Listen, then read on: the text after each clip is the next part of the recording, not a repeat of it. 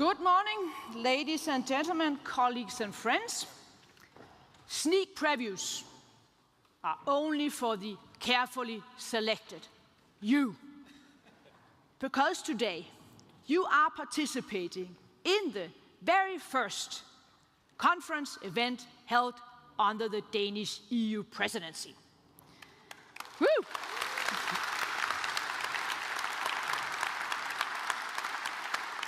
We meet one day before the presidency will be officially opened by Commission President von der Leyen, Prime Minister Mette Frederiksen, and so forth, in Aarhus, about 140 kilometers from here. But you beat them, you were faster. So a warm welcome to this conference, The Future of Digital Investments in the EU, and also to those of you following us online.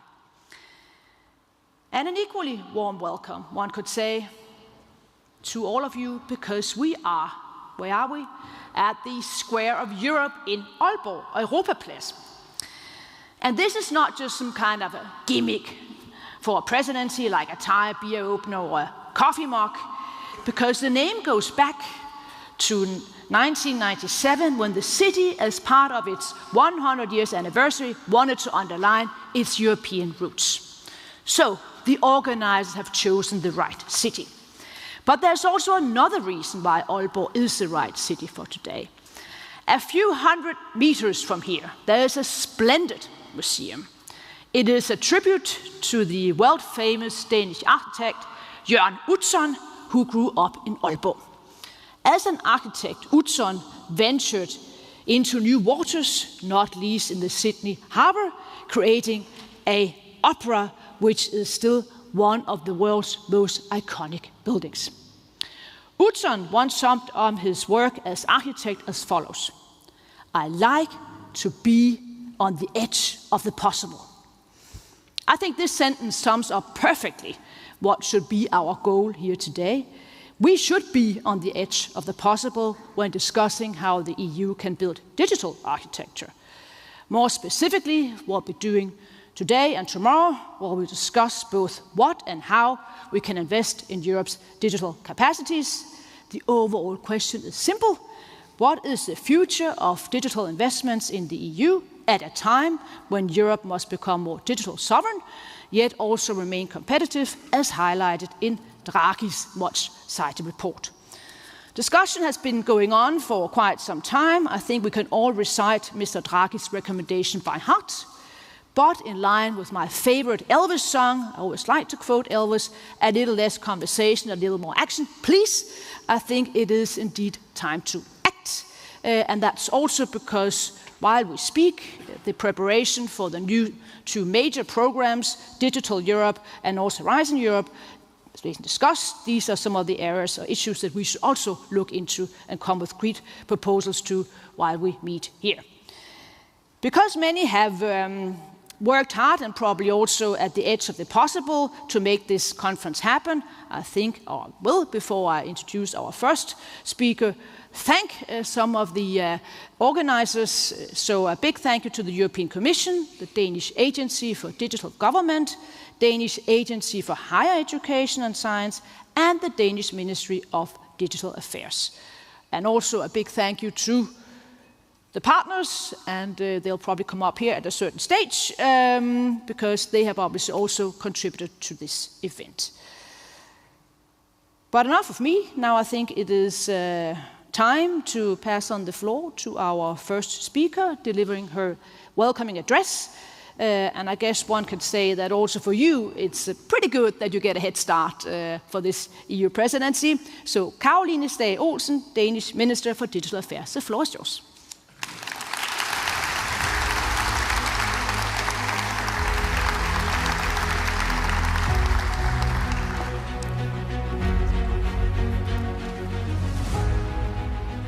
Thank you very much. Ladies and gentlemen, welcome to Aalborg and welcome to the first presidency event on Danish ground. I am extremely excited to kick off our very first event today, the future of digital investments in the EU. Thank you all for being here. Thank you to those of you who are joining us online.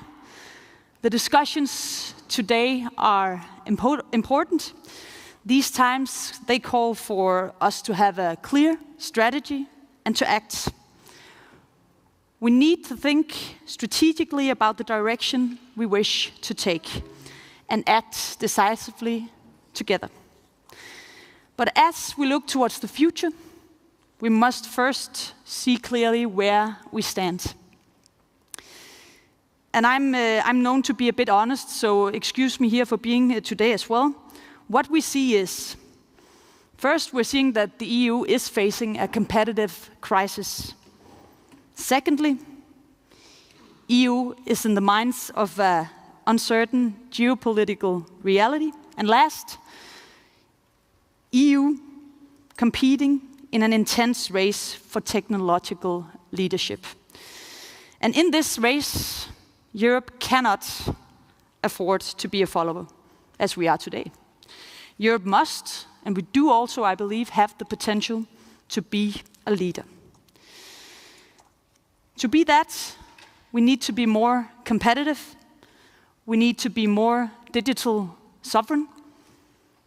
As Løkke said, action is needed, and fast, please. We need a clear direction of how to strengthen Europe's digital competitiveness. This will be a core priority for me during the presidency. For me, 3 words come to mind when talking about this. It's simplification, it's innovation, and it's investments. The main theme of this conference is investments. Investments, they are vital, but we must be careful not only to discuss investments in isolation. Let me say it as it is. Investing in Europe today is like pouring water into a sieve.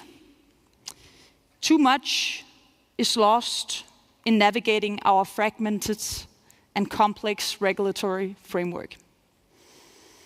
Rather than developing new technologies, rather than developing new solutions to future challenges, businesses are using their money, spending their money on lawyers, on legal advisors to comply with regulation.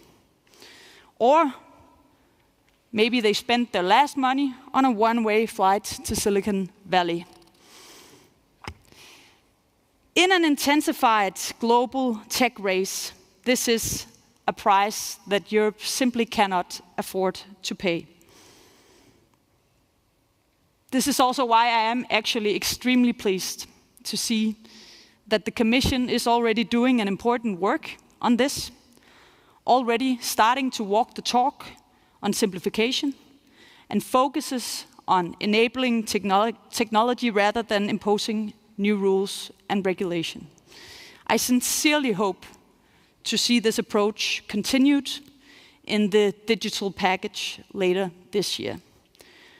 Personally, I have absolutely no sacred cows when it comes to simplification.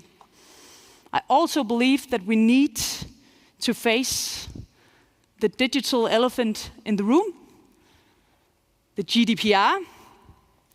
It creates enormous burdens and enormous barriers for European companies.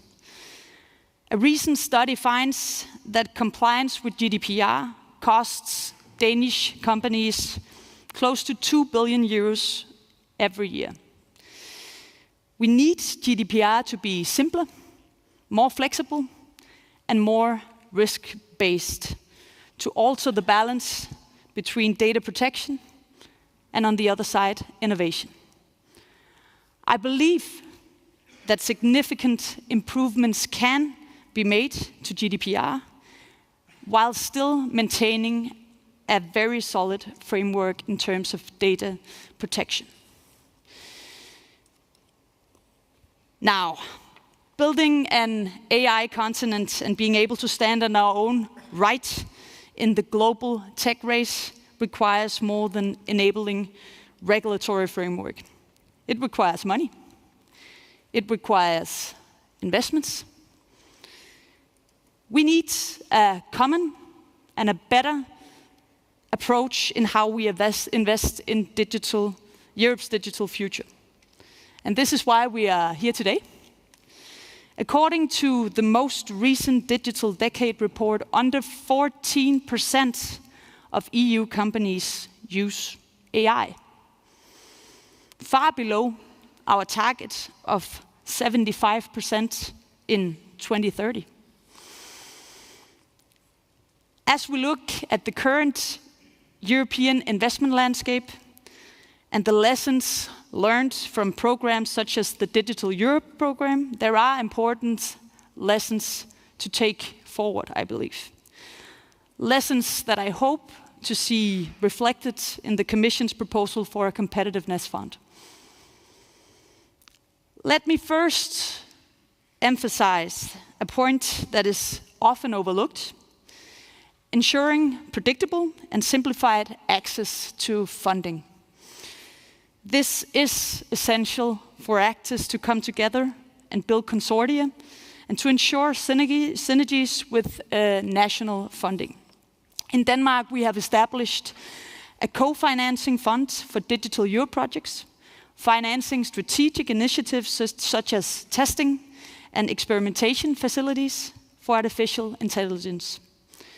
We must remain in touch with the needs of the actors, and we need to ensure that funds are disturbed more easily and faster than they are today.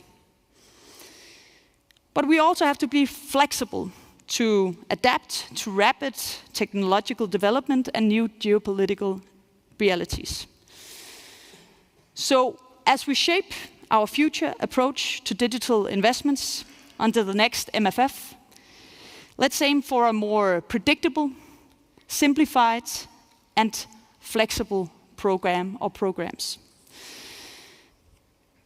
Now, ensuring the commercialization and scale-up of digital technologies remains one of the major challenges for Europe, particularly when we combine ourselves to the United States. Only 4 out of the world's 50 largest technology companies are European. For me, this is a very, very clear reminder. When we invest in digital technologies, we must focus on their uptake and ensure that initiatives can reach the market. We must focus on projects that can stand on their own, even after European and national funding ends. Breakthrough ideas, they cannot stay in the laboratories. They have to reach the markets. They must create value for citizens and for companies. And this is why we have to focus on closing the gap between research on one side and deployment on the other side.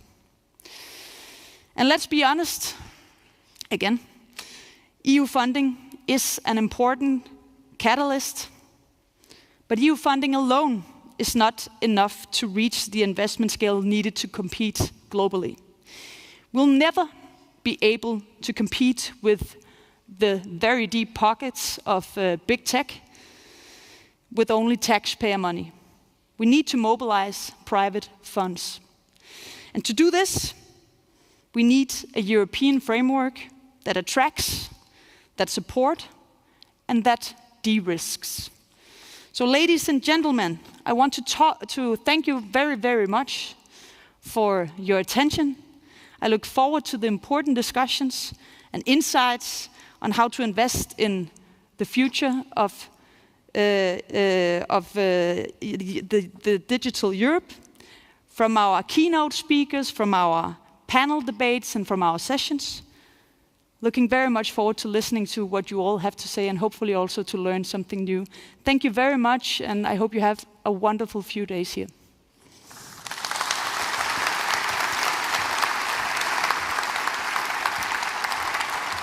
Thank you very much, Caroline. While you spoke, I suddenly thought about Bon Jovi, because Bon Jovi once had a song, "We Weren't Born to Follow," and I think that pretty well sums up your talk. You also said a number of things I'm sure that we will debate, such as a sentence, investing in Europe is like pouring water in the sea. That, I guess, deserves some sort of discussion, and I'm sure we'll do that when we get to the section about finance. But now we are moving from the presidency to the European Commission, our co-host. And we all know that the Commission is tasked with the important responsibility of preparing Europe to become more digital independent, while at the same time, obviously, preserving our ability to compete. So this is the balance that we'll also discuss during the day. But how is the Commission at the moment trying to strike that balance? Well, to make us all wiser on that, please welcome to the stage Thibaut Kleiner, Director of the Future Networks Directorate at DG Connect. And I read your CV, obviously, my preparation, and I saw that you are alumni of the same university as me, London School of Economics. But as you can also see, we did not go to the same class.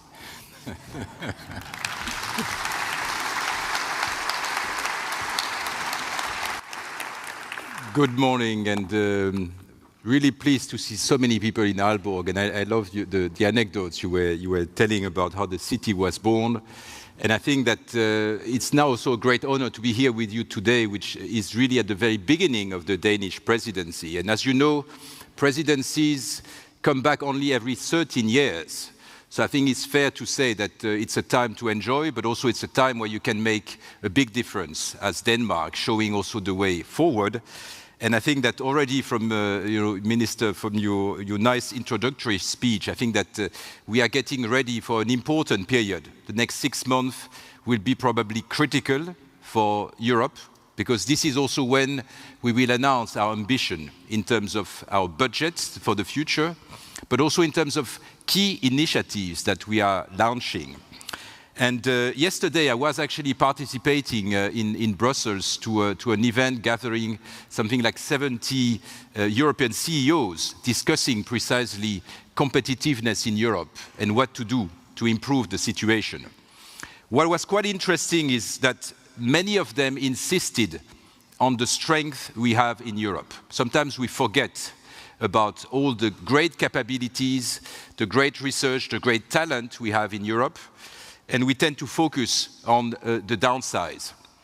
What has happened in the past 10 years, however, is that we are getting very, very strong competition. And that's also a message you gather when speaking to business.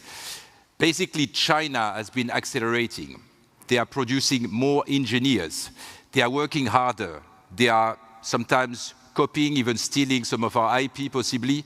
But the fact is that they were not there 20 years ago, and now they are leading in many areas, just like the United States has been also accelerating in key technologies. So I think that where we stand today is not just about Europe. It's about our role and our position in the global economy and our ability to sustain our social model in the way we organize our welfare society. So I think what is at stake is actually quite significant, because if we don't compete, if we are not competitive, we will not be able to pay for the lifestyle that the world over is envying us. And apparently there is a wave of American tourists coming to Europe, so get ready also in Denmark to have a lot of visitors. But today I wanted to make basically 3 points to also kickstart the many discussions. First of all, the competitiveness imperative. That's basically what it's all about. We cannot afford to stand still. We have to take really the matter into our hands and to stop discussing and act, as many of us already said. What is interesting is that it's not that we have been lacking so much investment in digital. If you look at the current situation, we've had a number of investments in areas like around, for instance, the Recovery and Resilience Facility, more than 100 billion euros invested in digital, various programs like Horizon Europe, Digital Europe, the regional funds, and so on. Altogether, this represents probably more than 400 billion that have been invested in the digital sector. And the question is, what did we achieve with these investments? And too often, the question is that it's happening locally, nationally, and so on. But in digital, the name of the game is scale. Because if you don't scale up, basically, as some were saying, the investment is not paying off. It's not getting really the standards, the leading positions, is not getting you to a place where you can be in front. And this is what matters in markets where winners take it all. So what can we do today to move forward? I think that simplification is a key element, and I think that it was already mentioned. But again, yesterday, the CEOs were saying that it's not so much that the laws are always poorly designed. I mean, clearly, we are going to improve where we can. The legislative framework, the digital rule book that was created in the past years. But very often, the problem is that this law is implemented through 27 rule books. And that's very often what also business is saying. The problem is not necessarily the EU law, it's how the EU law is implemented also at national level. And this is the hardest part, because this requires basically that our legislators sometimes refrain from improving, from tweaking, from changing and gold-plating the various elements we have. And I think this is where the challenge is really to trust the EU framework to be applicable everywhere instead of changing the rules because you want to have your own national flavor. Secondly, when we see very often the multiplicity of support funding for digital in the EU, there is a plethora. Sometimes it's good because it means that, if you're based in a region, you can find an authority that can help you for your startups, that can help you developing your research projects. But very often it means that the cost of finding funding, the cost of applying for funding is very high in the EU altogether. In the United States, they have something which is called, the SME Act or whatever. So it's one framework for the whole SME across the United States. In Europe, we have something like 450 such support for SMEs. So also there, in terms of simplification, we should look at how we organize this funding system, not only at EU level, but at the regional, at the national level, to make sure that our companies have a menu where they can find their ways very easily. Now, looking at the future, we will be indeed simplifying where we can, but we have to partner with member states, and we will make very, very soon, mid-July, a proposal for the next budget. And I think what is very important is that this is a one-in-a-lifetime chance to catch up, probably. And it was nice to see that Denmark actually has decided not to be anymore in this club of the frugal, and has singled out opportunities in areas like defense, but also precisely around innovation. I think this is a great signal at the perfect moment where Denmark is heading the key of the Council. So I think we will have difficult discussions, let's face it. Many of the member states are struggling financially in their budget. Some others have decided to put priorities that are maybe not aligned with the rest of the member states. So we will have discussions that, in the end, will be critical and a test for our ability to be competitive, but also to be united. But my message today is that actually we can build on the experience we have had in the past 5 years. And I think it's quite remarkable that, in a way, we've already organized our activities towards more industrial policy. With the CHIPS Act, for instance, that was launched in the aftermath of the COVID crisis, when factories had to stop because there were not enough chips coming from Asia. We've managed already to mobilize 80 billion euros investment in production capabilities in Europe. This is not as much as we should, but it is a major step forward. In the AI Continent Action Plan that was launched a few months ago, we've launched this idea of AI gigafactories, and we received more than 80 proposals to invest in these supercomputers and in these ecosystems. So this is really a sign that Europe is ready for investment. We just need to organize ourselves. In the area of cloud computing, one of my files, we are planning to triple the capacity in data centers in Europe, and make sure that we will be able to not only care for the increase of the data across the continent, but also to develop a genuine EU offer in the cloud market, something that is badly needed, because otherwise all your data, all your business secrets may be actually going elsewhere in a different continent. In the area of connectivity, we have launched now the Space Rise Consortium that will deliver a constellation for secure satellite and multi-orbital connectivity. Almost 300 satellites will be launched in the coming years. This is a way for Europe to be also sovereign in this field. And in areas where actually we are leading worldwide on quantum, today we are actually proposing a quantum strategy to really build leadership and to make sure that we not only have key research, but startups and also benefits from this area. And later this year, we will have, with the Digital Networks Act, a possibility to consolidate also our telecom markets around new services, simplify the regulatory framework, and accelerate the deployment of 5G standalone, which is critical for the competitiveness of our industry. So altogether, I think that there are bright spots in Europe. I think there is a newly found enthusiasm for buying European technology. And I think that's something we should do much more, including in the European Commission, including in member states through public procurement, including in large companies that today are actually still using hyperscalers instead of using open source and software made in Europe. So that's really, I think, also a key objective, to make sure that we don't just develop research, we develop startups and leading companies, but also that in the end, we buy ourselves these technologies that we have developed. And this is also very much what will be discussed tomorrow, the idea between these European digital infrastructure consortiums, a way to pool together efforts from member states for critical technologies, and making sure that we have also there a scale that is not just national, but which is pan-European. So, ladies and gentlemen, to conclude, I wanted to say that we have this fantastic opportunity today and tomorrow to exchange, to discuss, to challenge ourselves, but also to prepare the ground for the next 6 months that will be, I think, critical for Europe. Some key proposals on AI, on telecom, on cloud, and also some very critical elements on the next budget. The test will be for us to stay united, to show that Europe is not just a bright idea, but a place where you invest and a place where you develop great technologies for leadership. Thank you.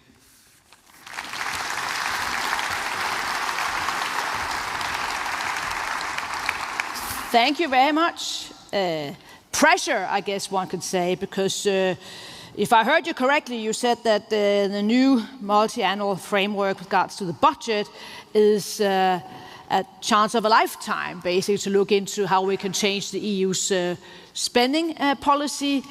Goodness, that puts pressure on the Danish government, Danish presidency, because the proposal for the MFF, the overall sort of framework, will be presented on the 16th of July, and then the Danish president has to look into whether it's actually possible to agree upon what is called a so-called negotiation box, to see what are the various sort of aspects, areas that one should spend money on. Then the money will be agreed upon later, apparently. Thank you also for noting that Denmark is no longer part of the Frugals. We just have to figure out which club to join then. And which clubs there are. At least this was almost a quote by the Prime Minister of Denmark, Mette Frederiksen, from Aalborg.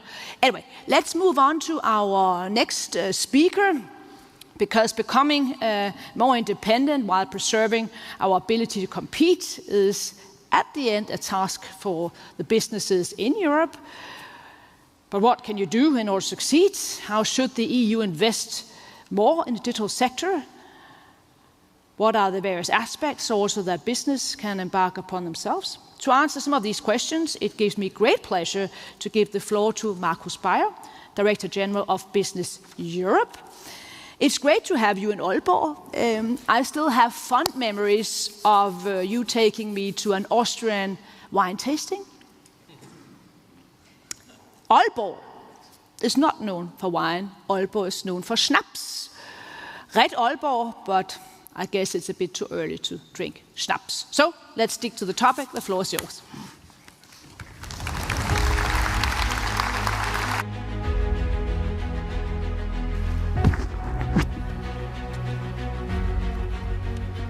Tack Lykke, good morning allesammän. Good morning everybody, Minister, Director, ladies and gentlemen. Well, Lykke, we have a long joint history and well, I will not speak about wine. Do you hear me? Yeah, there's just a problem. Okay, there's something. Okay, it's better now? Okay. Very well. So, I'll not speak about wine. Even so, I mean, when I moved to Brussels more than 10 years ago, I mean, the wine in Belgium was not drinkable. Meanwhile, it's becoming pretty good. So who knows? With the temperatures we have, I mean, there might be a market for Denmark as well. No, it's a real pleasure to be here. It's a pleasure to speak to you. I would like to thank the Danish presidency and Minister Olsen specifically for organizing this event. And I must say I can agree to a lot of things I've heard. So, I mean, the cornerstones, competitiveness, simplification, innovation, investments, I mean, this sounds very good in my ears. Of course, it is very important that we make it happen. I mean, 2020, 2030 was meant to be the digital decade for Europe. I mean, we are now stepping in the second half. I think it's fair to say this is a pivotal moment. And of course, this is not about just one sector. Digital is, of course, core, and it's enabling, and it's the backbone for many things. But of course, I mean, this is a collective exercise, and it will only work if we see it collectively. So I think it's also fair to say that after the past 10 years, the European Union has been probably the most active legislator in the digital domain globally. There was the GDPR, has been mentioned by the minister. There was the AI Act, there was many others, with a significant ambition to shape the rules in the digital age. And as was said already, I mean, we are not opposed to regulation. Smart regulation very often sets a good frame for business. At the same time, if we look at the developments in the world, if we look at investments, if we look at FDI flows, we need to acknowledge we have a challenge. And we have a challenge to bring back the confidence of companies to see that Europe can be the best place to live, work, and to invest, because the investments recently have not happened sufficiently. And I think we'll need to acknowledge that there were some overshoots, and that regulation should deliver on clarity, coherence, and competitiveness, and not bring complexity and red tape. And in the recently published Digital Decade Report 2025, I think we see one major thing is that we still didn't solve the issue with foundational technologies. So this is something where we still lag behind. That's our weakest pillar, and we will not get tired of underlining this because we think this is pivotal. Similarly alarming, in the European Commission Innovation Scoreboard, we see that 80% of venture capital, Minister alluded to it, investment is going from EU-based companies, is going to US-based companies, which is, of course, an issue. And this happens in the digital field, this happens in venture capital, but this also happens in key European industrial value chains. I mean, let me cite automotive companies for many reasons. We recently also had more investment in US startups coming from European companies than you would have in Europe. So this means at the time being, investors are not sufficiently betting at Europe as the top location. So recently we have some capital inflow in Europe, that's very good. But of course that's mainly driven by uncertainty in other markets, and that there is places, as much as there is efforts, I mean, you would not like to invest huge sums for a very long period in time, but I think this will only help us if we get our own house in order.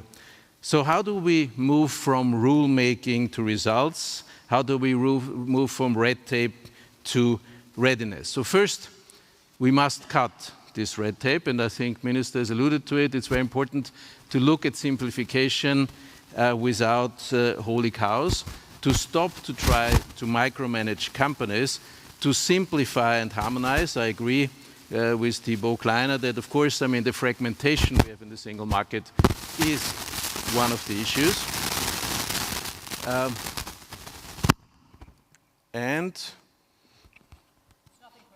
No. As long as you hear me.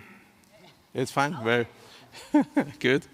And of course, we need to take care of the different interpretations we have across the member states, which are really, and overlapping definitions, which are really leading to a lot of confusion. So the much needed omnibus on digital regulation, on simplification, that's a core thing. But we need to tackle this with a cross-cutting approach. I mean, we need to look into more than just tech regulations. I mean, that's an important part. But I think we need to go beyond the silo approach. GDPR has been mentioned, because the digital elements are a reality in all fields, in energy, finance, consumer, employment, home affairs, many other areas. So we need to take account of this. So this upcoming digital omnibus is a total necessity, and it's also important to tackle in this same exercise more realistic implementation times. What do I mean? So in the NIS2 directive, if this is not fully transposed at the given moment, then companies need to be given a grace period, because otherwise, I mean, you cannot ask them to stop their cross-border operations. And what would be the rules they need to follow? The same for standards that are important to ensure conformity. If they're not ready, we need to think about the stop-the-clock exercise. It's not the problem, or it's not the fault of the companies if the standards are not ready. And this applies to the Cyber Resilience Act, to the AI Act, and to a certain extent, when it's about the overlaps also to the Data Act. So realistic timelines is an important element of providing clarity and reliability to users. And of course, we need to also look after the cross-cutting challenges. So what I mean is, where there was little focus on market surveillance authorities and how we ensure compliance effectively. Very often we do not invest enough in enforcement and compliance. When there is something which is not working, we think about new regulation, and that's probably not the way to go. So we need to look into the inconsistent definitions of products across the EU legislation. So what we need is to reintroduce the proportionality thinking and the cross-border single market reflex in our policy making, and it should be risk-based and flexible enough to support innovations. I don't think now is the time for further prescriptive regulations. I think now is the time for experimenting how we can do better, for testing, for public-private collaboration. And I think regulatory sandboxes can play a big role in order to create the space for the innovation we need. We would also appreciate an idea that has been launched, dedicated sessions of Council and Parliament to look into what is the long-term effect on competitiveness, impact of EU digital policies over longer term, specifically compared to our global peers, to help to ensure that, of course, our legislation is protecting our values. That's very important, but that it's also driving our innovation, growth, and global leadership, which is a prerequisite for our well-being. Secondly, let me underline, and I alluded to it earlier, digital transformation is not immaterial. There needs to be a strong industrial infrastructure and capacity, because otherwise it doesn't work. And that's also where our comparative advantage could lie in the world. We have a very strong manufacturing base still. So one of the fields we see big future for Europe is advanced manufacturing. But of course, we need to bring these things together. And for this, we also need to tackle other fields.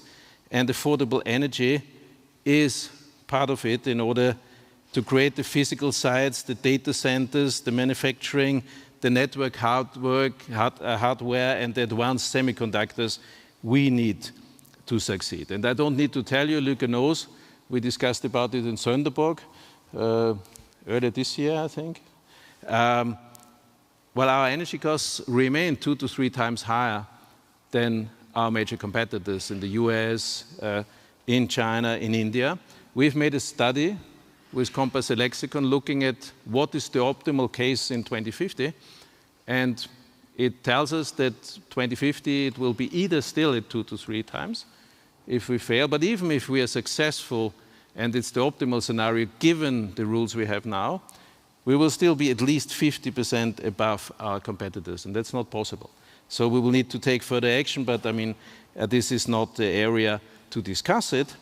But let me underline that to deliver on the digital transition, sufficient supply of clean and affordable energy at competitive prices will be crucial, otherwise it will not work. And as the Commission is looking into Cloud and AI Development Act, which is very welcome, I have to underline this will only work with this supply of renewable and low carbon energy at affordable prices. The third point I wanted to make is permitting procedures.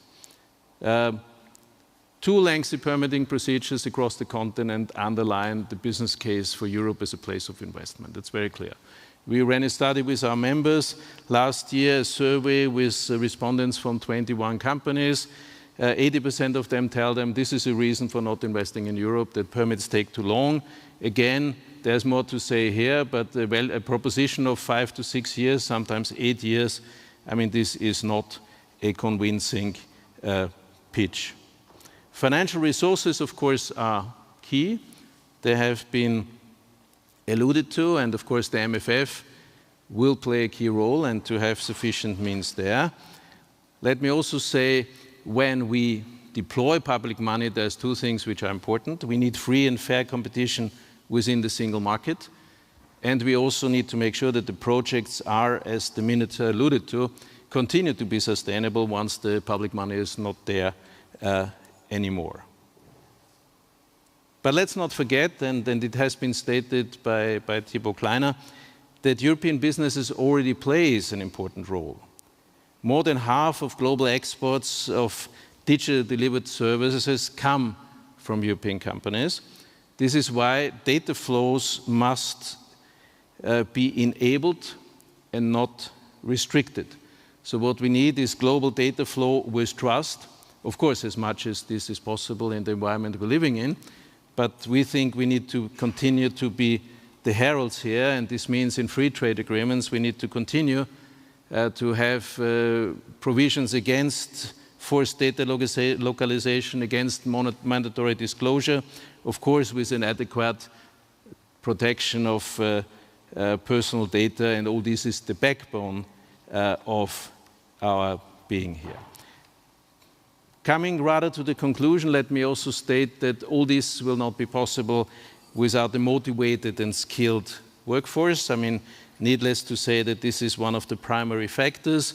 The digital decade target is clear, 20 million ICT specialists by 2030. We are relatively far from this. At the same time, demography is working against us. We know that from now to 2050, we'll be losing 1 million people annually.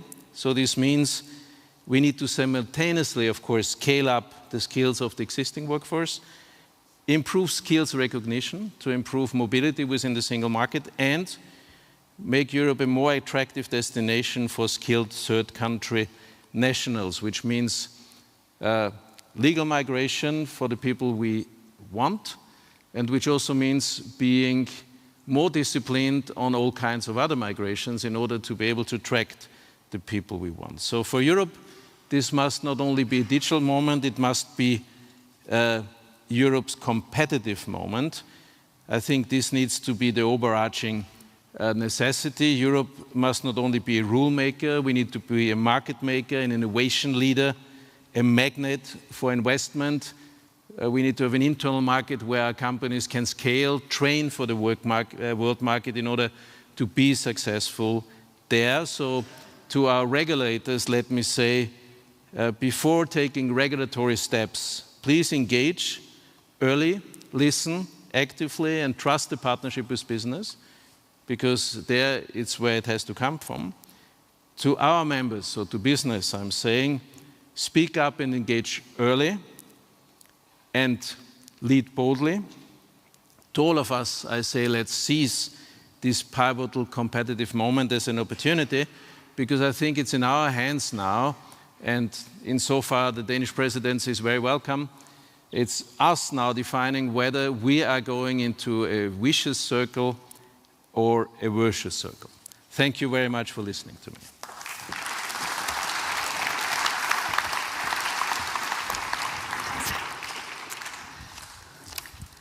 Thanks a lot, danke sehr. Thank you also for mentioning energy, because I mean these things are obviously interlinked, and there will be a session later this afternoon also looking upon energy and the link to AI. I still have to struggle with the term digital omnibus. This is not something that one can teach people in the street, at least what that actually means. Anyway, let's move on to our first panel session. We'll now discuss, we'll reflect on what we've already heard. This will be also an opportunity for you to ask questions, and we are using the Slido system, which will get up. I mean, you'll be able to see that in a few minutes. But let's just first welcome this fabulous panel up here. I'll introduce them individually. André Rogaczewski, CEO and co-founder of Netcompany. Unfortunately, we lost Francesca Bria to European traffic. Robert Toverlein, chair of the European Tech Alliance and head of policy, strategy and operations at Volt. And you are allowed to join me up here? Yes. There was supposed to be a jingle to introduce each of you, but I think that's been forgotten. Anyway, I think we're just going to cope with that. Anyway, Thibaut Kleiner, you join us once again from the European Commission. Michael Kurbowsko, and you are a member of the European Parliament, the Renew Group. And Martin van Zinsen, where do we have? You are over here, and you are head of department at the brand new German Federal Ministry for Digitization. So that's obviously also going to be interesting to hear what you have to say about wherever. I mean, just feel free. And let's see now whether we can get the Slido to work, at least to see the QR code. Yes, here we have it. So this is where you can ask your questions, and I'll try to see. I will make sure that your questions, those that are number 1 or 2 or 3, that our wonderful panel will answer them. The way we're going to do this is that I will introduce you individually, and then you can either speak from where you are, or you can sort of come over here. But you're not getting more time. I mean, you have 5 minutes, no matter where you are. I mean, the 5 minutes, and then I'll stop you using my iPhone.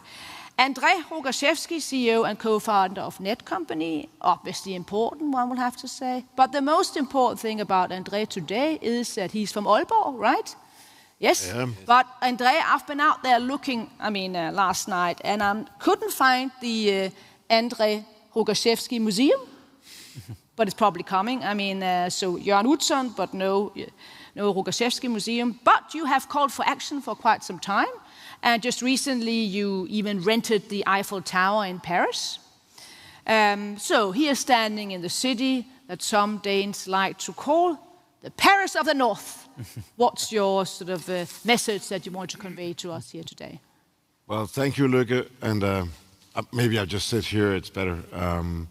Good to be here. I was actually here 40 years ago serving people eating in this room as a 17-year-old. And now I'm heading a European company with 10,000 employees that started in Denmark and actually grew into Poland and other countries. We are present in 12 different countries in the EU at the moment, digitizing Europe. I think the theme of this conference is extremely important, and there's a lot of talk going on. I think the opening speech by the minister was nailing it, really. I would leave to the politicians to talk about simplification, because finally you found something that is very concrete that you can talk about. And maybe GDPR and simplification is an omnibus, I think is the right way to go. Talking about digital sovereignty and the situation that European companies and the competitiveness or lack of competitiveness that we are discussing, I think is extremely interesting. And I'm truly worried about the situation we are in. Most of my friends that I started companies with, the people I know in the sector, decided to go to the US. They did so 20 years ago. They did so 10 years ago. They are still doing it. If they have a company that is about 50 or 80 or 100 people, even less, and they have a good idea, they will eventually get out of Europe. If you go to any state in the US and start a company with a good business idea, you can scale. That's what we heard before. Scalability is the most important and crucial thing. If you take American economy and you subtract the 5 tech giants from it, they're not better than we are. It's the 5, 6 tech giants that make American economy stronger than us. And if you look at the solutions they've created over the last 15 years, half of it is really crap. It's social media taking our time, going into the global ad market, and they became extremely successful. Now, discussing sovereignty is really not interesting. You have to earn it. Okay? You cannot decide to be sovereign. That, if anything, history has shown us that. You have to be strong, you have to earn it, and defend your sovereignty. By being successful, you can become sovereign. You don't become sovereign by saying, I'm sovereign. That doesn't work that way. The world doesn't work that way. So you have to be successful, and you have to be successful by creating tech giants and industries in Europe that are technology-based. How to do that? Well, simplification, and then, I have to say, build those digital highways that Europe needs. We need, for instance, why don't Germans have digital post or digital ID? Can you please get your act together? Because we cannot wait 10 years for this. And why do I need? So. And why do I need to go to 16 different? I mean, I'm expanding in Germany at the moment, and I need lawyers everywhere to find out how to regulate in 16 different Bundesländer. It's impossible. I hire just as many lawyers as I hire IT people down there. So why? So we need a digital ID, we need digital post in all of Europe, we need digital assistants, standards for that. We need digital ecosystems for airports, for train stations, for digital twins. Here you can actually come up with some great common digital highways. Here you don't need to simplify anything because there's nothing. So here you can help us. And besides that, I think capital will come. There's a lot of money out there if we start being more concrete on these ideas. I think I'll leave it with that because I only have 5 minutes and there's also time for a debate. Well, maybe it would be fair, to ask you to respond right away, Martin von Simpson. And as I just hinted at, now there is a ministry in Germany dealing specifically with this.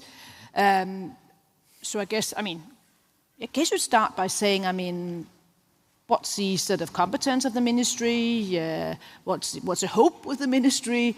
Just to give us a flavor of that, because as I'm sure you know that, our entire audience always focus upon what's happening in Germany. And thank you so much for being here. Thank you for inviting me. I'll use my 5 minutes to reply because it is part of my 5 minutes anyway. You get another 5 minutes. Germany has recognized that problem, and that's why we now have a new ministry for digitalization and state modernization, because your problems with the lawyers, that is not a digital problem, not entirely, but it's a framework lying behind it that is extremely complicated. So we're trying to modernize the state by cleaning up this mess. That's easy to say and it's very hard to do, but we're on it. I want to focus on what we're doing technically, because you mentioned digital highways. In Germany, in the area of digitalization, we have a fragmented system, totally fragmented. We have 16 Länder and we have the federal state, and even within the federal state we're fragmented. So what we're doing, it's a pity that Francesca Bria is not here, because her ideas of Eurostack, we're doing, starting it with a Germany stack that will be interoperable with the European other stacks. So what we're doing right now is to get all things together to define the different layers of the stack and make it interoperable using open APIs, making it sovereign at the same time. Sovereign not meaning we have to build everything ourselves, but that we have to have different options within that we're able to shift quickly. And of course, I agree with you, you have to earn the sovereignty, so we want European companies in there. We want to get away from our very non-sovereign system today. 80% of our critical software is non-European. I think 2/3 of the cloud market worldwide is dominated by 3 American hyperscalers. So to get away from that, we're not just going to define our Germany stack and open it in the direction of the Länder and the EU, but we're going to open it to the industry. And that's where we can actually get the companies in there by saying, these are our standards, this is our Autobahn in a digital way. If you follow the rules on that Autobahn, I hope we have very few rules, but we'll have a few security standards and technical standards, of course. And if those are followed, we invite industry to come in, and then it can scale up, because it's not our commitment as the German state to build everything ourselves. We have our task is to pave the road so that everybody can take part. This aligns very much to the World Bank DPI approach, the digital public infrastructure. You heard that I said open standards, also, of course, data protection, but adequate data protection. That is one of the problems in Germany. We're very fond of data protection and we want to clean up that as well. That is not easy at all, but we're on that problem as well. And focusing on user centricity. Now, how do we integrate this into European systems? I think we have a great EU project running, the UD wallet. That is at the core of what we have to do in Germany. I know in Denmark you're much further. It's very embarrassing for me to sit here knowing that I have a Danish wife, so I know about your system, about your CPR number, and it's much easier. We don't have that because of data protection, angst. But we'll follow up and we'll have our UD-compatible wallet next year. It will come in iterations, fully operational in 27, but in 26 it will be there, and we'll integrate that with the other things. Okay, I think I've used my 5 minutes, but I can come back to some other issues later when we discuss. Angst, I think many of us were members of the book we had to read in high school, Angst essen Seele auf, so I think you should make sure that it's not eaten. And just one question, a follow-up question, because I presume you have lots of money, right? Because you have the Sondervermögen. Yes, we have the Sondervermögen. That is, as you may know, the new government made this Sondervermögen of 500 billion euro, and that has to go into infrastructure. So it's a special part of the budget. It's an extra part of the budget, because the budget is too small, and it's not just digitalization that lacks money, it's also the bridges, and there we come back to the real Autobahn and the railways, but a part of the money will come into digitalization, and I think it will be enough to start the process. Because right now we have about 20 billion euro spent by the federal state on digitalization. The problem is it's not being spent in a strategic way. Everyone does his or her own thing. And if we harness that buying power, saying European solutions first, open solution first, then we can change the market, and then we become more competitive as a result. But it is a myth that you're still using the fax machine, right? That's a myth. It's a myth. Good, yeah, because that's often sort of said in Denmark. Thank you very much for clarifying that. I'm half German, as you may said. Okay, I mean, André spoke already about, and we also heard that earlier, about companies leaving Europe. And that's a perfect cue to you, Robert Tobelein, because you represent the alliance of homegrown tech companies in Europe. You also have a connection to Wolt in Finland. So, I mean, when you heard André, what were your reactions to that? And follow up to that, I mean, in your dream scenario, what should the EU fix first? I'll maybe get into it in the presentation in more detail, but I think there was many things that I was nodding and also laughing, because I think we are very aligned in terms. Yes, please. Thank you. So maybe to get started, the European Tech Alliance, as said, is the only trade association representing only European-born tech companies. So all of our members have been founded in Europe, are headquartered in Europe, have European leadership. We count Milestone, who is here in the room, as one of our members. And this is really what we want to focus on. How can Europe partner better with European tech, and how can we together succeed? Based in Brussels, the European Tech Alliance, also known as the EUTA, represents Europe's most innovative tech companies. Born right here in Europe, but trusted around the world. Our members deliver cutting-edge technologies and services to more than 1 billion users around the world. But we're not just building apps, we are building Europe's digital future. With the right conditions, we can strengthen Europe's resilience and technological leadership, protect and empower users online, and we can promote Europe's values of transparency, rule of law, and innovation. For this, we need one market, a truly harmonized single market that empowers European tech companies to scale across Europe as easily as they do in one country. One rule book. We don't need more rules, we need better ones. Any actor operating in the single market must respect our standards and laws. The rules are only good as their enforcement. One future, a true vision to empower European homegrown tech companies to scale across Europe without being buried in red tape. After a decade, our ambitions remain unchanged, shaping the legislative and political landscape, enabling Europe to shine on the global stage. It's time to turn ambition into action. Let's have one market, one rulebook, one future.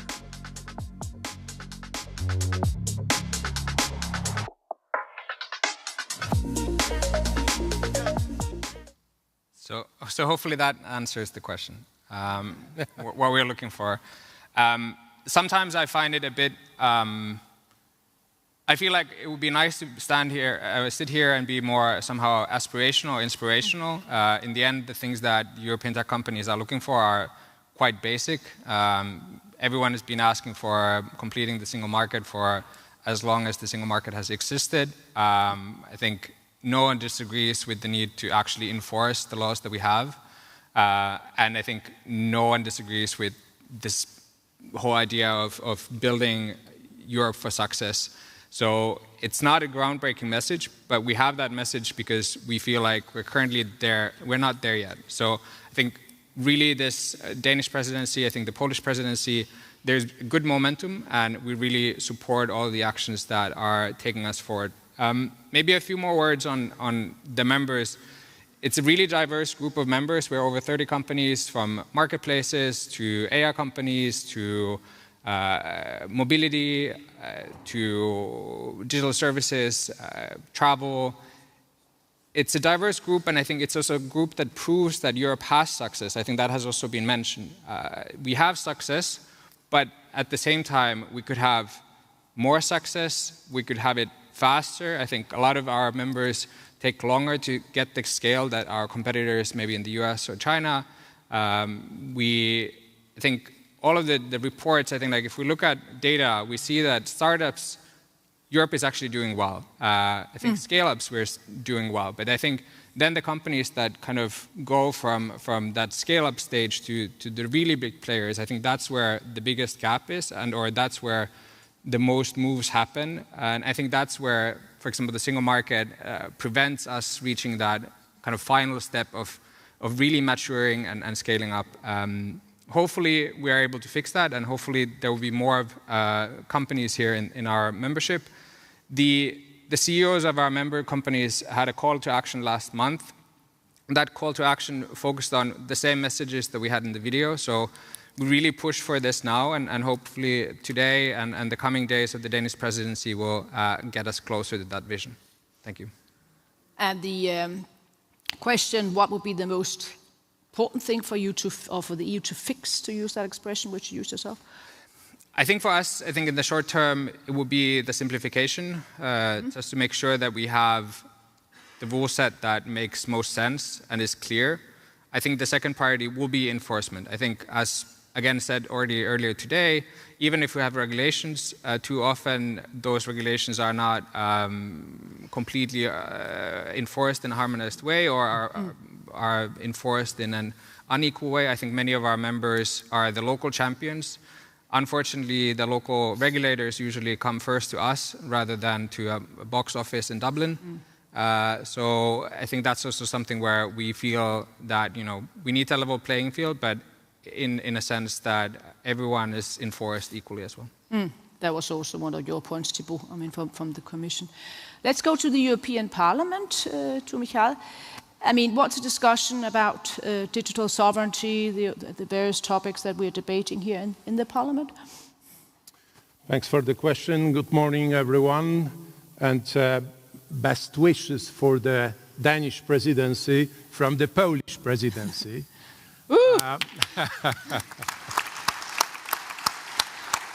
Look, did you bring a gift or something?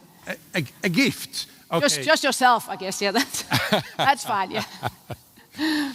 I think the gift of the Polish presidency is that you're going to have a lot to do with the Danish presidency, as we did in the first half. But frankly speaking, allow me just for this one short remark. When we were about to end our presidency, there was a combination of two feelings. One was a kind of a satisfaction that I believe we delivered what could be delivered in the first half of this year, during the first months of a new Commission, new European Parliament, a lot of new papers, new documents, new strategies on the table. So that there was a satisfaction, but there was also, frankly speaking, a kind of a relief as well. And this is finally ending. Because as we all know, the first half of this year was kind of an extreme time for many of us. And wherever you are in business, in policy making, in the media, NGOs, and so on, our world has changed a lot. So it was really tough to address many issues, critical issues for our future, including the digital issues, when the world was turning so quickly and so unexpectedly, and lots of issues suddenly became the topic of the day. For example, the future of Greenland, which we didn't think that might happen during our lifetime. So again, all the best and fingers crossed to you. The second half of the year is going to be not any easier than the first half was. Now to the point and to your question. In the European Parliament, yes, we are working hard on the issues of digital sovereignty. We are working right now, finalizing works on the report, on the file, on the strategic concept of the European tech sovereignty. We hope that this would be adopted during the first September session in Strasbourg. But we already adopted this at the level of my committee, the committee ITRE, Industrial Research and Energy Committee of the European Parliament. And this is where I work as a rapporteur of this report on behalf of our liberal group, the Renew Europe. So here we wanted to outline the... Yes, sir. Yeah. So could you start all over? Yes, I'm starting. Well, we are discussing the digital sovereignty, yes? Well, is it? Yeah, it's because it's hiding the antenna. Okay, the antenna is here, the satellites will be here as well, the 300 of them, so even better connecting us on the stage. So maybe you start with the, because I'm sure most of it was heard. Not from the beginning. No, from ITRE, I mean, with the dossier that you're dealing with in the Parliament. Yes, exactly. Rapporteur, yeah. So again, briefly, we are finalizing works on the file on the digital sovereignty of Europe. We did it already at the level of a committee of the European Parliament, the ITRE committee, which is dealing with the industry, research and energy transformation of... You now be safe with the microphone. I'm sure that they'll fix this before for the next meeting during the Danish EU presidency. So, yeah, please. I have a strong voice, so perhaps... Yeah, that's what I thought. Right. Thanks a lot. Is it better? Is it any better? Okay, cheers. Look, we want to have a pretty ambitious report on the level of European Parliament. You know, the role of the institution, the only directly elected representatives of the people of Europe, the European Parliament, which is kind of, also pushing the European Commission, even though what we heard from Thibault, they are doing a lot already. And we are appreciating this and a huge respect for the works that the Commission is already doing. But we wanted to add our piece to that. Also, being inspired by Francesca Bria's report, it's a huge pity she couldn't make it here. I understand that that's the cost of a heat wave in Europe that we need to survive. But anyway, we were inspired by her report and the idea of the Euro stack. And actually, my group, the Renew Europe, we pushed to introduce this concept, which you are also discussing in Germany, is being discussed in Paris and in many capitals, in many places in Europe, and I'm sure it will be discussed during the Danish presidency. The Euro stack, the concept of the kind of combining our infrastructure, the digital infrastructure. Digital infrastructure is far from the old meaning of the term infrastructure, because we think infrastructure is something physical. Here we have a combination of physical and non-physical, of virtual elements that all together should be combined and compiled to build our digital future. So these are all elements that were already mentioned on the stage with the cloud computing, AI, quantum computing in the future, the chips, and so on. So there are many elements that we need to think together. We need to think as a one element of our digital future, and we introduced this to the report. So as I said, the report should be adopted in early September at the European Parliament session in Strasbourg. But we believe that the work needs to continue with another pieces of legislation on the simplification, the omnibuses, the word you love, as I understand. Omnibuses, yeah. It's one of the buzzwords of this year, fortunately or unfortunately. But with the DNA Act coming, as I understand, late this year, a kind of a new Bible for the telecom industry in Europe. So there are lots of issues, lots of pieces that need to be put together and thought together, analyzed and pushed and supported with the money, the EU money, but also, kind of encouraging the private investors to invest more in Europe, not to push our startups, our scale-ups to go to the United States and search for the future there. Thank you. You lost some minutes there because of the technical problem, so a follow-up question immediately. Could you just tell us a little bit about some of the conflict lines in the Parliament on these dossiers? Or does everybody just agree? Well, the conflict lines, basically, they reflect the geopolitical conflict lines nowadays. Right, now we're getting there, yeah. Speaking. Because when I think you're the first one mentioning geopolitics, so thank you. But we'll get back to that. Sorry for that, but... No, go ahead. We love it or we hate it, but geopolitics is here. Yep. It's everywhere. It's in Aalborg as well.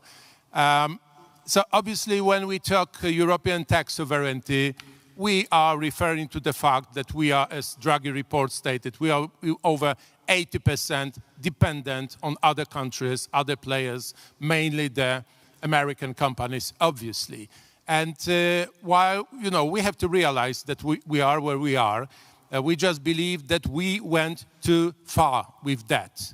And nothing's going to change overnight, but at least we need to start realizing and making future-oriented decisions, thinking about where we are and where we should be. When I read that the ministry led by Madam Minister is thinking about moving away from the office software made by one American company to the open source companies, I think it's a good example for other ministries, for other governments, for other member states. That's just one example that's so good that it was born here in Denmark. It might be a good idea. Again, this is not thought as an anti-American endeavor.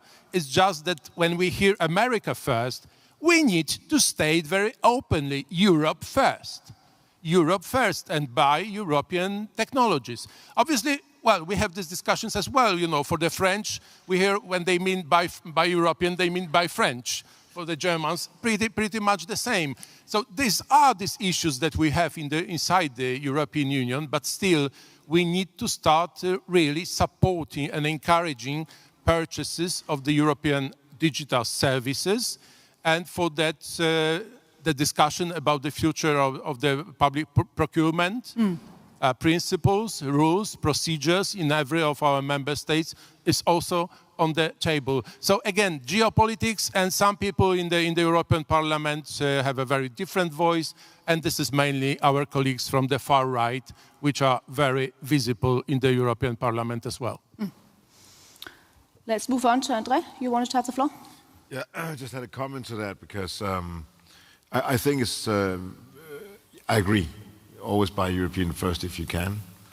But I don't think we should spend the next 5-10 years trying to win a battle we already lost. To win with, I mean, you should buy whatever you want to buy. And competitiveness is great. But I'm not going to spend my time getting out of a word processing software tool. I'd rather build something that I can win in the future. And I think right now, if you look at the US and you look at China, what is happening is that they're investing heavily in, and this is a very crucial moment in history. Now, back in the 60s or 70s, we had like lunar missions, right? Dual-use missions. Society in the US invested heavily into a lunar mission that created a lot of innovation. Right now, the US and China are investing heavily into a new type of mission. It's a data mission. Everything is about data. How to digitize the entire society. Everything is going to be digital ecosystems. That's where the battle is right now, and it's in the new technologies like coming in 3 or 5 years. It's not in word processing. So if we start doing that now, we will lose another 5 or 10 years. Forget about it, right? Win in the next battle and use and steal with pride what is out there. That's the name of the game. It's not like going back in time. You cannot go back in time. What is invented is invented. So what we need to do is to, and I think that's what the US is doing at the moment. You can say whether intelligently or not, and sometimes it looks very not intelligently, but they are definitely putting in measures, investments into digitizing everything that's physical, and that goes for drones, airports, infrastructure, everything. So you can actually create digital ecosystems to run your society more efficiently. In order to do that, we have to do the same. Pick some winners and do it. But that requires a lot of courage. A lot of courage. And not going back in time. And that's just, yeah, sorry. We don't want to go back in time. That's always good. Before I give the floor to you, I can now see some questions coming in. As a former Minister of Gender Equality, I find the first one particularly interesting. Where are the women? However, well, as we already indicated, we unfortunately lost our Franziska from Eurostat, and there will be panels with more women. But I think there's still something that can be said to the following, as my friend down here who will be in the panel just told me before. He said that with regards to tech, the overall point is here that when you look upon the haircut in tech industry, well, it's either grey or there's no hair. So I guess that sort of sums up your overall point. Okay, so let's move to the Commission. No, I was also about to say something about the fact that it shouldn't be male-only panels in this conference, because it sends... But you have no gray hair, by the way. The wrong signal, in a way, because with a lot of talent, and also in startups these days, we see that more than 30% of startups, it's not enough yet, possibly, but still, is coming from female entrepreneurs. And this is also where, in terms of skills, we have a lot of improvements still to do. I mean, to reach our target for 2030 of 20 million ICT experts, we need women on board. But I wanted to react actually also to what you were saying, because I think this idea of buying European technology is new in a way. It's something that so far, has not been that prominent in conversations. And where I agree with you that we should focus on the future, I also think that we are neglecting what we already have. Europe today has vibrant open source communities. We actually have more developers, so programmers in Europe than in the United States. They are sometimes working in SMEs or in smaller structures or pro bono, some of them. They own, some code that is open source, therefore everybody can use it. And these resources goes for more than 80% in the products, the proprietary products that we buy from the Americans. So essentially, we are somehow helping them to beat us and to have us pay for this. So what I would like to say is that let's use our own tech. We are already developing it to a large extent. Today, we don't need to reinvent the wheel. We just need to use what is available. And I think that is this great initiative now from some member states that will form part, we hope, of a European Digital Infrastructure Consortium on precisely organizing that these open source solutions are not only viable, but credible in the market. And really my plea would be that large corporations start also buying European, instead of just saying, okay, I'll just stay with, nobody was fired for buying Microsoft or IBM, I think that's exactly the wrong approach, because, and you said it as well, let's be frank, competition is tough. It will not happen just like this. We will need to be extremely forceful and resilient, and extremely strong also in saying to precisely our American friends, sorry guys, we also want to have our own share of the market. Because it will not happen just by itself, It's not in the nature of the game that people will just give you, these contracts and so on. You will have to win them on the ground because you have better products, but also because you stick to your guns. And sometimes that's the problem of Europe, If you look at the military, how come that we produce great planes, but we end up buying American ones, That's a question we should ask to ourselves. If we do it to us, then let's not be surprised you're not competitive. Three quick points I wanted to make as well. In the title, it seems we are opposing almost competitiveness and sovereignty. And I think in the background is this idea that sovereignty is a bit protectionism. That's not at all what the plan is at the EU level. We have the most open economy worldwide. And just a few days ago, we adopted our strategy on the international strategy on digital policy. The name of the game here is partnership. It's about developing our EU tech offer, proposing it around the world, because just like we have indeed these products, let's promote it. Let's sell it, to also people who have the same problems that they are dependent. Let's show they can work with us on this, but also let's use these partnerships to grow and to face the gaps we have. And I think that's really what Europe is about. We are building bridges. We are a continent that is peaceful and that is not there to conquer, but is there to basically build a better future. And lastly, I think that the one regulation you mentioned, I think I like this very much, because that's also what I wanted to say in my previous intervention. I think this is really also where we need to be extremely committed, to have one standard for many things. The EU digital identity wallet, for instance, great opportunity for scale. I think Denmark is doing a fantastic job there. I'm sure that Germany is getting there as well. And I think that around Europe, there are several of these. We have had this in the telecom.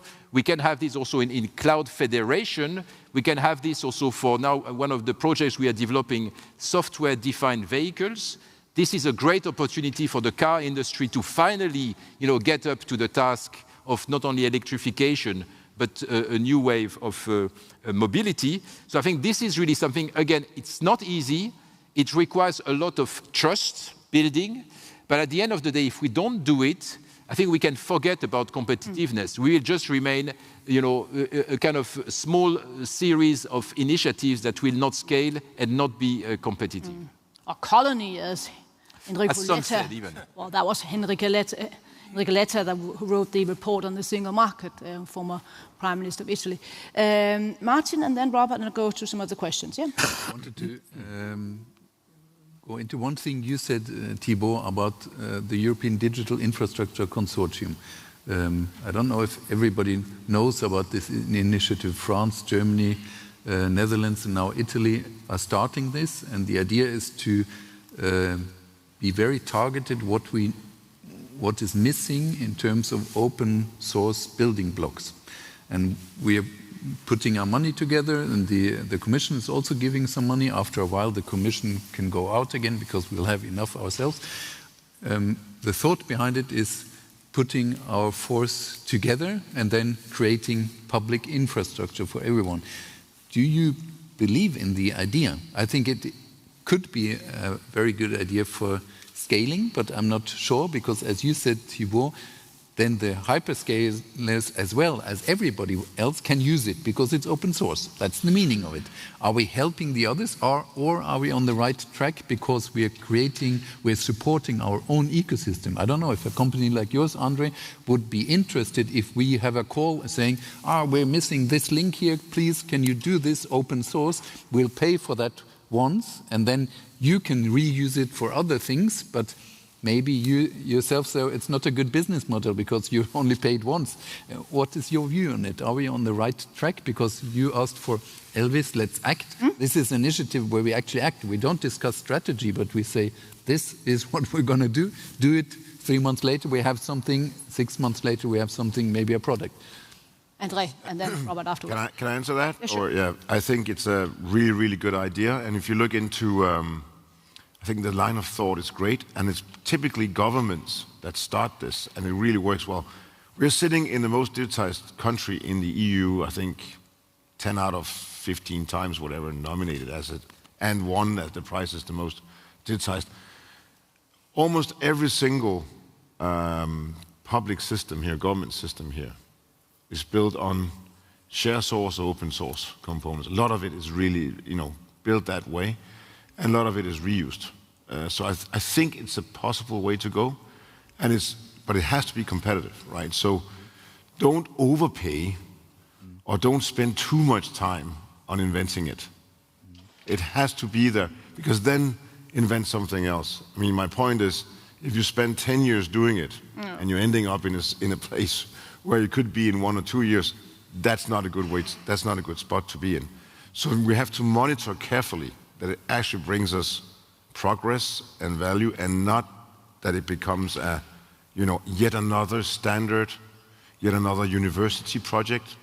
Great reports, nice construction, but really not a success.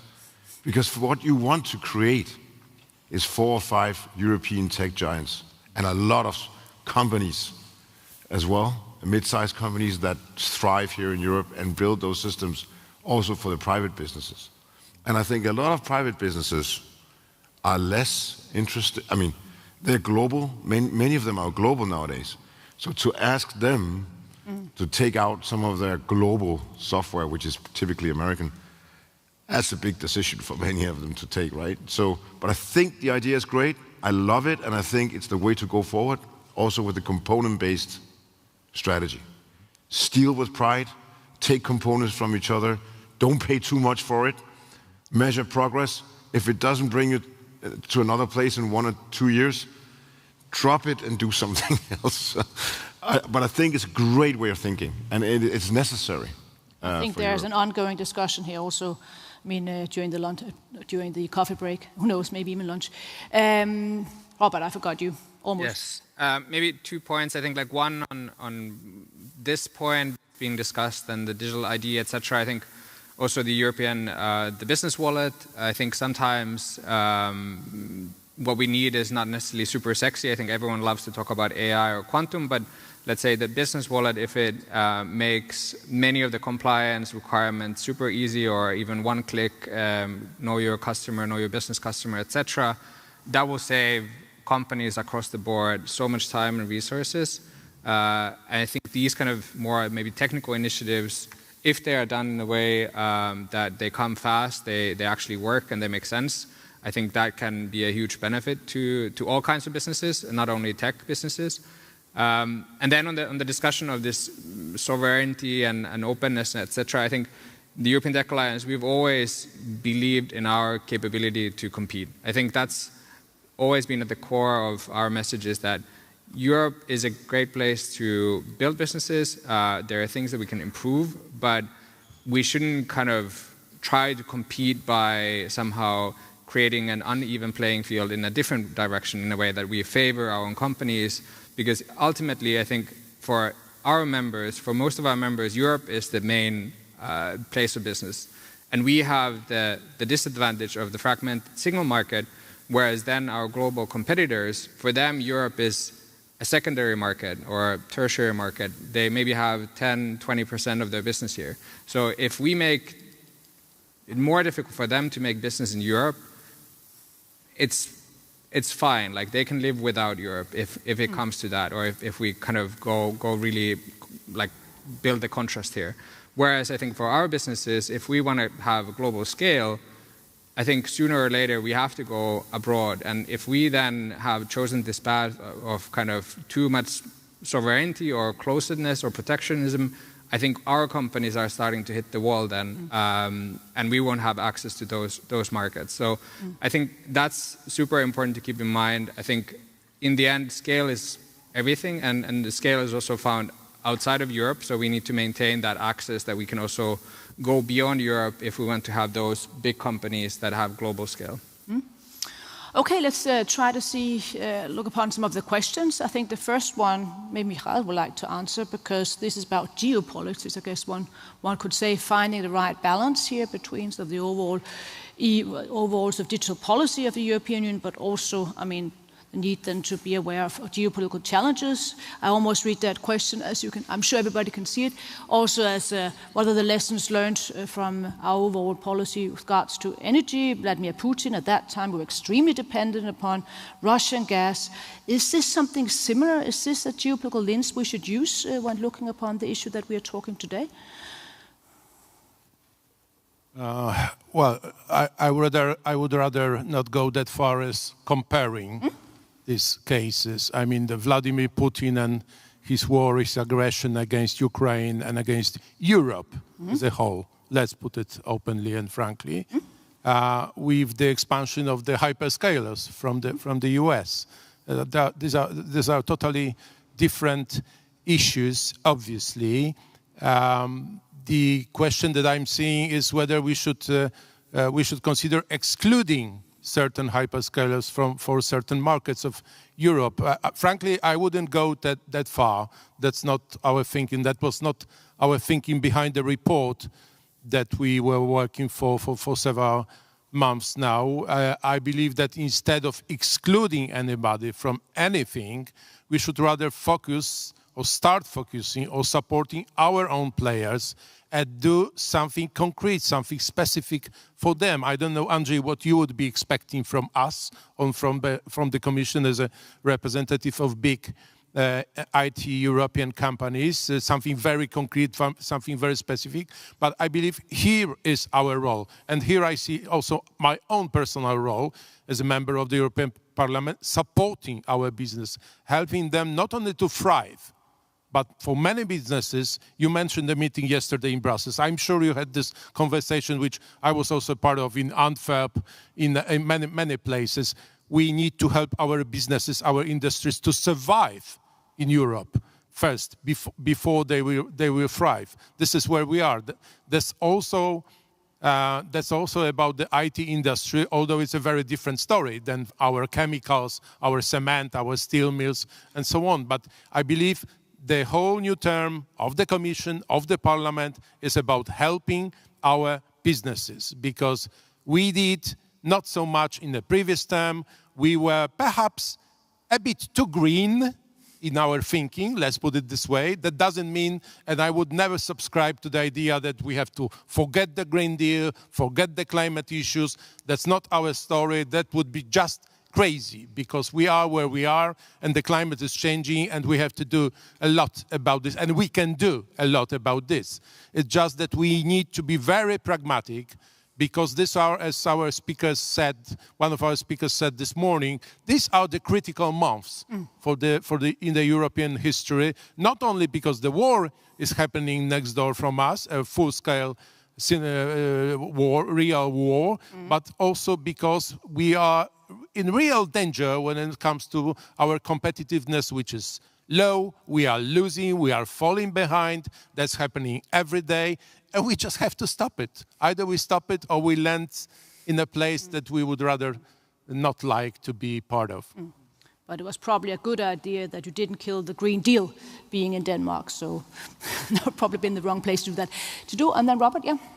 Maybe a very quick reaction on kind of the concrete asks. I think, and I think on the exclusion, I think we have now the Digital Markets Act, and the Commission has taken decisions, and the investigations are kind of getting to a place where we start seeing results. I think, as per the message from the UTA, we have always been strong on enforcing the laws that we have, and I think the DMA is no different, even with all these trade discussions. So it's very good to see Commissioner Virkkunen now reiterating that our rules are not up for negotiation when it comes to trade with the US. And I think the DMA is designed in a way that can tackle the challenges that come with this hyperscale, and also EUTA counts some VLOPs and gatekeepers as our members. So in the end, it's not a law that is targeting only American or Chinese companies, but it applies equally, and I think that's a good thing, that we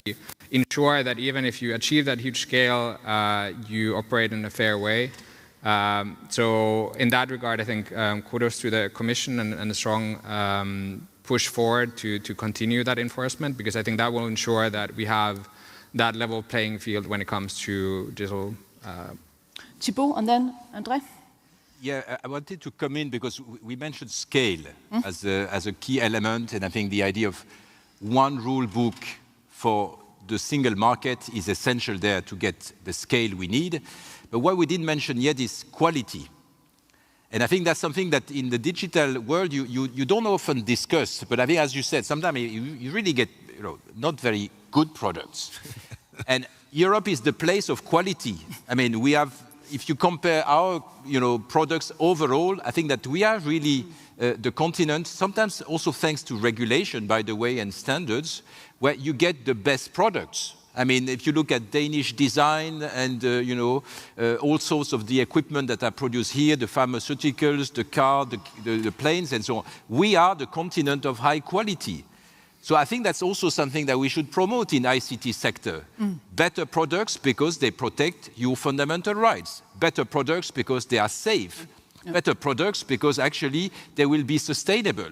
I mean, on all this, actually, we are doing a great job. If you look at, the startups, the products that are coming also in ICT, I'm not sure we are promoting it enough. And maybe that's also on your point. Choose Europe because it is a better product. But here, maybe a very quick comment on the speed as well. I think in tech, speed is also important. So I think there the balance of the rules and the clarity of the rules matters. So that if we have unclear rules that then makes building these quality products more slow, then we lose market share to other companies or companies that maybe disregard the rules or go for the gray area. So I think that's also an important part. André. No, I think you guys are so right. I mean, stand tall Europe. We have it. We have all the people. We have great products. We have great companies. We need to be more proud of it. And I think recently, the last 2 years, we lost all our innocence and naivety, right? We're not that stupid anymore. So infrastructure is not buildings and concrete and bridges anymore. It's actually everything we do digitally. First of all, in order to what are we going to do with our dependencies right now? Well, one thing we can do short term is to tell the tech giants, hey, we are actually 500 million people here. So please move your data centers to European soil, remove any type of kill switches and create organizations that can take decisions independently on behalf of Europeans ruled by European law. I mean, that can actually be done. I think it can be done pretty fast. Some of the tech giants are already showing that they would like to do so. So let's do that, right? And then we have some time to build up our own industries. And I'm with you all the way. I mean, it can be done, and we have better quality products, and we have very proud companies here that really love to do it. So it's not impossible, but we're still reluctant on a lot of technical infrastructure, especially from the US, and here we have to regulate that in order for it to be more European. That's a short-term thing we have to do. So we're living a time where we're both de-risking from China and now apparently also de-risking from the US. That seems to be the discussion that we're having at the moment. And talking about the US, there's a specific question up here about whether it's actually possible to switch to European alternatives instead of using American hyperscales. I mean, you said it was a good idea, Michael, that what the Danish, I mean, it's just a pilot project that now has been decided to carry out at the new Danish Ministry of Digital Affairs, but to try to see whether one could become more independent on certain sort of, as we say, hyperscales. Do you see that? But do you see that's possible? Or are we in the situation with the boiling frog where we only realize too late that the heat has been turning up, so we cannot jump out of the pot? Well, definitely, we are being boiled.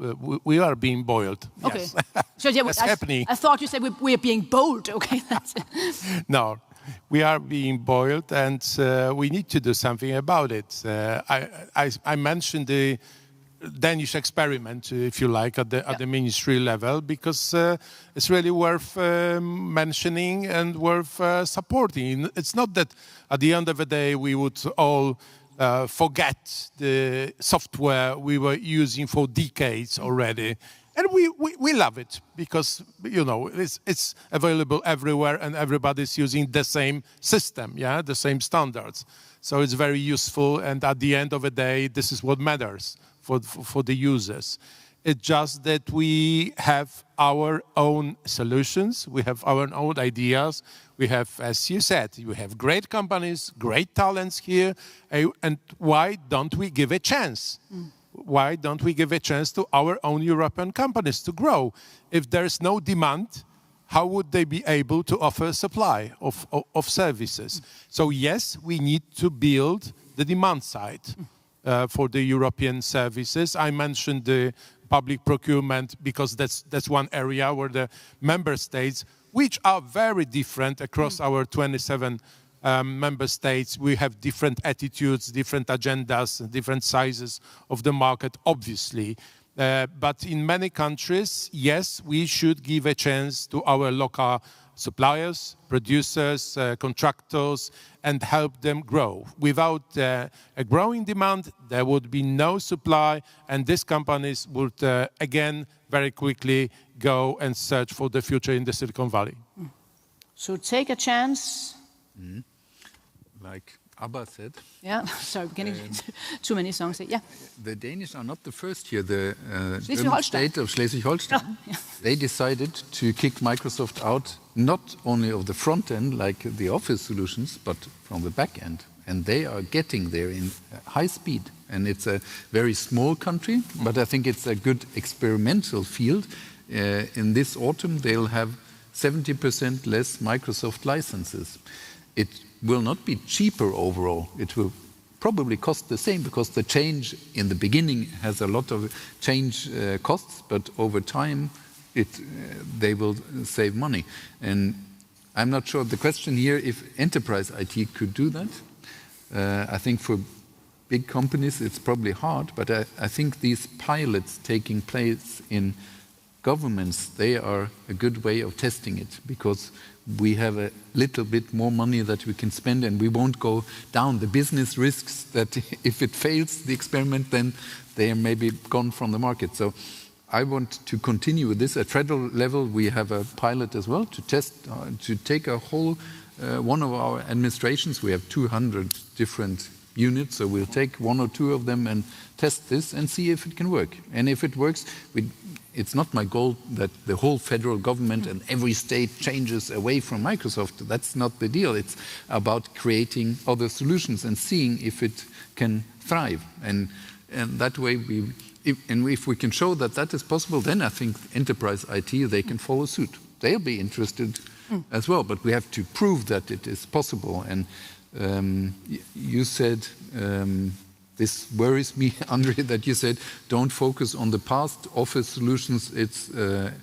We're far beyond that, but I think the hyperscalers, they're putting something on top on that with agentic AI, that they're making the next step of catching us in the trap of being dependent on them. And because what we are creating, like Schleswig-Holstein, they will not have agentic AI on their system, but maybe European industries will then look at it and say, okay, now we'll build on what they are using and we have a chance to jump on that train. And therefore, I think we have to do both. And in the end, the federal government spends €1 billion on Microsoft licenses per annum.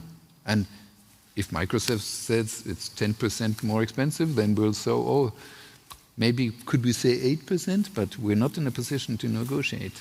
And that's what I want to get away from. Well, I guess Schleswig-Holstein is almost Denmark. Yeah, almost. It was almost, yeah. Let's get into a long history about that. No, but it's right. And again, I mean, if it's too expensive, get something else in there. But I agree. Independence is also about the data. And the good thing is that we have, when it comes to governments and even local governments, still in Europe, we have our own data in many places. Maybe because we even didn't digitize it enough.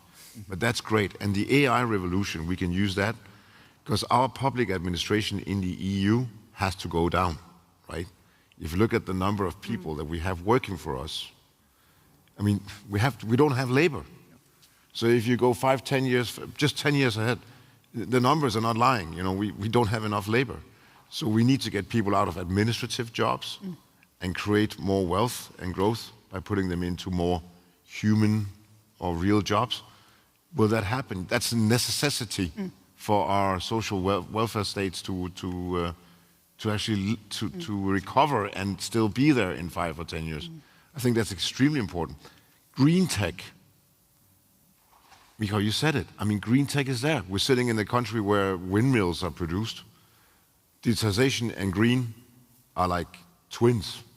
You cannot create a green technology development without a lot of digitization. So that's also goes with, and health. I mean, in the US, all health software is done by hospital by hospital. We actually have a sector. We can work together, vendors and governments, and create solutions that are better than anywhere else. So we just need to get started. But I'm with you. I'm with you on most of it. It's not going to be easy, though. It takes a lot of decisions and action. And I think that was a cue. You are agreeing on most of it. And we have an excellent question down here where you get great reviews. It's a brilliant debate. You're very aligned. But where do you actually, now that you've listened to each other, see that, well, here we have some disagreement? It's a funny thing. Like, one thing that I wrote in my notebook listening to the first speeches is that I think in the Brussels bubble, I think we've come very good in saying the same words, but then usually meaning slightly different things. And probably this is also a bit of the same, but I do feel like we are more generally aligned than often. And I think it speaks to the moment that we're living, that we've kind of woken up, and I think that has kind of brought people generally more on the same page. I guess there is some degree of kind of question on like how much we kind of lean into this buy European or be more European. I think from kind of our business side, I think many of our companies are doing business also outside of Europe. So we would be concerned if that goes too far and then starts kind of impacting the business somewhere else. But other than that, I think the main question and also a theme of the day is, are we like, is this all of this talk that where we are aligned, are we now taking the steps and the actions that actually bring the results? and that we get the results rather very soon than 5 years' time or 10 years' time. I think that's the main question also in terms of the kind of level of ambition and speed that we're able to execute. Perfect. Any other comments? Just quickly, I believe that the area where we are disagreeing, not perhaps on this stage, but in the whole of this discussion, is about the funding, the sources of funding, how to support, where to find the money to support. We'll get back to that later, yeah, but you're right. Sorry. No, fine, go ahead, because it is obviously a I mean, we are, huge issue. As we heard, we are 2 weeks ahead of the MFF announcement, so we will know it already. Multi-financial framework, talking about the bubble, yeah? Yeah, exactly. And we still don't know what's going to be inside, but we already know that definitely there is not enough money to support all the needs, all the demands, including the support for the digital development and digital infrastructure of Europe. In Francesca Bria report, there's this idea of creating something like the sovereign tech fund for Europe. I don't know whether this would be really the best solution. Some people were just calling for, to establish a dedicated budget line to support this area, this sphere. But there are so many demands, and we have a discussion on the future of the cohesion policy. And while we believe not only Poland, but our group of countries, that we should not do something bad about cohesion policy, because that was one of the foundations of the European development, and reducing the disparities among the regions, not only the member states. But we do not have enough money to support all the needs, not to mention the security-related needs. Or agriculture. Exactly. Yeah. So the money is tiny, and the demands and needs are huge, not only about the digital sphere. So that's the key issue, and here are some disagreements and really hot discussions and hot disputes nowadays in Brussels. Did you bring any money from another Sondervermögen, a European one? No. I think it is a trend of our time. Oops, the microphone, yeah, sorry. Yeah, the microphone. Is it back? You have that one, yeah. Sorry about that. Yeah. Or is it back? I can't hear if it's. I think it's now back on. Yeah. It's back. Okay. I think it's a general trend that we agree right now, because in Germany, 5 years ago, the Länder, if the federal state would say, I think it's a good idea, we make standards and we put forces together, the Länder would always say, yeah, but only as long as you choose my standard, and we would disagree. Now, 5 years later, the Länder and the federal state, they actually agree. The Länder come to the federal state and are saying, please make a general standard, we have to put our forces together. And I think we see the same, and that's why this stage is in general agreement. I think there is, just like you said about money, for example, that's where agreement tends to go away. But in general, we have understood, because we are threatened from outside, Europe pulls together. And we're getting back to the initial ideas of the Europe, which was a peace project. And now we are seeing it's not just a peace and defending project, it is also a commercial defending project. And that's why it's not a bad thing what we're seeing. So I'm quite happy that we agree. I also miss the women on the stage, but that's something we can't change. That is another So make story. Europe great again. Yeah, was your... yeah. Well, we'll try to do something about the women. Yeah. That is so great to hear, and I think that's happening. So you're right. And secondly, I think we had some funding over the last 5-10 years in Europe, like the RRF mechanism, Recovery Resilience Fund.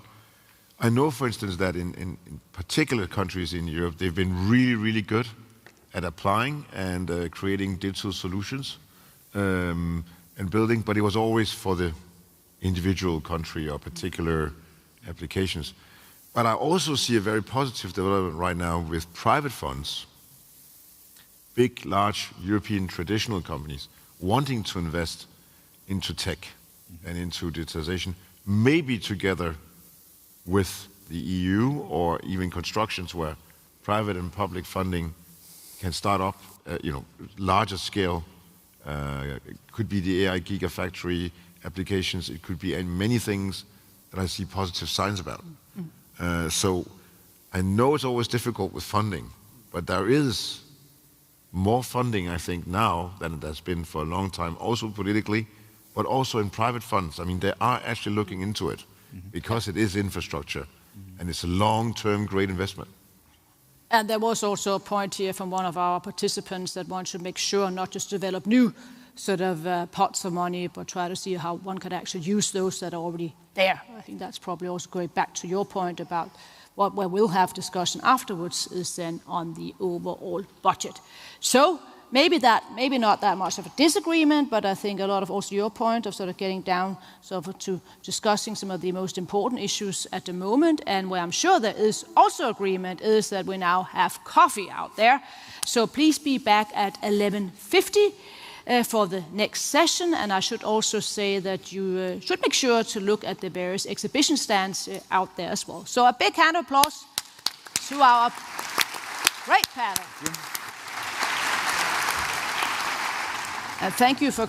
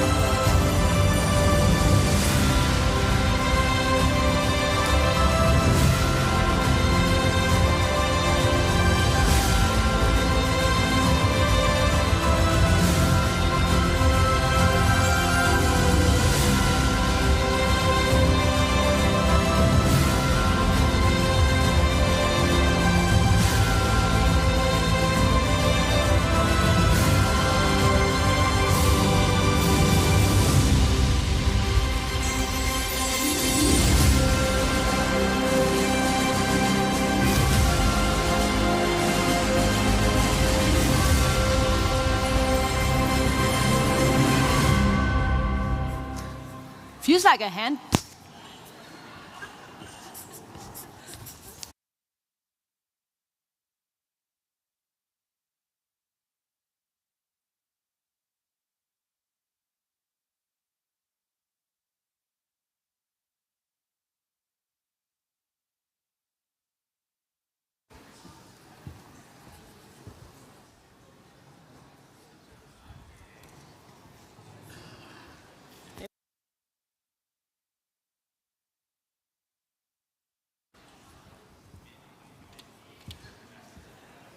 Just about to start.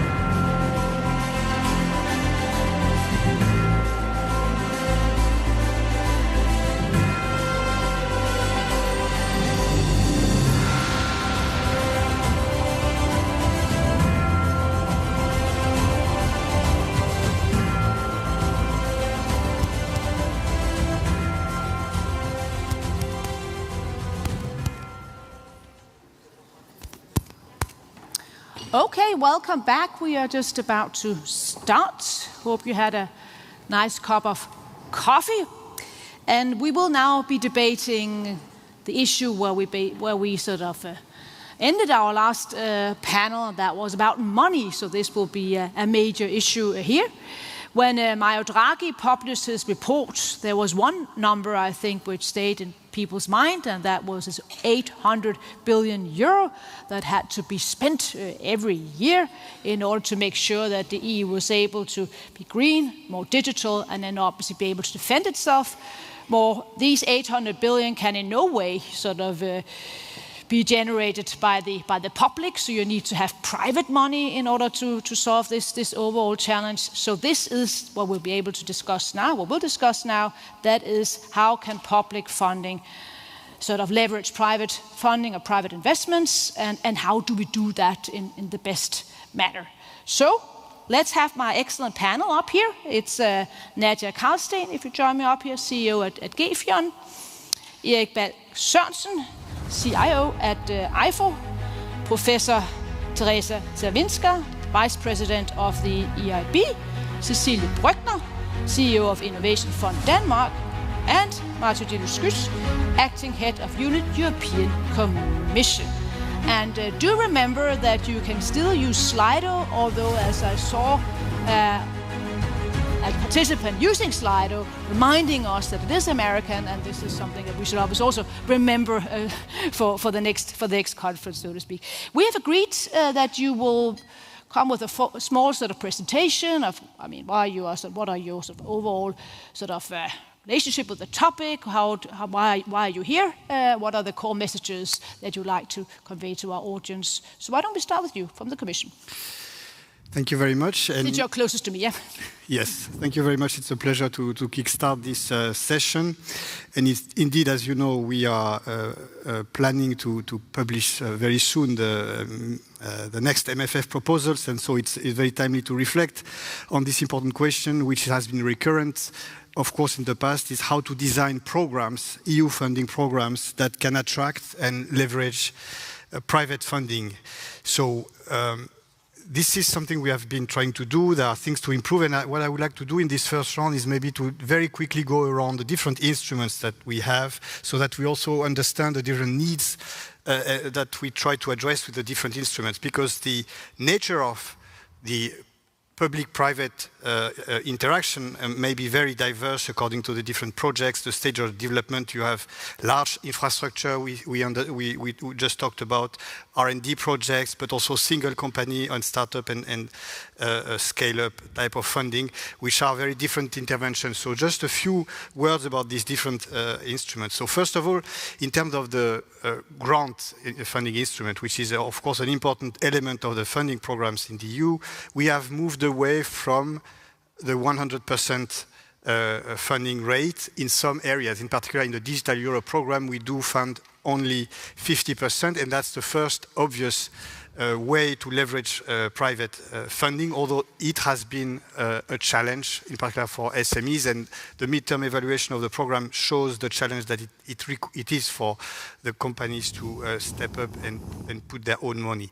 We have the joint undertakings. It's a very strong instrument where industry is involved from the start, together with the Commission and the Member States, in particular in the CHIPS, JU, the Smart Networks and Services, and also the Euro HPC, of course, for high-performance computing. And in those undertakings, the private sector is bringing typically, up to 50%, a bit less, depends on the cases. So for the grants, for the joint undertakings, we do have a leverage of 50%. It's important that the industry is involved in the research and innovation technological roadmaps, and they bring their own money.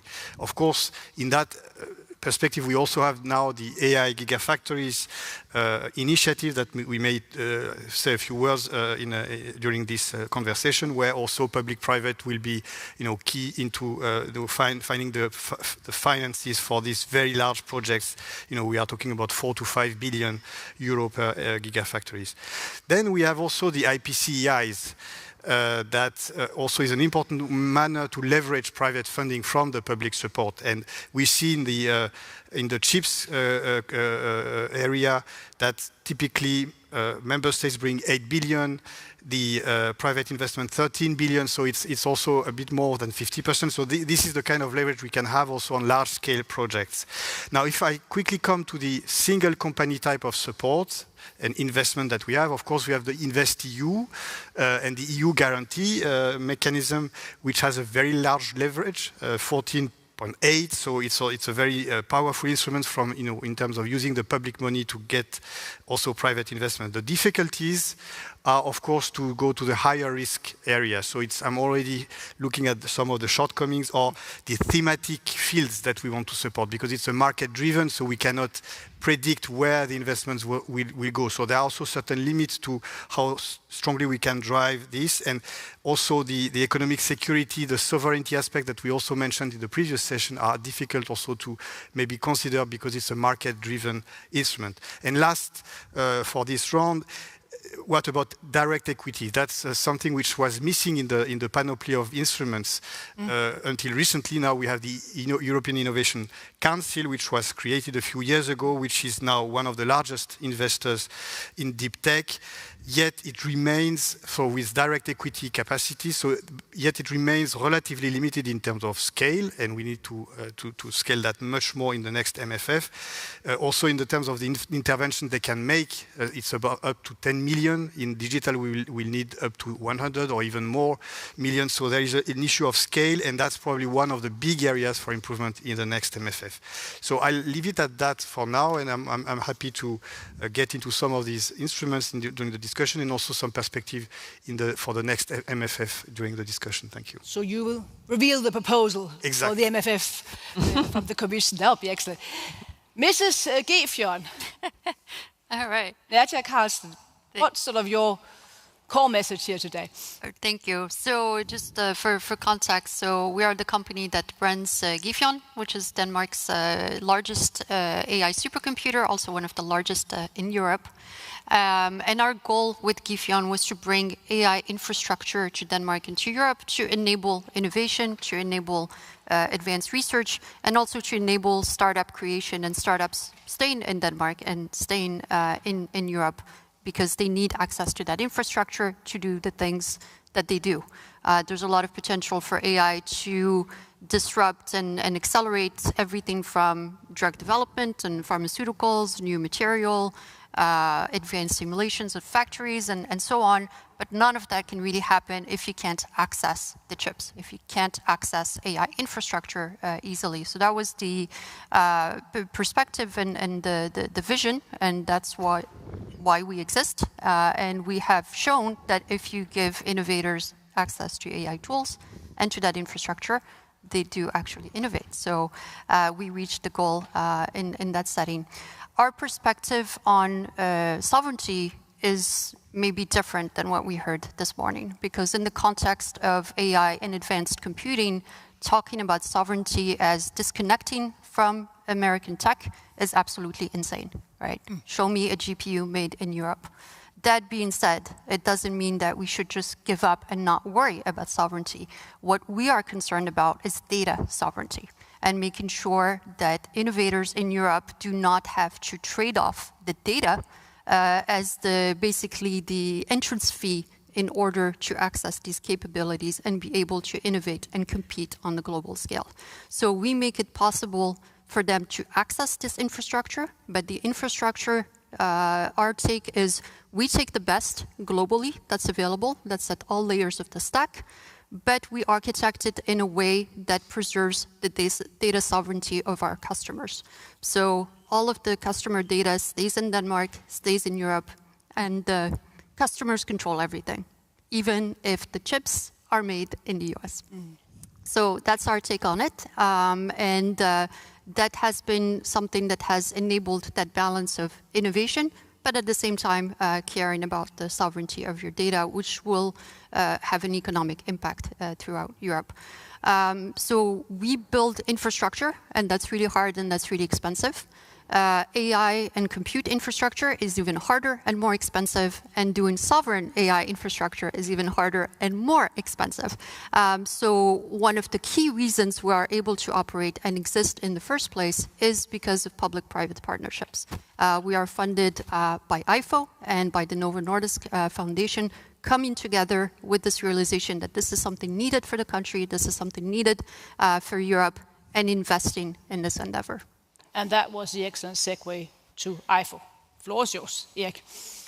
Yeah, thank you so much. And you're right, it is a perfect segue. And if I may, also after listening into to the former panel, maybe send a strong positive message to begin with, because despite sharing the concern of where we currently stand on competitiveness and on technological sovereignty, we are very optimistic. I thought you would say something on gender equality, but continue. Exactly. I'm also very optimistic about the gender equality of this panel, but certainly also about our ability to leverage private capital. And I think the Gefjon example is a great example of us coming together with, in this case, a private player, and I bring multiple examples in various areas, also moving outside of the AI domain, towards quantum, towards defense, towards essentially all areas where we, as Europeans, have an existing stronghold. But maybe just, so that was sort of the main message to begin with, and just to put it into context, I represent sort of a strange organization where we combine sort of the powers of a national promotional bank while also being a sovereign wealth fund. So we invest in funds, we invest directly into companies, and we do that solely through a close collaboration with private investors. So this is done on an everyday basis. You could basically say that our ability to leverage private capital is what we eat for breakfast, lunch, and dinner. And what we try to accomplish on an everyday basis is to accelerate innovation, not just in Denmark. We are a sovereign wealth fund, the sovereign wealth fund of Denmark, so that's our core focus, but also in the Nordics and in Europe. And it can be done, and it is already being done. And just to complete, and we can hopefully revisit some of these topics, we see an increase in interest from the major private players, the pension funds, the private funds out there, even some of the large corporates in Europe, based on what has happened over the past 12 months in the world. We see an increase in interest to get engaged in building the technologies of the future through the public-private partnerships that Nacho was talking about. So hence the optimism. So could one also argue that is a Draghi effect? I mean, since he put so much pressure on, so much focus upon leveraging sort of private funding? Indeed. Yeah. So, but we don't have an IFO in Sweden, or you haven't made it that far that you now see small IFOs all over Europe. No. Not yet. Not yet, but you're optimistic about that. Yeah. That's for the future to happen. But you're right. It's a combination of Draghi and a geopolitical development that none of us really expected. That has led to this. Okay, now we need to come together, and we need to expand our expertise in areas where we already hold a stronghold, or where we see an opportunity to, over time, because that was one of the great comments on the former panel, where we over time basically base, let's say, the next technological paradigm on the existing one, even though it may be on an existing American one. Let's go to the EIB. Teresa, I mean, the way the bank is working on these particular issues, the challenges that you see. Okay, so good afternoon, actually, ladies and gentlemen. It's good afternoon. It's afternoon already. Ladies and gentlemen, it's a great pleasure to be here and to attend this inaugural event of Danish presidency of the Council. And it's very telling that event is dedicated to digital investments. So it shows the priority of Danish presidency. Actually, boosting competitiveness, strengthening economic and technological security is very high of the priority of the European Investment Bank. As the EU bank, EU institution, the bank which is owned by 27 member states, we put innovation and digital very, very, very high on the priority list, as I mentioned, and only last year we did 16 billion euros in innovation in digital in the European Union itself. So basically, my feeling is that the timing to talk about boosting financing in innovation and digital sector is now.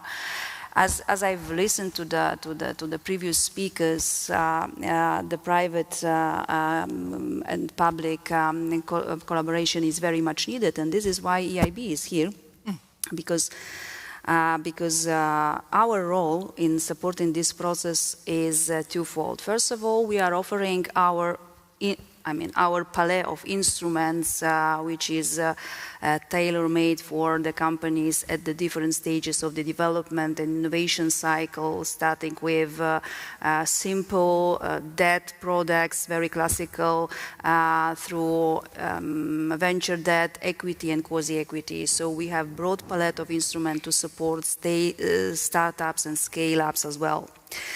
Of course, the instruments itself are, you know, we need certain volume to reach the goals. This is why we decided to launch additional program, which is DigEU program, 70 billion euros for years 2025-2027, to support also efforts made by member states and Commission in this very area. Because we see that clearly there is a big financial gap when it comes, maybe not necessary in financing only startups, but when it comes to scaling up the companies. So this is why we decided to develop new instruments dedicated to the companies to support the growth of the companies. If you compare the average size of the 25-year-old company in the US and 25-year-old company in the EU, you clearly see the difference in the size. So the EU companies, on average, are 8 times smaller. So it looks that we clearly have a problem in scaling up. So this is why, once again, 70 billion euros for startups and scale-ups, and also we decided to increase the ticket size on average. So, for example, we are on equity for a single tech company supported by European Tech Champion Initiative. It can be up to 150 million euros, more than double. The size average available today is 70 million euros. And when it comes to the venture debt products today, we are on average ticket is 25 million euros per company, and it will be complemented by a scale-up debt instrument with average ticket size of 75 million euros. So we already do our job when it comes to the increase in size. And maybe one additional point on instruments, we also see clear gap when it comes to the support of exit strategies. So we decided to introduce the new product with advisory for IPOs and furthermore in the process. So from idea, startup, scale up, and to the IPO stage. And EIB could support our companies to acquire promising startups as part of the RDI strategy to prevent technologies from being sold out of the Europe. So we clearly see the problem also in certain sectors like highly innovative sectors, that companies are growing to the certain stage and then they leave for the capital mainly to the US. So those two elements in our strategy to introduce new tailor-made products to address market failures. And maybe second point on EIB role in the process of supporting in technological and economical sovereignty of the EU is to blend our financing with private capital and also to encourage, to de-risk basically private capital and also to attract private capital to certain sectors. So we see clearly that in certain sectors, like highly innovative sectors, we need to de-risk projects itself, companies itself, to make a good benefit for the private companies. This is why we are providing technical assistance, advisory support, and we give sort of quality stamp to the projects or startups or scale-ups we are financing, which means also for private capital, the risking when it comes to the due diligence process, when it comes to the reducing uncertainty when you provide capital to those projects. So all in all, our role is provide instruments complementary to the Commission, to the member states, but also to attract with certain instruments private capital with the risking and providing quality stamps to the projects. Excellent. Thank you very much. Cecilia? Yes. Well, I represent the Innovation Fund Denmark, and that is a public research fund in Denmark. We invest in the vicinity of 270 million euro annually and have an ongoing portfolio of around 3,000 projects, and it covers the range from pre-startup to large-scale research partnerships with multiple both companies and researchers, universities, or other research institutions. So the reason we're here and where we are in the value chain that differs from IFO, for instance, is that we have free money, so to speak. We only hand out grants, so we don't take equity and we don't take loans. And that obviously comes with a certain responsibility. We are put in place to de-risk, to take the early risk for the private market, and that also means that we should be very careful not to compete with the private market, but we are supposed to pave the way for the private market, and that in that respect we can certainly share the analysis that scale-up is the problem, but we can also share the positivism that Eric was just flagging, that we see a lot of interest. We could invest a lot more than what we have funds for. So we see a lot of activity basically in the startup segment, but also in the small and medium-sized enterprises. But we see a huge problem with the scale-up. And that is also in attracting that private funding really, and activating that muscle, not only in the Danish context but in a European context. So I think, and we are taking the early steps, both together with IFO, for instance, to do different attempts of blended financing, as you were also referring to. So how can we de-risk also by simplifying some of the processes, not incurring too much socio-economic costs, really, that you have to run around and apply multiple places, and as soon as you're done with funding from us, you have to reapply in many other places. It takes time, it takes resources, and it's basically unnecessary. And in that sense, we both see a huge potential for combining funding, both not only within Denmark but certainly also across borders, and certainly aligning much more specifically with the EU preferences. But there is also a concern for the fragmented funding sources in general. I think which is also mentioned in the previous panel. Yes, yeah. Exactly, and we can certainly see that too. Just as an example, if you invest, or if you are running a project for Power to X or carbon capture in Denmark, you can apply for between 6 and 7 sources of funding in Denmark alone. Then you can add the European, and you can add the private funding in addition. That represents a huge socio-economic cost, because every time, I'm sure you've had to write an application, run through an assessment, etc., etc. And it's just not worthwhile. So there's certainly an element of speeding up or introducing more agility in... Which seems to be a domestic. It's not only domestic. But I mean, that's what you just said was domestic. Yes, yeah, but then you can add that to the European context as well. Sure. And if you look at Europe as a whole, this is one of the reasons that we are lagging behind. Yeah, good point.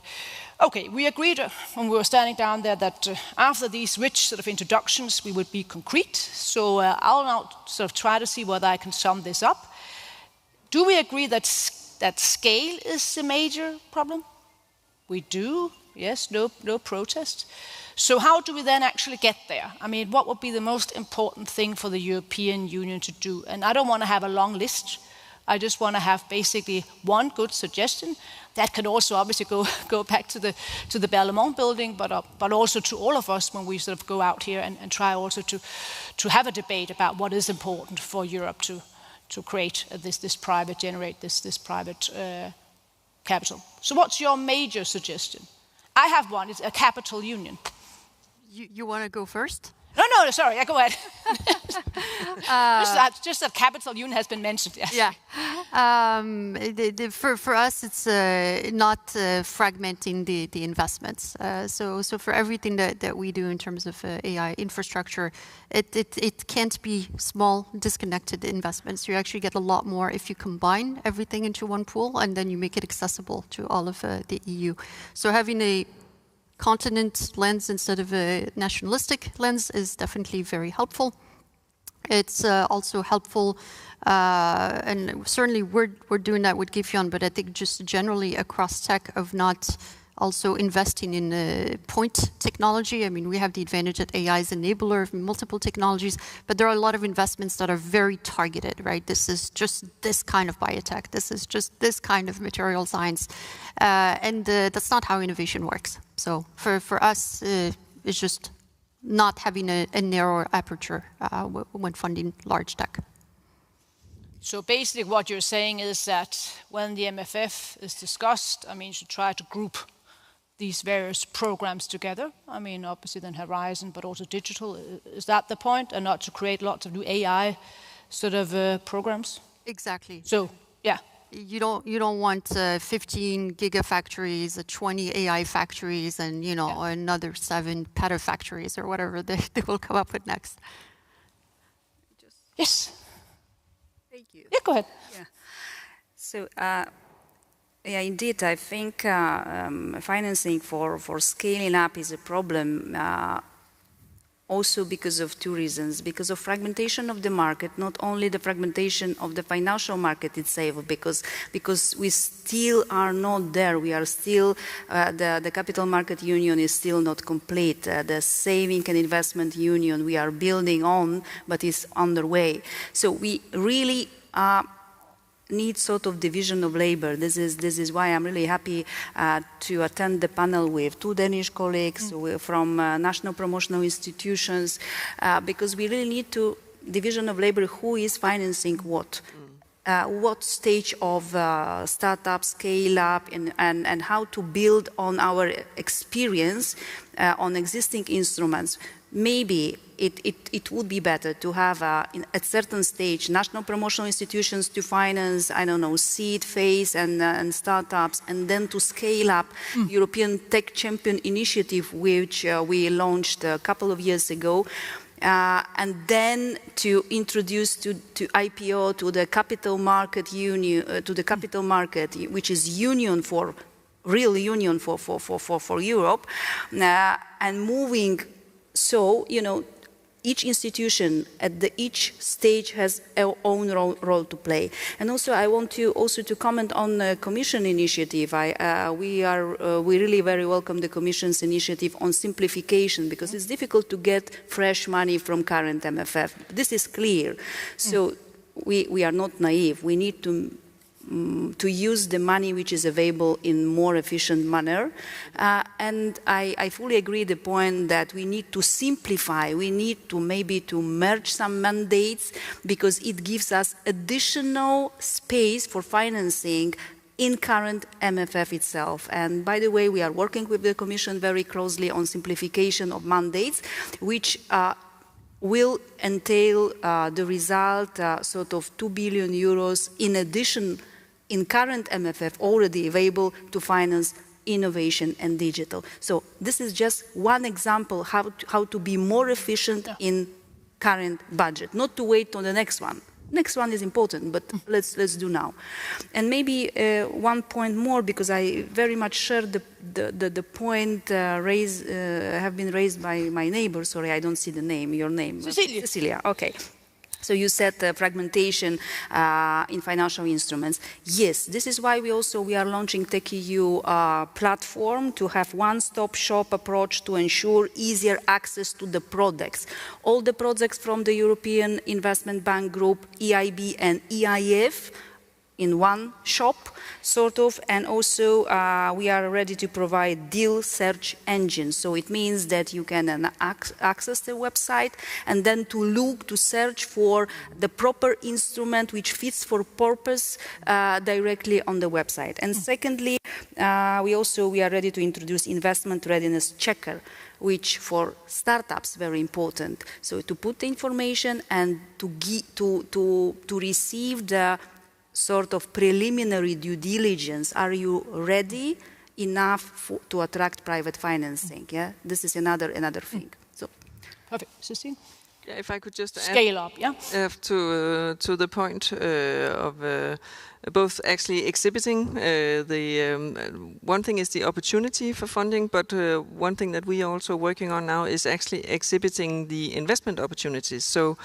For instance, when we have all these thousands of projects, sometimes if they're very successful and they will, on the way in their life, will need top-up funding, which I'm not able to offer because everything has to be an open competition, yada yada. We have all these equality rules, but it could be a golden opportunity for private investment to actually go in because you have already de-risked. So I think we're too bad at that on the public side to actually exhibit the investment opportunities already available. And then another thing that I think we are too bad at, and I don't know how good either the Commission or EIB is, but I think the ability to cut off funding faster. That is another source of finding new financing faster. We run projects too long. Okay. We should employ a more stage-gate approach where we actually have a clear vision of what success looks like and if we are on track to success. And I think that goes for many entities that once you have your money secured, then the projects run and you file your reports and we check probably not just connected the accounting and all that, but maybe the project has been overtaken in the meantime. Some of the projects run for 4 or 5 years. Maybe a new technology showed up in the meantime or whatever, and that's another source of financing.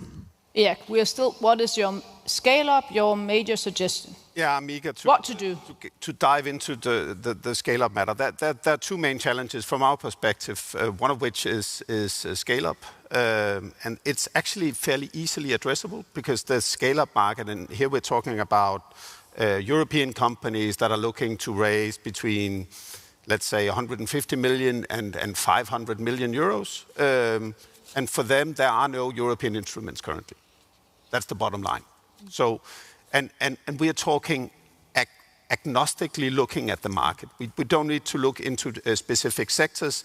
There are in and around 100 companies in Europe that are in that particular space, and we need to address that issue, and we need to do it now. So short-term strategy, build a structure, and I'm happy to say that we are in close collaboration with our friends from the EIB organization, EIF, with other sovereigns, with a number of private players that have also reached the conclusion that this needs to happen.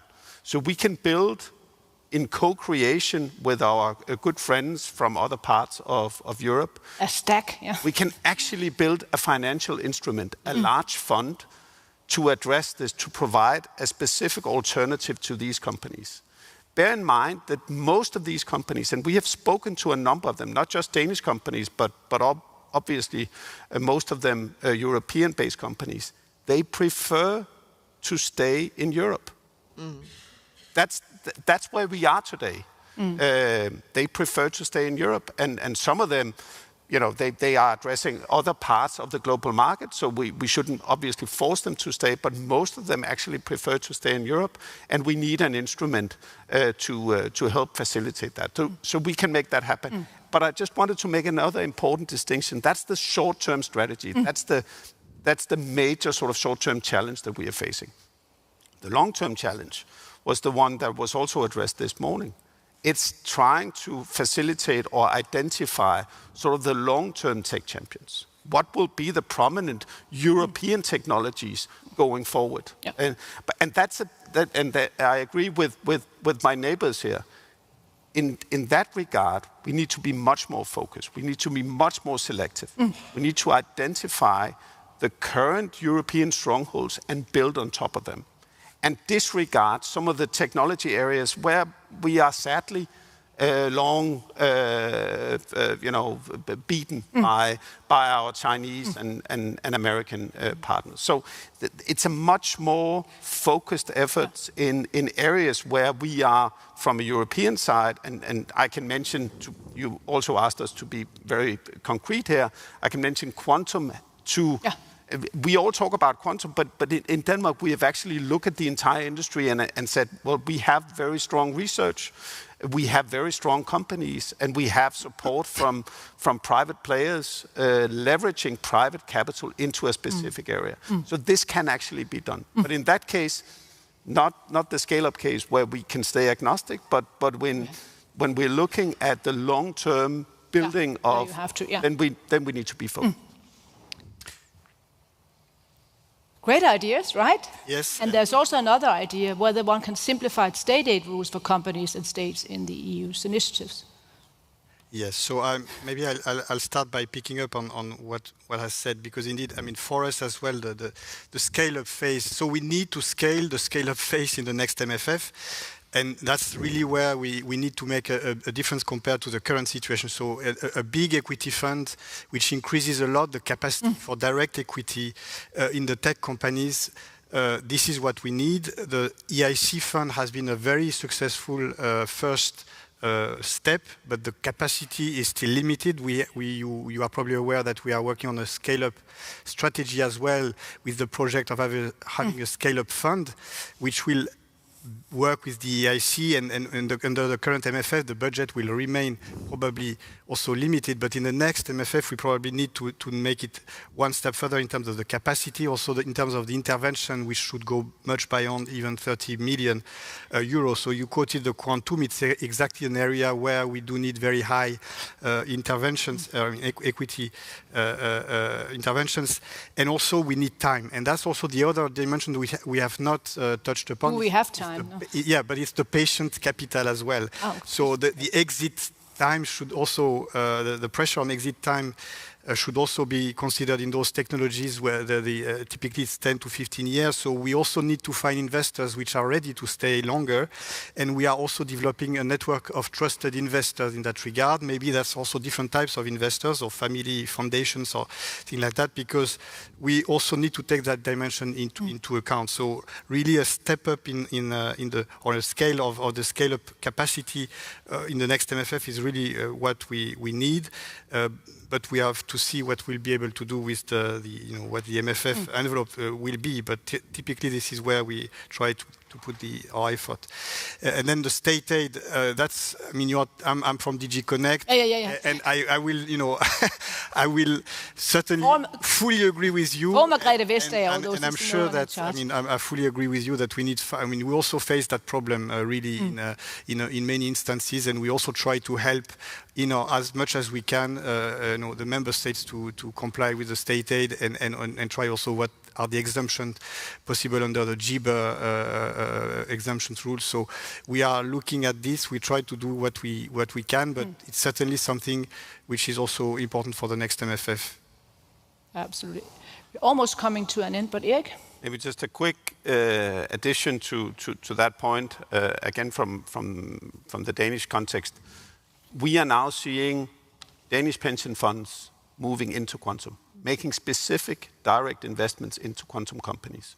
And again, just to outline a little bit how much capital we're talking about, Danish pension funds alone sit on in and around 500 billion euros.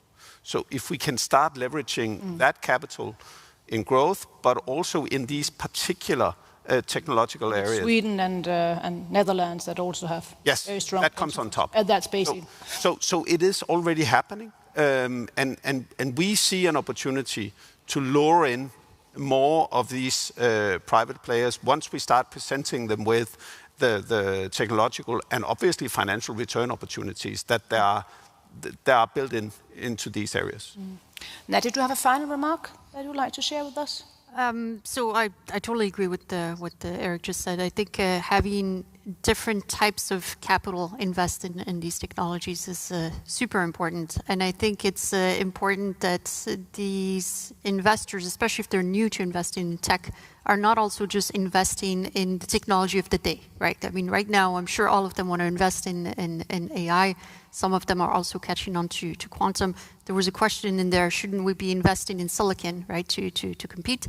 Absolutely. But I think the important thing to remember is if you're investing in something because you feel like you need to compete because you're behind, it's too late to be investing in that specific technology. So it's not that Europe should be investing in NVIDIA type GPUs. Europe should be investing in a different advanced computing technology, a different type of processor, which is also why the investments in quantum make a lot of sense. This is the potential to leapfrog what's going on in the US and elsewhere and actually become a powerhouse in Europe. So scale up, and we should make sure that we use the instruments that we already have because they are there, such as IFO, but you can do that sort of also in many other countries.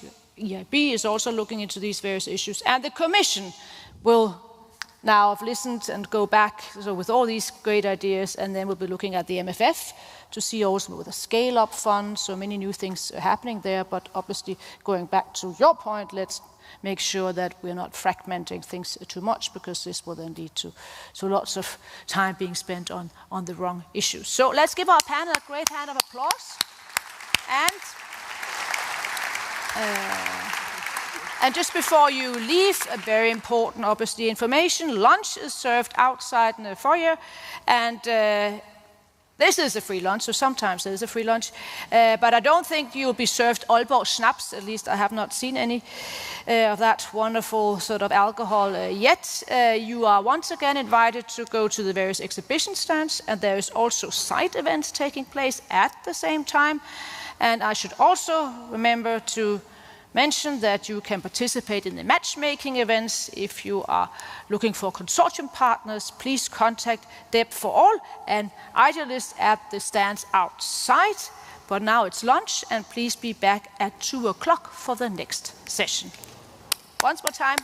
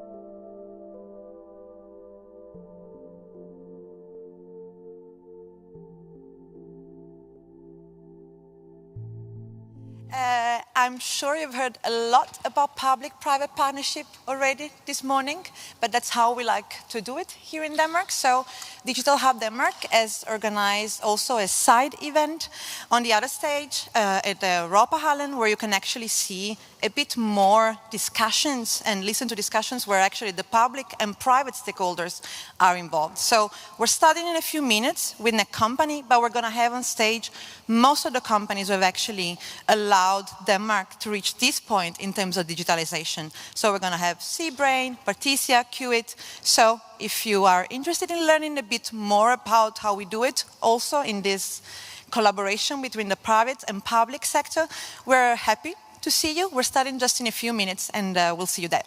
Thank you.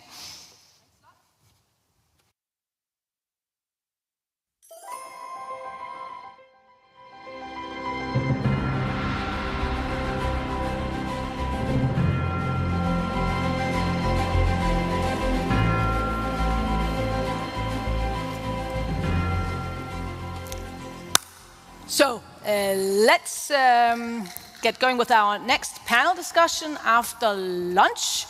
And in a few seconds, when we have all the water up there, which is obviously necessary, actually I only now realized why we lost a number of speakers coming from Brussels, because apparently it was so hot that the train could not sort of leave the station. So I think that those who actually made it, I mean, really, I mean, we should give them a big hand of applause, so to speak, at least mentally, because they had to drive by cab and various other places. Anyway, now let's move up here with my next panel. We will debate research. I mean, how do you get from research to market? Juan Ferret, CEO of Danish Technological Institute. Anders Dam Jensen, Executive Director, the European High Performance Computing Joint Undertaking, a separate institution which is with its own budget, I was just told. Andreas Berg Eriksen, CEO of Ambolt. Mikkel Nessager, Executive Advisor, CISSP. And Michael Bomholt, Head of Unit, Ministry of Digital Affairs. So this must be your home turf, basically. Okay, so brilliant research, market. How do we get from the brilliant research to the market? This is sort of the overall topic that we will discuss. And we've agreed that you're going to start with a pitch, what you think is the most important, seen from your perspective, and obviously also what we should all remember when we leave Aalborg. And then we're going to have more discussion based on where we can see agreements between you, possibly also disagreement, and make sure that you can still use Slido in order then to come forward with your excellent questions. And thanks for those that we got so far. Where should I start? Juan, you get the floor. Thank you so much, Løkke. And for those of you who don't know Danish, Løkke means happiness. And it's always a great pleasure to be in a panel facilitated by you. Thank you. That's to establish some goodwill. Did you see that? Yeah. Let me start with a demonstration. The 5 minutes are counting. Watch this. And then let's ask the following question. What can we do so more papers go up when we let them go? I'm going to go rogue on this panel. The question and the thematics are wrong. The premise behind how do we go from research to market, that's not how the world works. That's not why research exists. Papers don't go up. Marie Curie, Hedy Lamarr, so many great researchers, they didn't sit down and say, okay, how do we bring this to market? The goal of research is to fertilize the soil so that solutions, when problems are identified, can find them. So it's not about market research translation or technology translation, it's about problem translation. Okay? In order to do that, good news, there are 12 million companies, active companies in the EU, 36 registered in all. About 99% are below 50 people.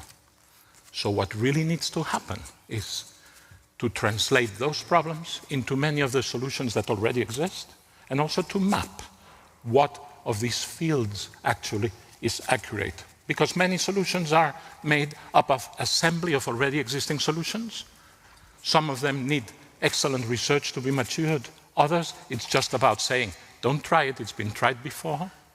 That combination of systemic solutions and then punctual problems, that's the core. So how to bring more? It's about the Sherpas. It's about the instruments that translate one to the other. Do I have a minute back? Yep. Her name is Merete. She's a CEO of a 12-person startup. She works with how to make out of mushroom root concrete, so that's also more recyclable, but as well more resistant.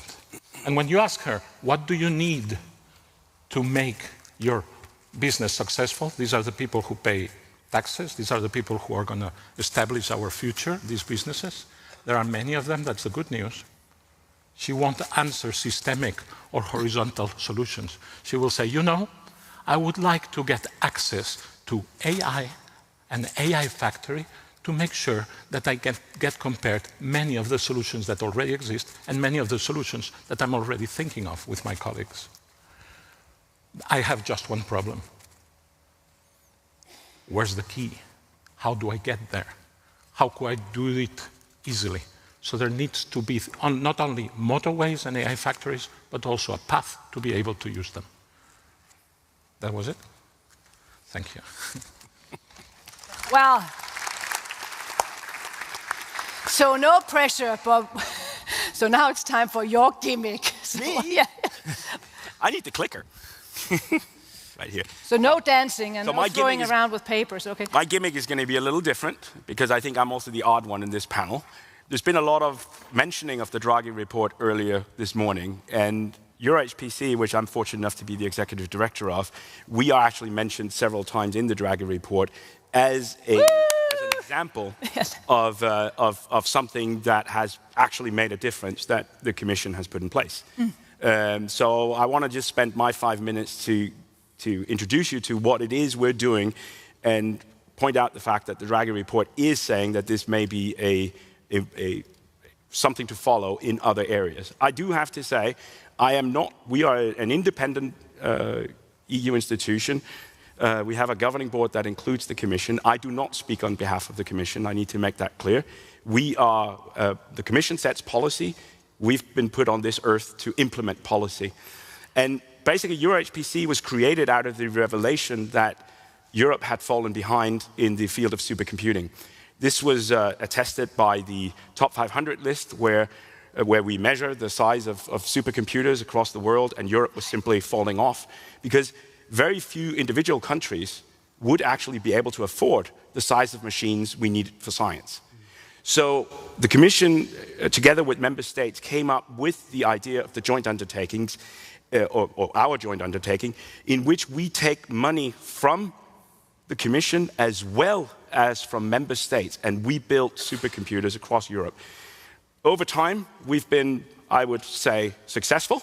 So we've had quantum added to it, and someone's talking about AI factories and gigafactories. Well, you know, that's what I'm going to lose my sleep over in the coming months. But leaving that aside, the initial budget that was foreseen from the Commission, which is in my regulation, you can see that on the screen. It basically adds up to 7 billion euros, because rule of thumb, as we're a joint undertaking, every time we spent €1, some other member state spends €1. Lumi, which is our big supercomputer in Finland, there's no less than 11 countries funding half of that computer, and the joint undertaking funds the other half. So, pictures of our toys at the moment. These are supercomputers that are available across Europe, and scientists anywhere in Europe, any country that is part of Horizon 2020, can apply to have access to the EuroHPC machines. The way it works is, we've funded half the machine, others have funded the other. The half of the machine that we funded, my little agency controls the access, and there's up on our website, you can see how your scientists can get access to this. And by the way, Dijk, who is somewhere in the room, manages a lot of this for Denmark. But we were also told, well, you've now done it for supercomputing, go do it for quantum. So we have actually procured 6 quantum computers that are being constructed across Europe. I had the pleasure of inaugurating the first one in Poland, was it last week or the week before? And I physically touched the one we're installing in the Czech Republic. So they are slowly but surely coming online, and the principle will be the same. This is to make it available to the scientific community. By the way, one of the fundamental things about our quantum computers, each of them is with a different technology. At this point in time, I think it's fair to say no one knows exactly what's the best way of constructing a quantum computer, so we bought one of each, so that we can all get to know more about them. And maybe we'll find that for one application, a particular technology is best, and for another application, something else. And then AI factories. This was the last challenge that was inflicted upon EuroHPC about a year ago. These are factories we're currently building across Europe. These are basically what we're trying to do there is to also be more helpful to industry and bridge the gap between science and industry. So we have the academic part helping industry to get onto the AI wagon. If anyone wants to have access, go up on our website. It's not that difficult. We've actually tried to cut a lot of red tape and simplify. It truly isn't hard. There are some forms to fill out, and then there's a committee that goes through them. And if you get access, it's for free. We're not only doing infrastructure, we're also supporting a number of initiatives in and around knowledge and skills. And we run or fund national competency centers and centers of excellence across Europe, as well as training programs. We even fund a master's program in supercomputing. And then I have to say, Denmark is going to be hosting our Users Days in 30th of September and 1st of October. This is where we celebrate the users that uses our systems. So if anyone's interested in that, go join us in the Black Diamond. And with that, I finish. Very impressive. So the key that Juan wanted from Merete, I mean, you have that. I mean, I heard that you wanted a key, right, for Merete. For example, you have the key because you have a toy store. I have a not inconsiderable toy store. Yeah, right. That's what you mentioned. Okay, and so we already have that. I mean, to a certain extent. Then sorry. Yeah, because I'm sure there are problems. You get. I mean, you're allowed to speak in 2 seconds. Why are the various supercomputers given strange names, or what's behind the names? Who decides that? So, I mean, obviously they're wonderful names. Sorry, but yeah. Basically, the answer to that is kind of the same as why you give strange names to ships. I mean, a supercomputer needs to be unique, especially because we are ranking it on the top 500 list. The computer is being discussed in scientific papers and the likes. So no one wants to refer to the market model. They are actually known in the scientific community. Mare Nostrum 5 in Spain, it's a well-known brand. So when you refer to that in scientific publications, everyone knows exactly what we're talking about. Jupiter, which we're just finishing in Jülich, will be the largest supercomputer in Europe now. And we're going to go to the exascale on that one. And everyone in the community knows that's Jupiter. And 2 seconds from you, Juan, it was apparently not true with the key and Merete, or what was your point? So, one. Just wait for the microphone, yeah? Hello? Hello. It's impressive. Without the best motorways and without the best factories, we are cooked.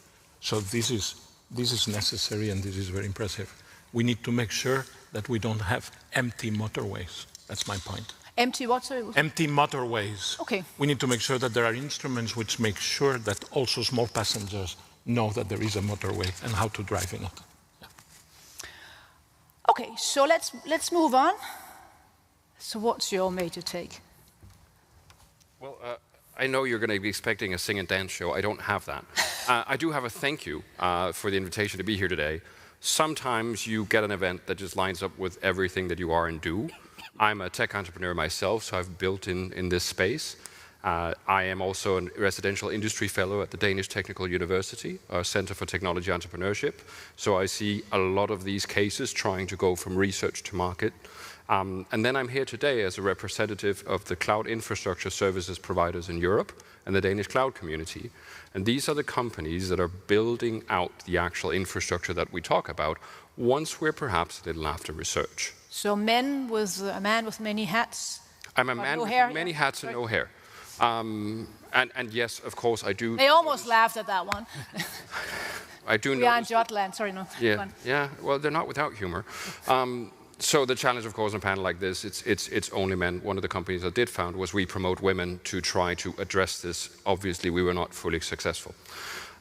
So what do CISP and DC Simba members do? Well, our companies are both the young startups, scale-ups in the AI space and other spaces, but they're also the companies that have scaled. They're national leaders, companies like Aruba, Gigas, Team Blue, Avon.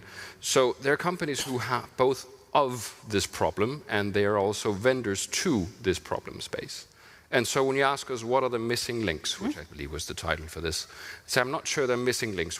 Missing link is something we don't know, right? We want to take companies and ideas to scale. And part of taking something to scale is to recognize that scale comes from market traction. And market traction comes from sales, right? So one of the key elements here is that we have to make it easy to buy from these companies. We heard previously today from the minister that one of the challenges we have is that we should buy European. In fact, most of the morning was spent talking about buying European. Well, one of the challenges there is like saying buy organic. If you want to buy organic, you go, you look for the little organic label, you buy that. If you want to buy European, sovereign European, it's not that easy. So one of the things that we think you should do is actually make it easy to know that this is sovereign and European. There are plenty of companies, American and otherwise, who are saying that, you know, we are introducing sovereign solutions. And it's really hard for both companies, individuals to know, is this a sovereign solution? Right? The second thing then is that once we've identified it's European, we should actually buy from them. Right? We heard previously about public procurement. That's a great way to look at it.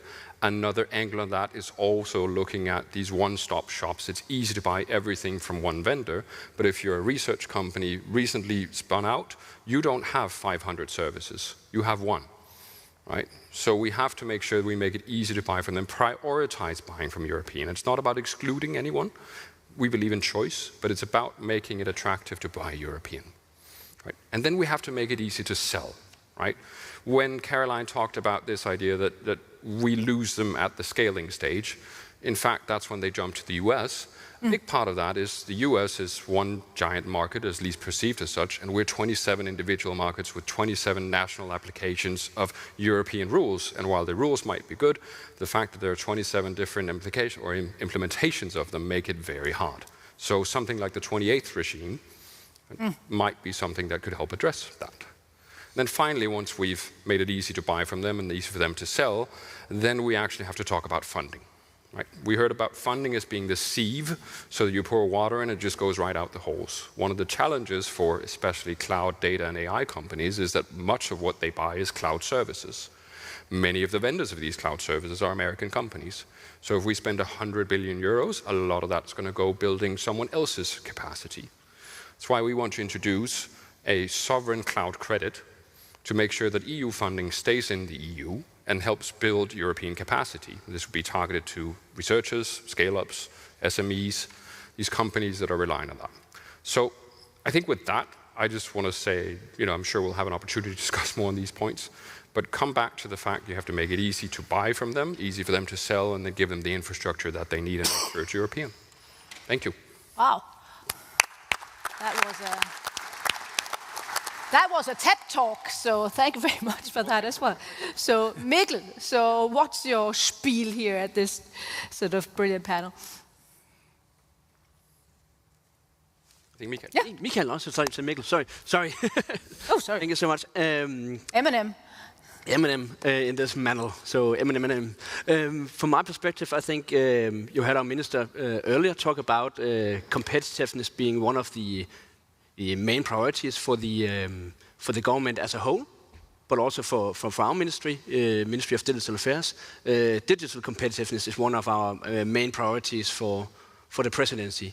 And one of the obstacles to digital competitiveness in Europe is that we have, as Frank mentioned, a range of good ideas. They start out with research just to be curious, and then it'll evolve into something that could actually be something that could make the world better, or more efficient, or more environmental safe, or whatever the benefit might be. But we too often see that those good ideas are not scaled, or if they are scaled, they are moved to the US to scale. So we have a really big barrier in the scaling up phase. And what can we do about that? I think from our perspective in the ministry, we think that making a proper, coherent digital single market is the key. We have talked about that for ages, but it's still not there. It's not there on the ground for businesses, for universities, for research institutions, for consumers and citizens. So we really need to make a bold step forward on that. For us, that means 3 things that we'll also focus on during our presidency. One being simplification, as we've mentioned. There's a lot of good things going on there. We need to stay ambitious and walk the talk and actually do things to make life simpler. There is a lot of things to do. We can use digital tools to make life easier for entrepreneurs. We can look at our rules. Are there maybe some things that made a lot of sense 12 or 15 years ago that really doesn't make so much sense today? The other being innovation. How can we make more room for new technologies, new business models? We really like the approach of the new commission to look at things and say, okay, maybe not. Let's not start about making new rules or regulations, but use the ones that we have and try to amend them to a changing world and be a little bit more flexible. So that is really important in terms of innovation. And then lastly, of course, and that's why we're all here today and tomorrow, is investments. And let me just start by saying that private investments is the key. How do we spur long-term, more risk-based private investments so that the entrepreneurs who have a good idea can actually get the funding to scale up they need? We can do something with the EU programs, and we look very much forward to the MFF proposal from the Commission in a few weeks' time, and the Danish presidency is more than ready to kick it off. Christmas! It's Christmas, it's going to be so much fun. And especially we look forward to the competitiveness fund where you try to pool a lot of programs together. I think that can really give some benefit. It's also clear that we have learned a lot from, for instance, the Digital EU program to make governance easier for everybody involved, to have much more predictability. But also we have learned the benefit of having EU funding that takes good ideas from the laboratory closer to the market. So the deployment phase, to have the whole value chain covered in, so that you can get funding there. But the main objective must be to have private investors come in. And that is also why I'm mentioning innovation and simplification, because those things make the business case for European startups better. So you come with a proposal for investing, and you are not asking for too much of your funding going to compliance and to lawyers, but to actually develop your product or your technology. So that is what we strive for. One thing that we hope to see is that we have some 2030 targets in the digital decade program.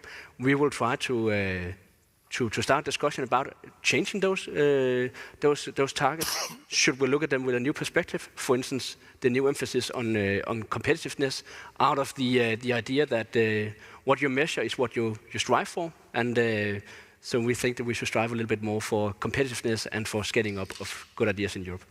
Excellent, thank you very much.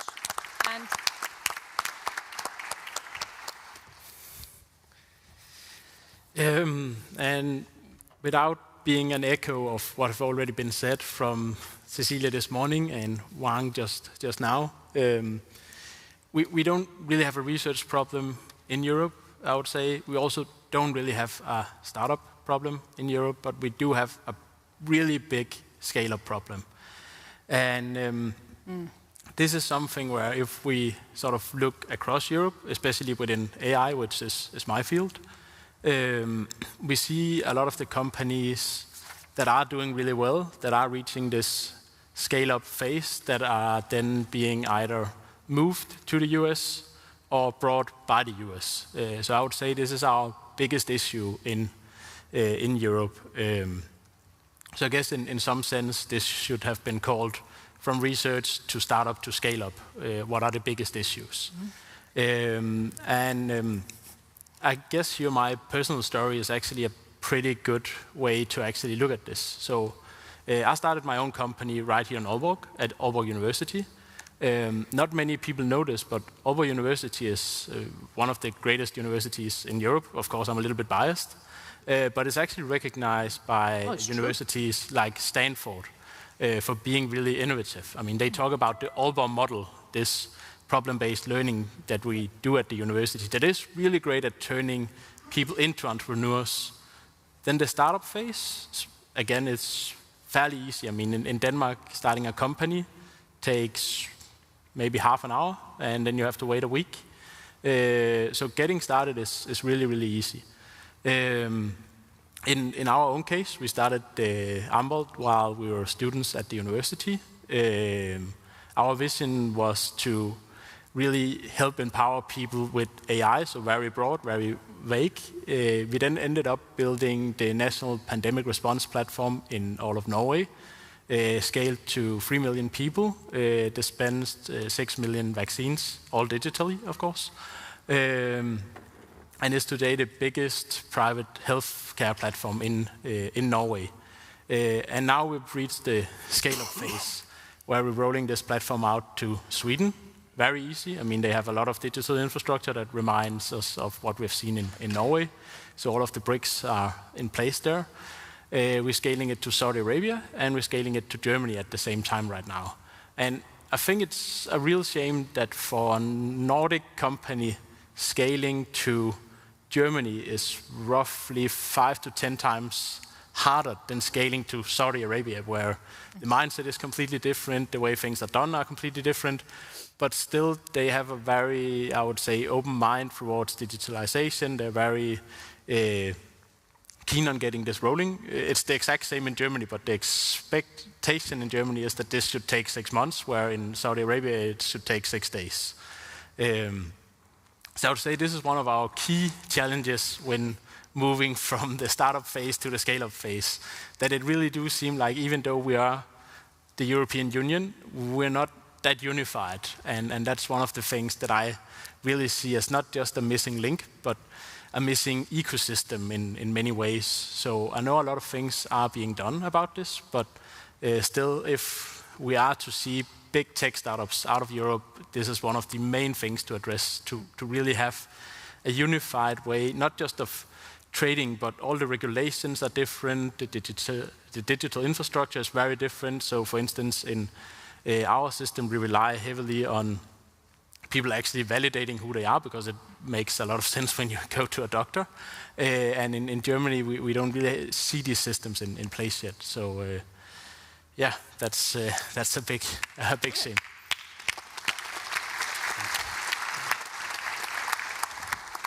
So there is now agreement that the biggest problem we have,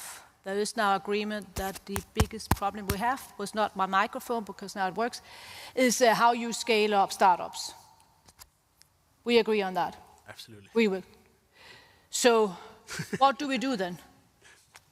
So what is the most important thing, to do? And at a certain stage, I want to ask somebody about the role of universities. And it was, great that you mentioned Aalborg University. Now I think he just left. Andrei Rogaszewski is the chairman of Aalborg University, so that should obviously also be mentioned. Yes? 2 fingers, yeah? A hand. Yeah. 5. I was waiting for the microphone. Can't have 5 minutes already. So I don't agree, and I agree, which is a complicated answer. I have good news. I'm the carrier of very good news. The future is made for Europe. We just need to make sure that the future will also be made by Europe. The future requires very small, very agile units that can recombine and do very fast and complex things and contact each other. Europe is a Micronesia of these smaller units. Be careful of not trying to make a success out of the models that have been successful in the past. It's like getting into this wonderful kitchen with lots of spices and components and complexities built over 150 years of industrialization, and then going, but we need to do hot dogs or burgers, right? That's the model of the past. It's not our success model. So part of it is scaling up, but I would challenge whether it is about having 5 unicorns. What? About building 5 unicorns, okay. 5 huge companies. Maybe it's about building 1,000 baby whatevers, right? Yeah. Baby Pegasuses or whatevers. Because the future is not what we have seen before. And making sure that the units that exist, thank you, making sure that the units that exist recombine and that we combine collaboration, that we use supercomputers at the level of minor companies, that problems are deconstructed so that we can pay on that agility. I think that's as important as being able to upscale. Does it make sense? Yeah. I have to partly agree to that too. But just to put it a little bit into perspective, I think talking about unicorns is putting the bar, and maybe this is going to sound a little bit arrogant, is putting the bar very low. Because a unicorn is $1 billion company, and $1 billion is a lot of money. But if you look at the Magnificent Seven, as they're called in the US, these are not billion-dollar companies anymore. They're trillion-dollar companies. I mean, some of them have market capitalizations in several trillion dollars, dwarfing a unicorn, I mean, by a very substantial amount. I don't even think we have sort of a word for what is going on in terms of scale in some of these companies. And I think if you look at Google as one of them, for instance, Google today brands itself as an AI company. One of their biggest things is Google DeepMind. They've done a lot of tremendous things. I mean, some of the pioneers within it have won Nobel Prizes and so on. I'm a huge fan of what they're doing. DeepMind started in the UK and were brought out by Google roughly 10 years ago. Was one of the main reasons why I went into the field, because they were doing such great things. They got, I think it was around 400 million pounds for that transaction. And today, I mean, Google's market cap is raising so much because of this. So I think we really need to sort of be serious about the scale that we need in Europe. So it's not really measured in unicorns. It's measured in thousands of unicorns if we are to really catch up. And perhaps just to add to that, maybe it's not about company size and how many companies do you have of a given size, but it's about, if we look at Denmark and Europe as a whole, what is our capacity in digital value chains? How strong are we in cloud services, for instance, in and across the value chain? And maybe also to make it a little bit more complicated, not just to look at cloud or AI, but look at the whole value chain and say, what are the parts of the value chain where we need to be able to do more ourselves in Europe? And clearly identify those choke points in the value chain and put our efforts in there, because we cannot have a complete European AI value chain, a cloud value chain. There will be some parts that will be from other parts of the world, but look at how can we actually do more where we find it strategically important, also for digital sovereignty and for our competitiveness. So whether the scale is built from a lot of building blocks, meaning a lot of small companies, or one big company, that's also for competition lawyers and so on. But the basic point is we really need to have stronger capacities in Europe. Remember, you can use Slido. Anders, you said that you are not speaking for the Commission. We got that. But I mean, you can still advise us here in the audience, right? Aalborg-hallen, on what would be the smartest thing for the EU to do, particularly also when you look upon the MFF negotiation coming up. What would you think would be the most important thing, just for us? So if I look in at what we've been successful doing, it's about joining up Europe and combining the funds, because we need to, whilst there are some very big countries in the European Union, there are also some smaller countries. By joining joining everyone up in common pools and working together, we actually end up getting so much more. If we look at the supercomputers, we would never, well, never is a big, I don't think we would have had Lumi in Finland, Leonardo, and I mean, these are, when we listed Lumi and Leonardo on the top 500, they were number 3 and number 4 in the world. So I mean, that was simply not possible for a single country to do before that. And I think, which is also what's pointed out in the Draghi report, I think there is room for more initiatives like that, because we need the infrastructure, we need these things to be available in Europe to European researchers, because otherwise there is it's not that the research is going to stop, but it's not going to happen in Europe. Well. So by providing and that's very much where I think EuroHPC as a vehicle has become successful, is by providing the infrastructure to the scientists. All of a sudden we are allowing European science to continue in Europe, not that people have to leave for the US or, for that matter, for Asia, in order to have the tools available to them. This has been a tremendous change. And of course, there's the geopolitical word. I mean, things also changed, you know? So I think now more than ever, the fact that we may even have an advantage, that there may even be scientists from elsewhere that would wish to now use the tools in Europe rather than. So I think that's where I think we've been very successful. I think it's not for me to. I have my personal opinion on the whole thing about the US. What I would point out is we're kidding ourselves if we think it's a level playing field. And speaking for the domain I'm in, much of the research in real high tech outside of Europe is being done by specific programs which our European companies cannot participate in. Within supercomputing, the DAPA program is a very significant vehicle in the US that makes fantastic research, but it's not a club that our European players will ever be invited into. So we should not lose sight of the fact that it's not as such a level playing field. And I think when we look at companies that choose to then move to the US, I don't think we should lose sight of the fact that what they're gaining is the US market, but they're not losing the European market. Yeah.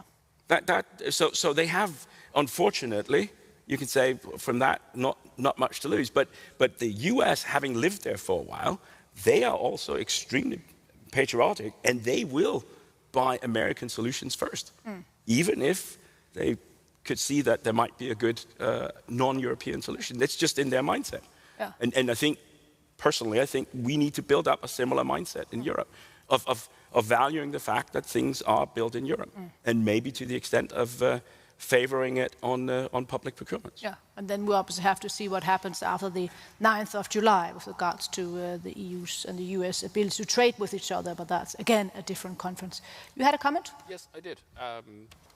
Just wait for the microphone. Okay. Yeah, you also have to wait 2 seconds. Yes. Okay. So I agree, we have great scale at the research level. It's important to remember that once you've trained these AI models, where they actually start generating societal value is once we implement them in organizations. And that's when we start to look at a different kind of compute. That's when we go for inference computing. And here we have an opportunity to actually race ahead. And speaking to scale, one of the things we can do in Europe is we can take a distributed and federated approach. As you said, few countries can do this alone. It's the same with cloud providers and AI providers. Few can do it alone. But some can actually federate their clouds, and in that way we can distribute and work across. So there are ways to do that. But we need to also look at inference, because that's where we as a society gain benefits from AI. And as we heard earlier, we're going to be missing 1 million people every year going towards 2050, and we have to get those technologies out and rolling. We have some excellent questions up here. There's one to you specifically, Andreas. I'm sure you can read it. What was the hardest? What was the hardest? Building the technology or navigating the business and regulation challenges? So I come from a background as a computer scientist, so building the technology was easy. And we have, I would say, some of the best tech people in all of Denmark. But again, I'm biased. Navigating the business, I would say we were quite lucky, to be honest. So the pandemic platform was a project that started 2 years prior to the pandemic with a vision of helping doctors remove administrative tasks. So one of the main regulations, not in the tech business, but in the medical field, is that if you are a doctor, you have to document more, you have to be more specific about what you're doing and so on. And in Europe, I would say in general, we have this very risk-averse approach. So we tend to overdo things in terms of regulation and in terms of documentation, not just in technology, but across, I would say, pretty much everything we're doing. And regulation is very important, but still, sometimes we should be thinking a little bit more about the people who actually have to do the work and how these workflows fit into them. So that was sort of the original idea of the business. And then the pandemic came, and that really changed the landscape in the medical field, I would say, quite significantly. So we, in our office, joke that the field matured 100 years within a year with this 100-year incident. But really, it was the case. So all of a sudden, everyone was very enthusiastic about technology. They had a huge problem with not being able to reach their citizens and so on. So the business part, but also, I would say, pretty straightforward. And then the regulation challenges have been by far the most challenging part, just to sum it up. Again, because we are so risk adverse in Europe, and for a startup like ours, I mean, the fines you look into when talking about GDPR is, it's not just a fine, it's, I would say, a death blow if you mess something up. So that have really been the main thing that we have spent, I would say, way too much time on. So we're the only system in Norway, for instance, that is ISO 27001 certified, and that was, I mean, a very, very long, very challenging process.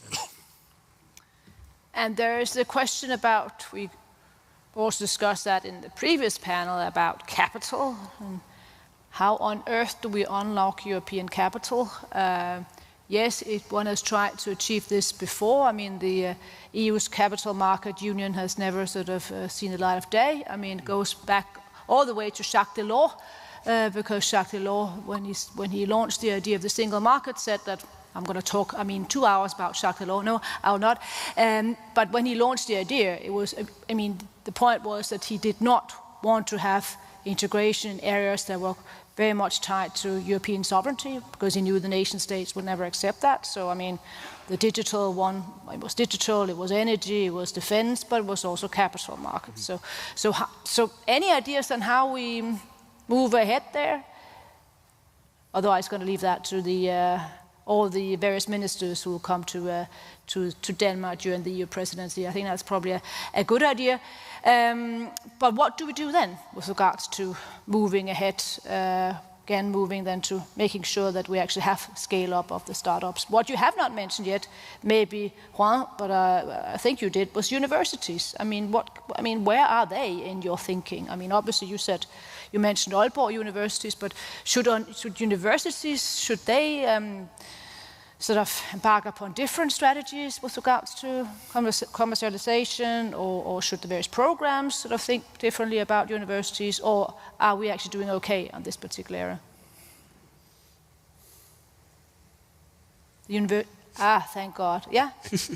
Well, I think it's hard to just conclude that everything is awesome and we should just go and go do other things. Of course, things can always improve. But we also have to look at some of the things that really work for fostering. At DTU, we looked at more than 1,000 companies over 17 years. And some of the things that really work is bringing in experienced people from industry early. That is a significant portion, typically in a formal role like a board. But this idea of cross-pollinating knowledge across sectors. This is where we have a big hope for AI, which can also help to facilitate cross-pollination of knowledge. So this idea of mobility, we talked about a little bit about mobility, and we can get better at that, certainly at the university level as well. Mobility of people and mobility of information. So we've heard here that we actually do okay in terms of ideas, but there's certain areas we could improve in that, and I'd go to mobility and looking at perhaps more interaction with industry. Any comments? Yep. Maybe on the funding part, I don't have the solution for Capital Markets Union. Would love to, but I do not have it. A lot of very. Neither does Ursula von der Leyen, unfortunately. But I think on funding, I think also Draghi pointed to the fact that a lot of systemic investors in Europe, they are investing a lot in tech, a huge amount in tech, but not in Europe. And what does that come down to? That comes down to a good Danish startup pointing to GDPR compliance as the biggest barrier, not to invent a product or to make a business, but regulatory compliance. The business case is not good enough. That is why the systemic investors are looking to Silicon Valley or other parts of the world. So just bringing back to it, so we need to make our framework better, to make the business case for startups better, to get investments in Europe or to Europe instead of pouring money out of our beloved continent. So I think the ideas are there. A lot of the money is actually also there. So we need to look at the framework to make it happen here as well. So it's connecting the dots, and if that takes looking at the GDPR or other things, I think let's look to that with an open mind. Of course, without throwing the baby out with the water, but looking at things with fresh eyes. And then, of course, additionally, do more like the good things that Anders is doing, and also some of the things that you're mentioning are being thrown at you. Sorry for that, with the AI factories and gigafactories, but actually building up capacities, infrastructures, and making them available for researchers and startups to test their AI models solution and bring them closer to market. And I really think the idea of a factory is a good idea. It's not just a supercomputer. It's also access to the data, to the skills, to an easy access that Anders is doing everything he can to make as easy as possible for SMEs and startups. So it's like a factory where we have everything under one roof, so to say. So that is also what we can do in terms of providing funding. Wang, you get the floor now, but I mean, maybe you could also look upon the last question, which basically sort of completely turns my question around. Should universities perhaps focus on what they were built for, foundational research and education? That's a better question asked to someone from universities. No, but you are there. Let me answer the other one first, and I'll end up. I had the pleasure to attend the GTC in Paris some weeks ago, 2-3 weeks ago, and that was Jensen, the founder and CEO of NVIDIA, and then Mistral, and then President Macron, and talking about building the European infrastructure. And one of the sentences that stuck with me is, our intelligence is too dear to outsource it. What we have used 150 years of post-industrialization to become the best to do some furniture or some food or some your products, for tracking humane contagions. That's too dear to send somewhere else. It has to stand, ideally, on the grounds of each company, of each university, of each nation. And this is what the network can do. So the concept of having AI factories, which is factories of tokens, of AI tokens, not only the infrastructure itself, but the infrastructure in function, is really clue to maintaining our freedom to operate and to protect our knowledge and to pass it on and to develop further on it.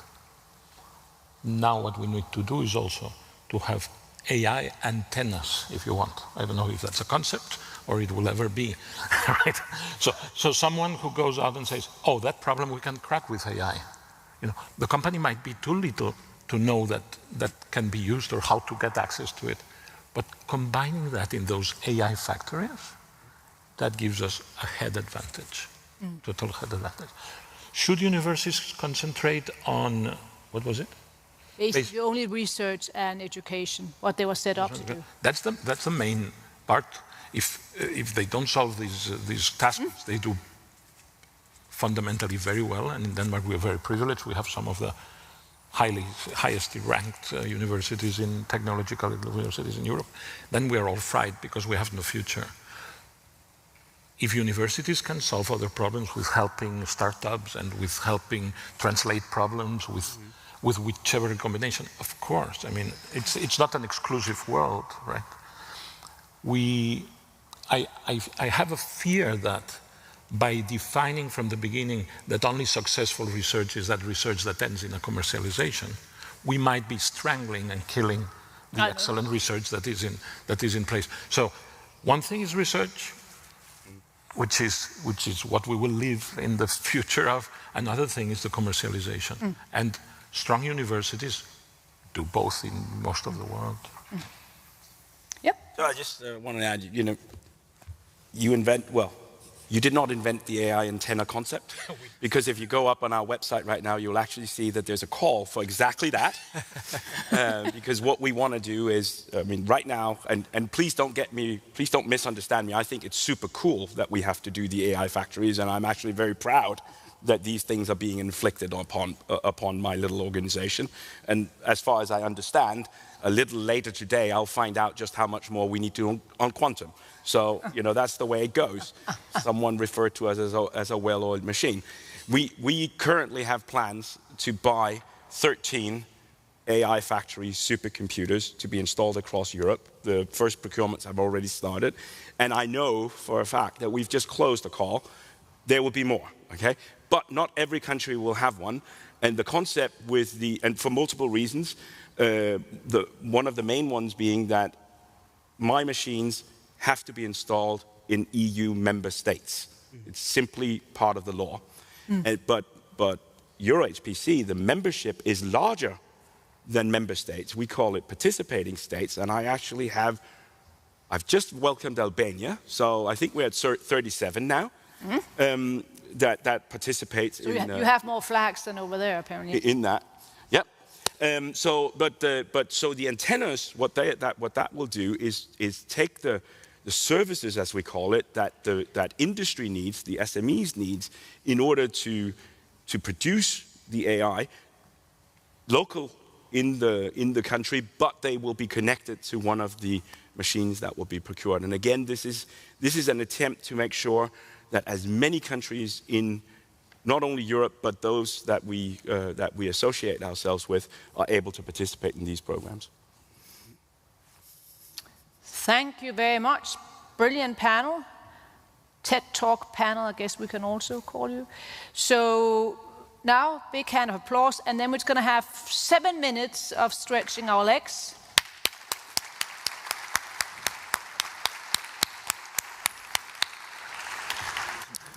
Mange tak.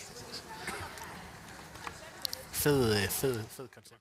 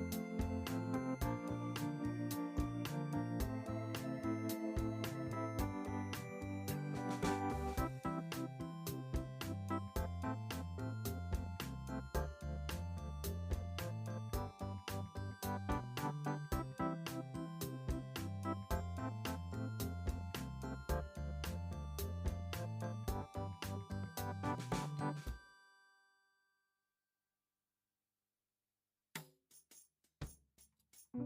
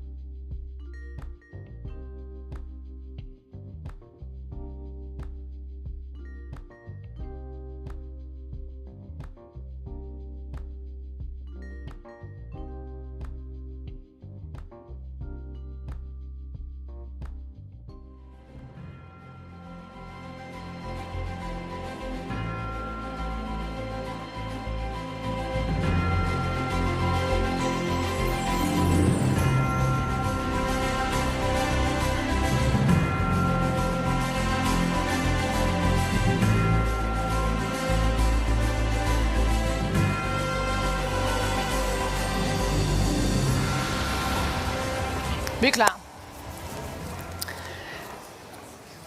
Good. Welcome back to this even more important session, even more brilliant session, I can already now assure you.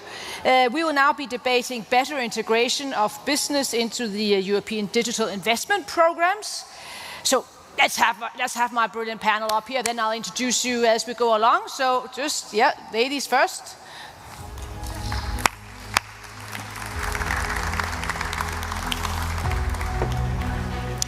As I already alluded to, it was not just Mario Draghi who was commissioned to write a report.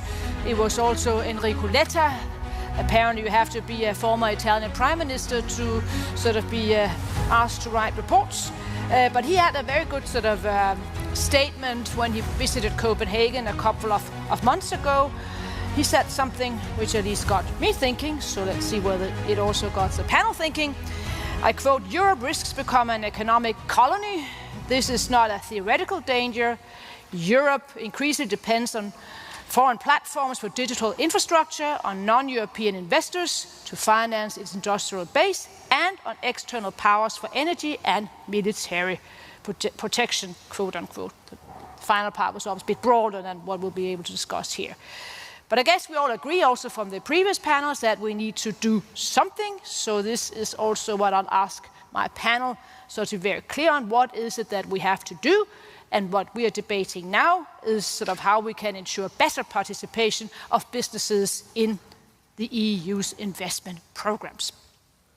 And I'll introduce you as we go along.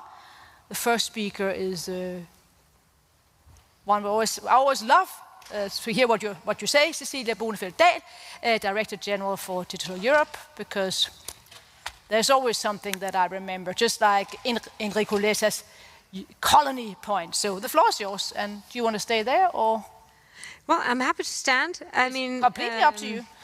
So first of all, I totally adhere to what was said on stage before. We do not have an innovation problem. We have a scalability problem. And the future is not just made of small companies, also made of second-generation innovations that will be large-scale companies. Right now, the innovation cycles that we see in Ukraine is down to 2 to 4 weeks of fundamentally new features created by industry. And one of the reasons that they hold stand is that they have used digital capabilities from the start. And they have hired into the Ministry of Defense and into the Ministry of Digitalization private sector, young people, coders, innovators, entrepreneurs. So their research and development is one with their fundamental needs. So how can we basically learn from that? How can we basically create systems that are so agile that it's not that we are funding someone to potentially write a report that ends up on a shelf and then maybe the research and development will turn into a commercial startup, and maybe this startup will have the first funding or even the second or the third funding round in Europe, but eventually will leave for either United States or somewhere else because we don't have scalable markets. In the end, we are a liberal democracy. A liberal democracy is basically, the fundamental model is that we have industry, they make money, they pay tax, and they make the world go round. So if we want this kind of next generation, large-scale innovators, more of them. One, we need to keep the ones we have. The Nokia, Ericsson, SAP, Grundfos, Danfoss, Siemens, Helsing AI. I could mention Quantum System, ISI from Finland. We need to keep them, but they need larger scale investments. Second of all, why don't we do what Aalborg University is doing? They're excellent at this. This is one of the centers of innovation. There are tremendous amount of innovations coming out of Aalborg University. And I was discussing with Jane just before that 3,000 patents come out of Aalborg University with Nokia. It's 25 years of collaboration on patents and IP coming straight out of Aalborg University in collaboration with real companies. So why would we ever launch innovation programs in the EU without having commercial partners to basically bring them to market? Well, two things we need to change. One, we should stop putting funding in small buckets. We need bigger buckets.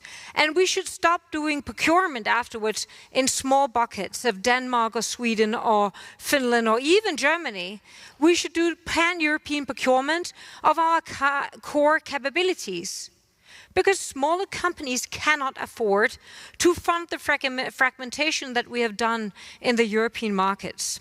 So first, let's make sure that any kind of funding in the EU is connected with real commercial partners. Two, let's make sure that there are programs, commercial programs, to actually buy stuff from these companies afterwards at scale, so they can stay here and invest here.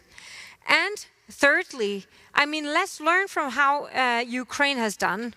They have real innovators. It's a part of their DNA. They don't think them and us. And let's have like a distance between the private sector and the public sector. Right now, 99% of all the innovations are done in either by the companies or together with the companies. So when we look at the EU budget, last point, when we look at the EU budget, 90% of the funding is earmarked for non-innovative activities.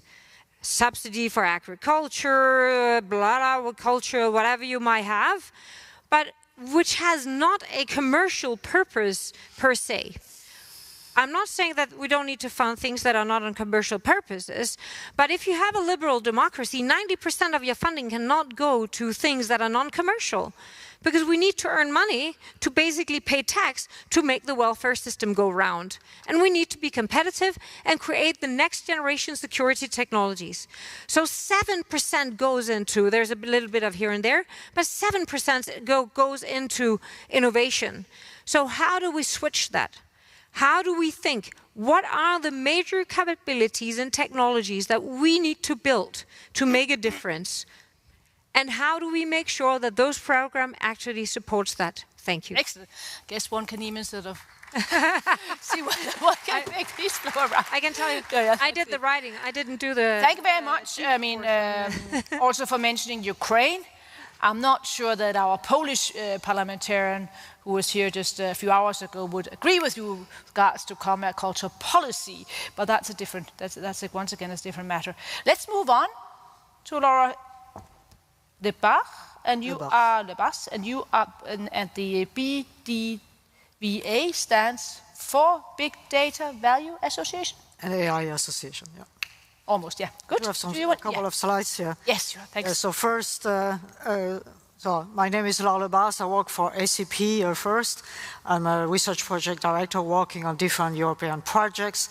One of this is Big Data Value. ACP is a co-founder 11 years ago. I'm currently a vice president.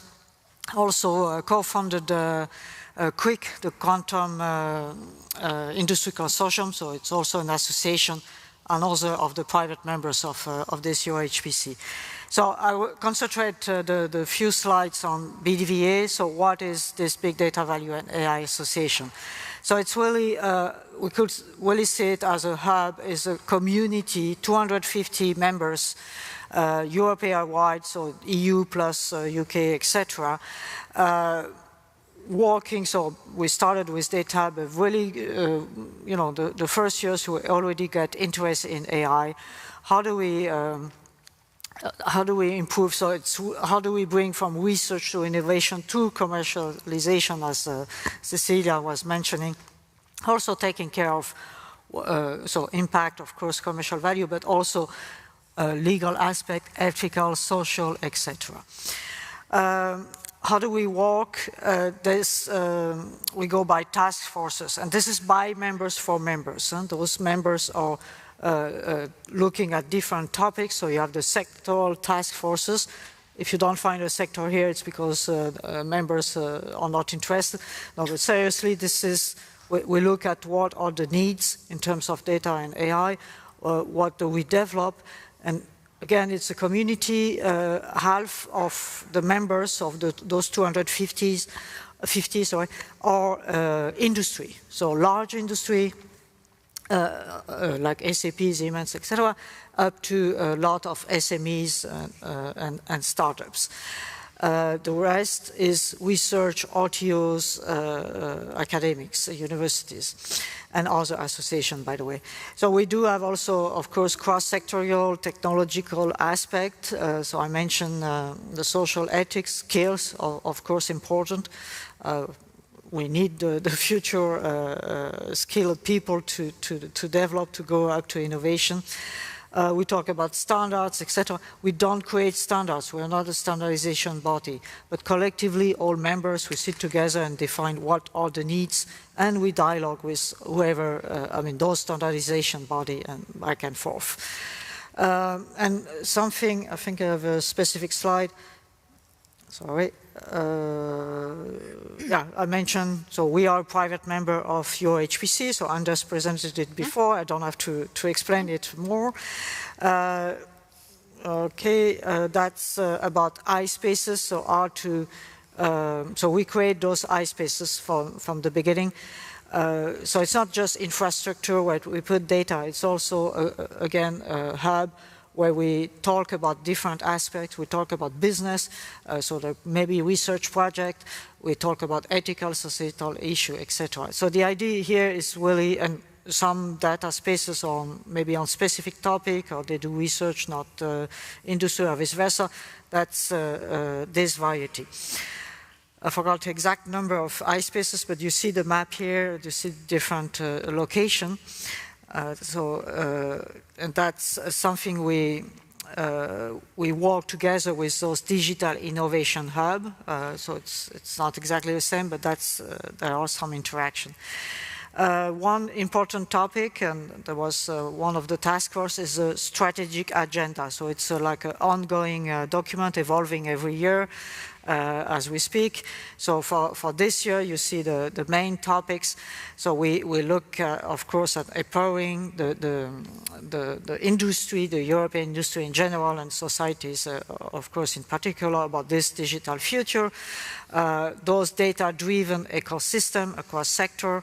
And again, AI is part of it. You cannot make AI if you don't have the data. Making sure those data and AI innovation, there is a fit. I mean, what we have as a platform, as infrastructure is really a good fit, and vice versa. Sustainability is also, I mean, if you talk about efficiency, it's nice to have a research project, but you need some long-term view on this. And of course, I mentioned again, everything related to ethics and compliance is important. So this is a full document that you may look at. Well. Excellent, brilliant, thanks.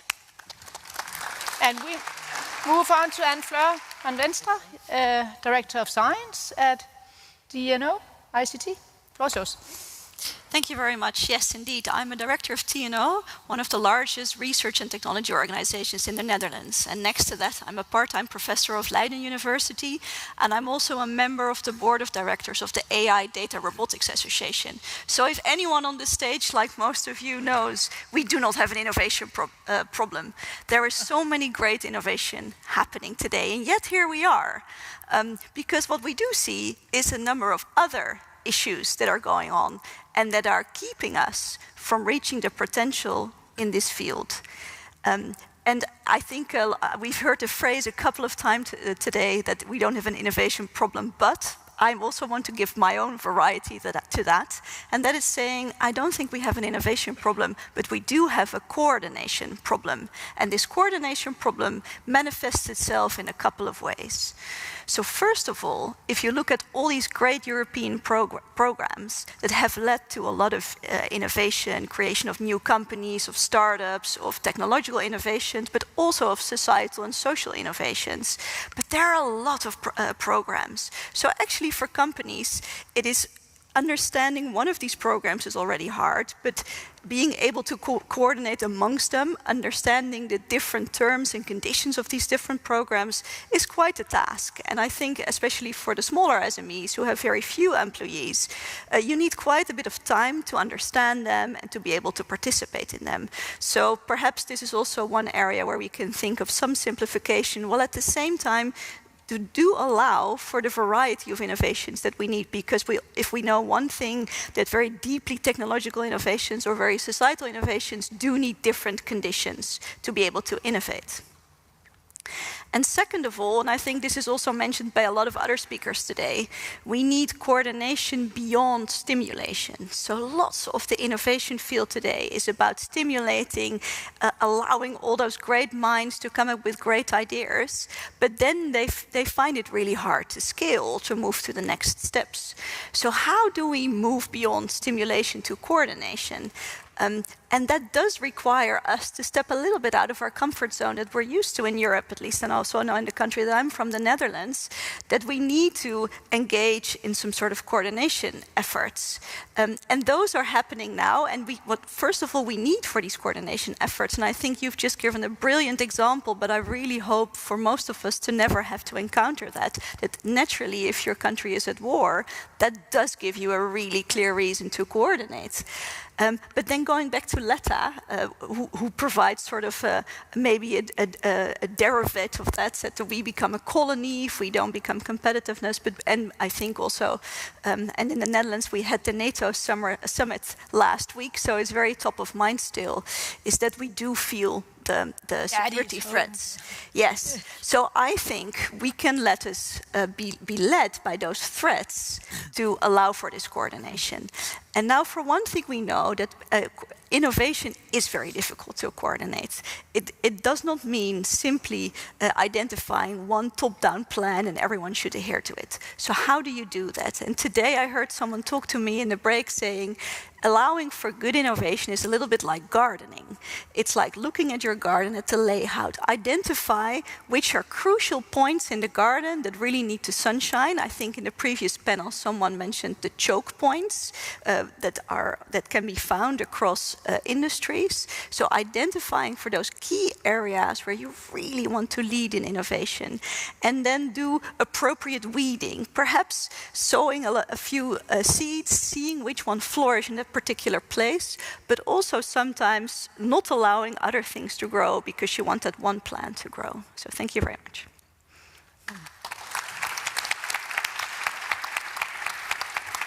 I guess I should do something about my garden, I mean, during the summer holiday, but it looks terrible.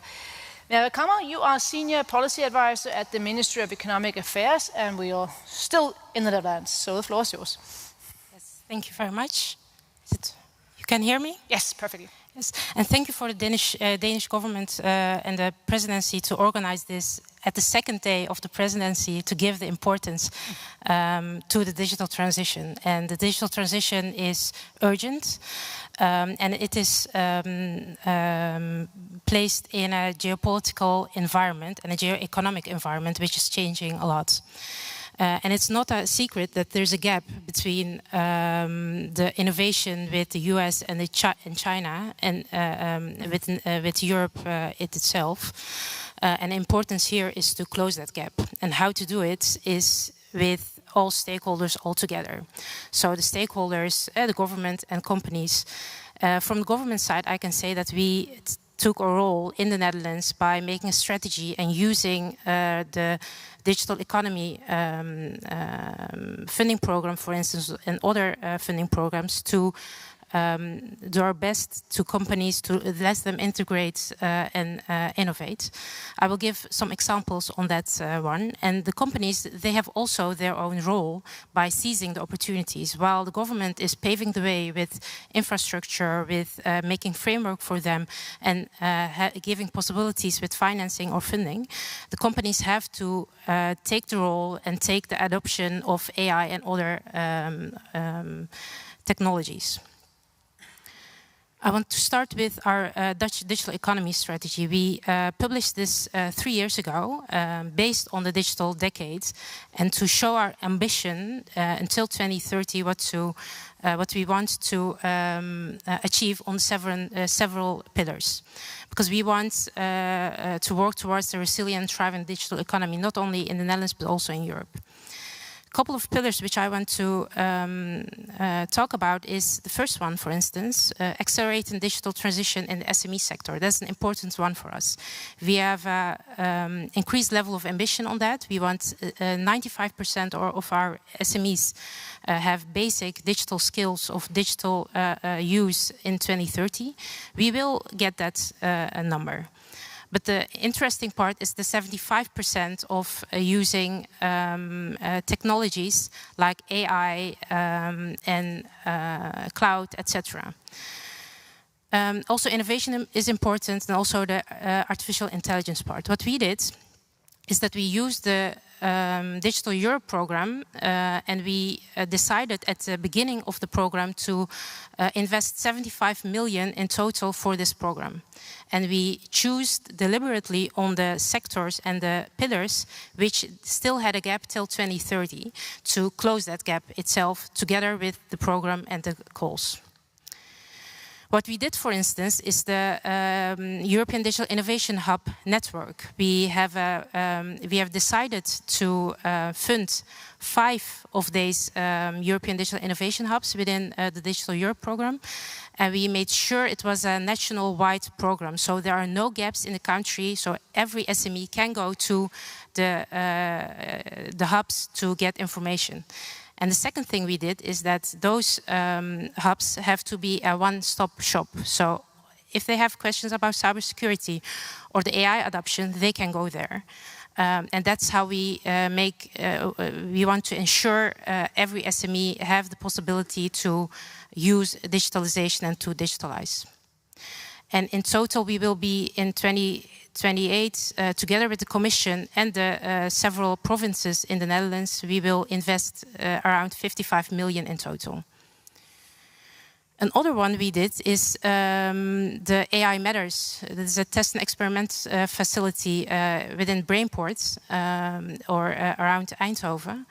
And this is also what we financed, to make possible for organizations to go there with their prototypes and to test their products. And the same goes for the test and experimentation facility for the agri-foods. We funded that together with our Ministry of Agri-Foods. And the new information we have, it's last week we made public that we will invest also for the AI facility with 70 million from the government, 60 million from the provinces, and there will be a co-financing of 70 million from the Commission when the application is accepted. So the application process is just done and we are waiting for the results from the Commission. And this is also showing that we want to be frontrunner, or SMEs and other organizations to be frontrunners on the AI topic, because there is a gap for us in the Netherlands on AI. But this is also successful, the Digital Europe program, because we see that all the budget, 75 million, is now allocated total. What we also did is a good support system by our Netherlands Enterprise Agency and our NCP network. They help those organizations writing those proposals and having contact with several countries in Europe to make possible that there are consortia, that there are good consortia and they can get success within the Commission. And the success is there. Last year we were #1 as the Netherlands in Europe with the return rate, and this year we are half at the year. So we're still discussing who will be the first one. Together with Denmark and France, we're in the top 3.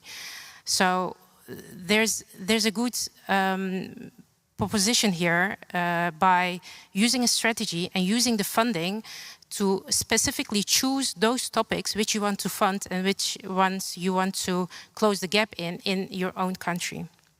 And what I want to say, closing off, is that we need this also in Europe altogether.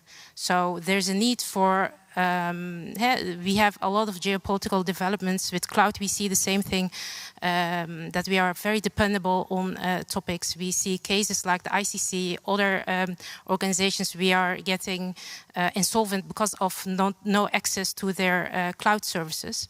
So that's why it's important that we have the competitiveness compass. And I want to echo the D9 Plus Amsterdam Declaration. The D9 Plus is the frontrunner countries, 13 countries in Europe who come together on digitalization topics. The last time was in Amsterdam, in my hometown. And there was a call for a strategic approach to technology with a strong digital component. So we need a strong digital strategy in Europe, choosing those technologies which we want to be frontrunners in Europe, and have also the funding ready.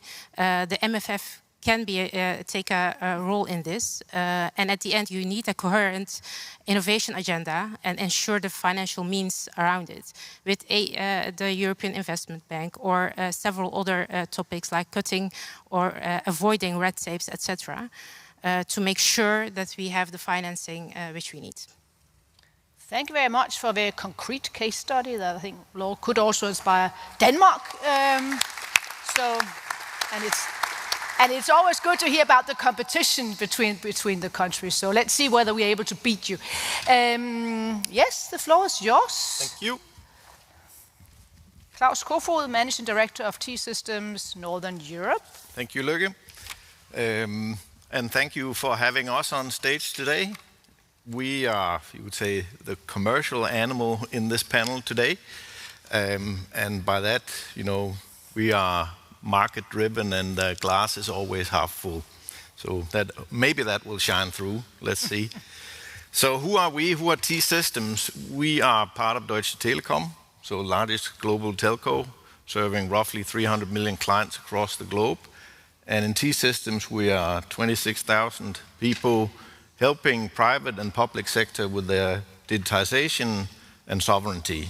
Some of the examples you can see on the page here behind me, and I see that Ambold and we have been working sort of in the same field. And that's cool, right? A big animal and a small startup sort of solving some of the same problems. I think we have drained this during the day. Our perspective of this is not that it's either or, but it's an and.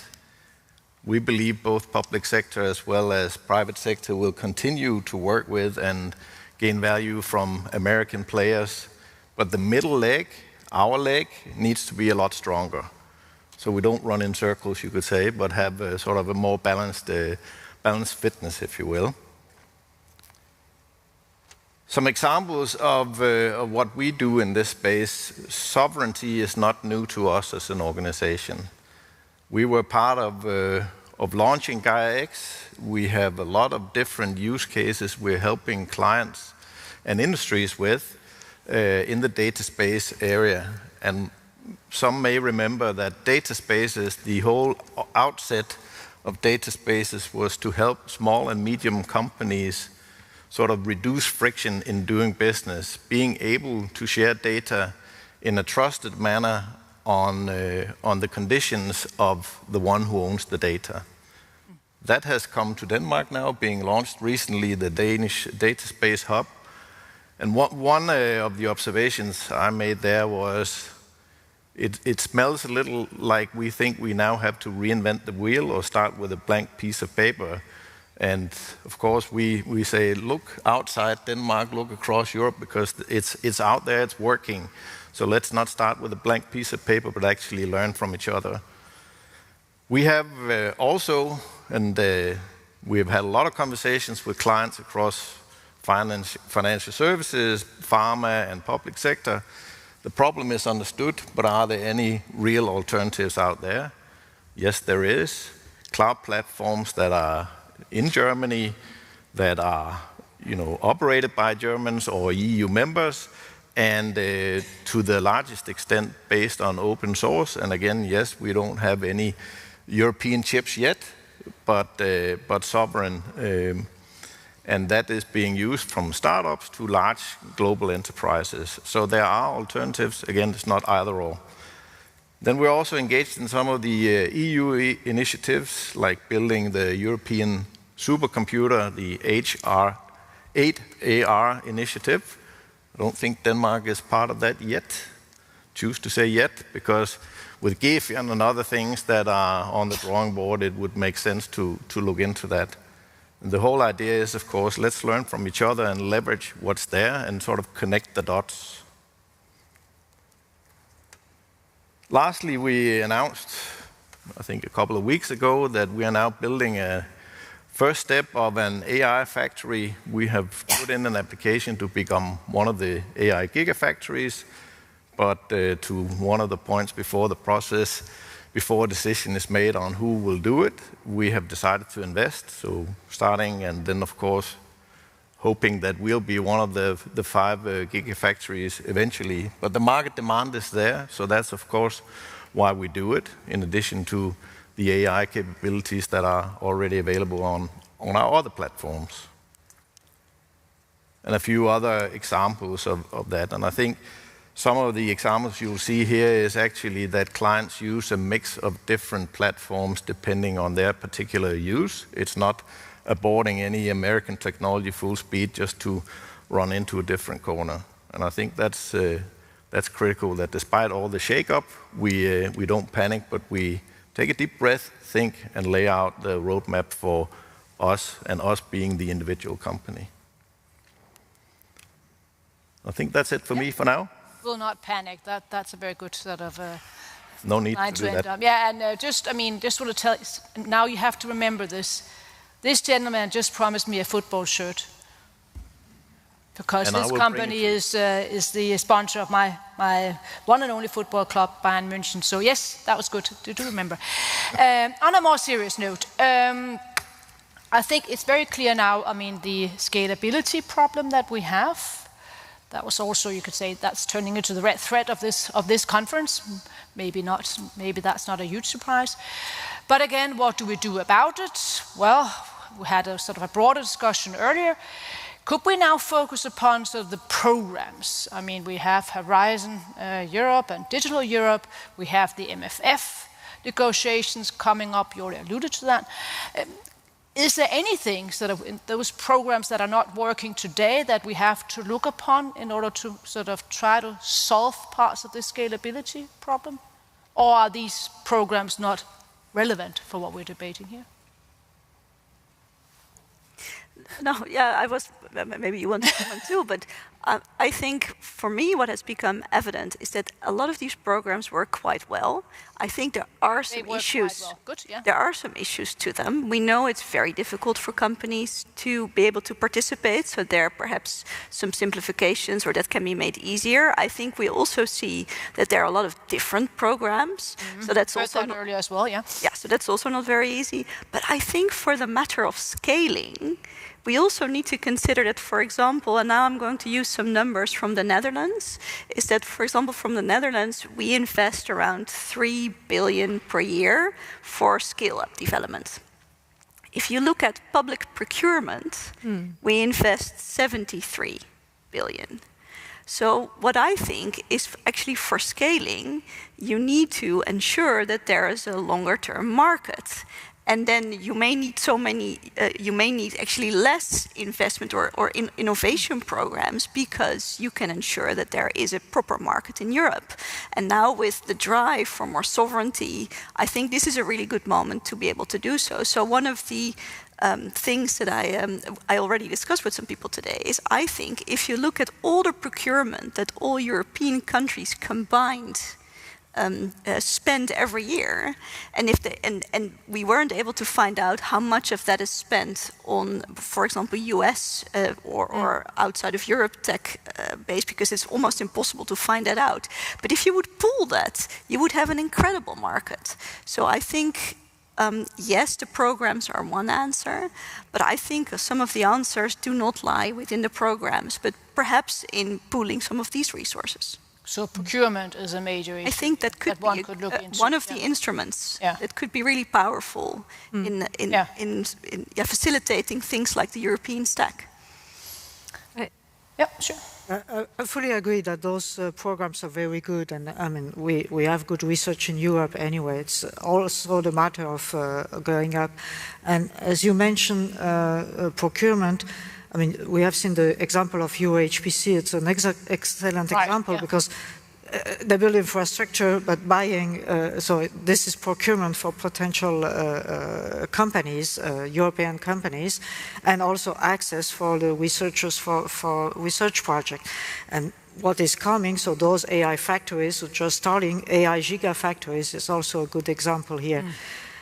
Because in AI gigafactories you have the public-private partnership notion. So we're here how to combine really, and we have seen the answer to the expression of interest was overwhelming EuroHPC itself, and even the Commission didn't expect so much success.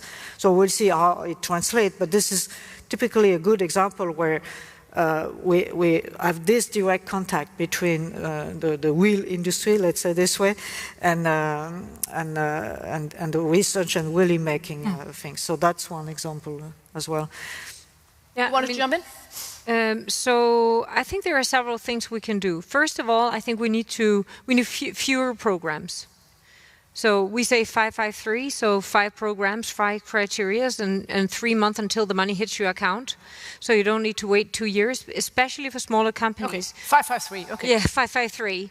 And 20% of the cost of actually bidding goes up front for trying to get the bid. Then you have to wait 2 years, and then you get the money.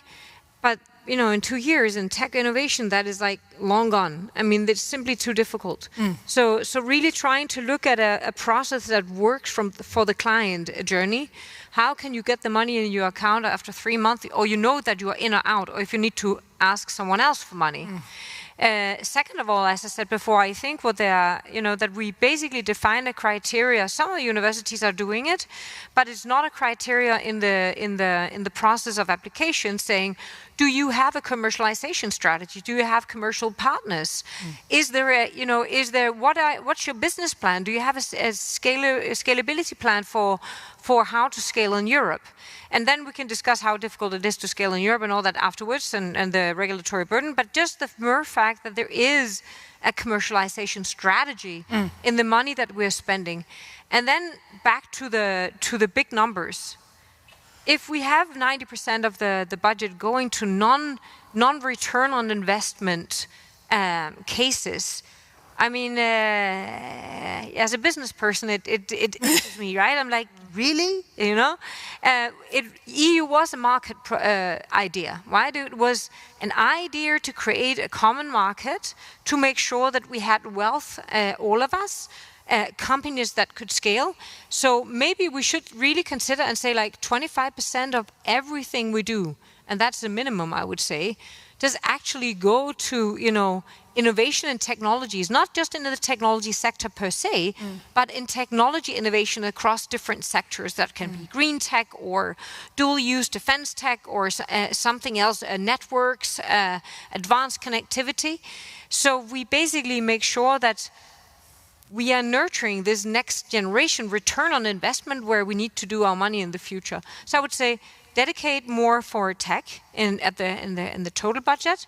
Make sure that there is a criteria on commercialization strategy and heavily simplification of the programs and how you actually get the money. Could be 3 things. And maybe one last comment on procurement. I totally agree. It's nearly 20% of our GDP is public procurement, right? And around 86% goes to non-European companies. What they did in the UK, and I don't know if the gentleman was here, I actually met him, they dedicated 25% of the procurement to SMEs on technologies. And really direct contracting, not in some consortium where they squeeze the prices down and you end up with the worst guys because you can't afford to send the good guys, but really dedicating 25% of the public procurement on technologies to SMEs. So that could be another tools. And then, of course, pan-European coordination. We did it in defense. We did it in vaccines. Why would we not do it in technologies? Nobody, I mean, we love small, right?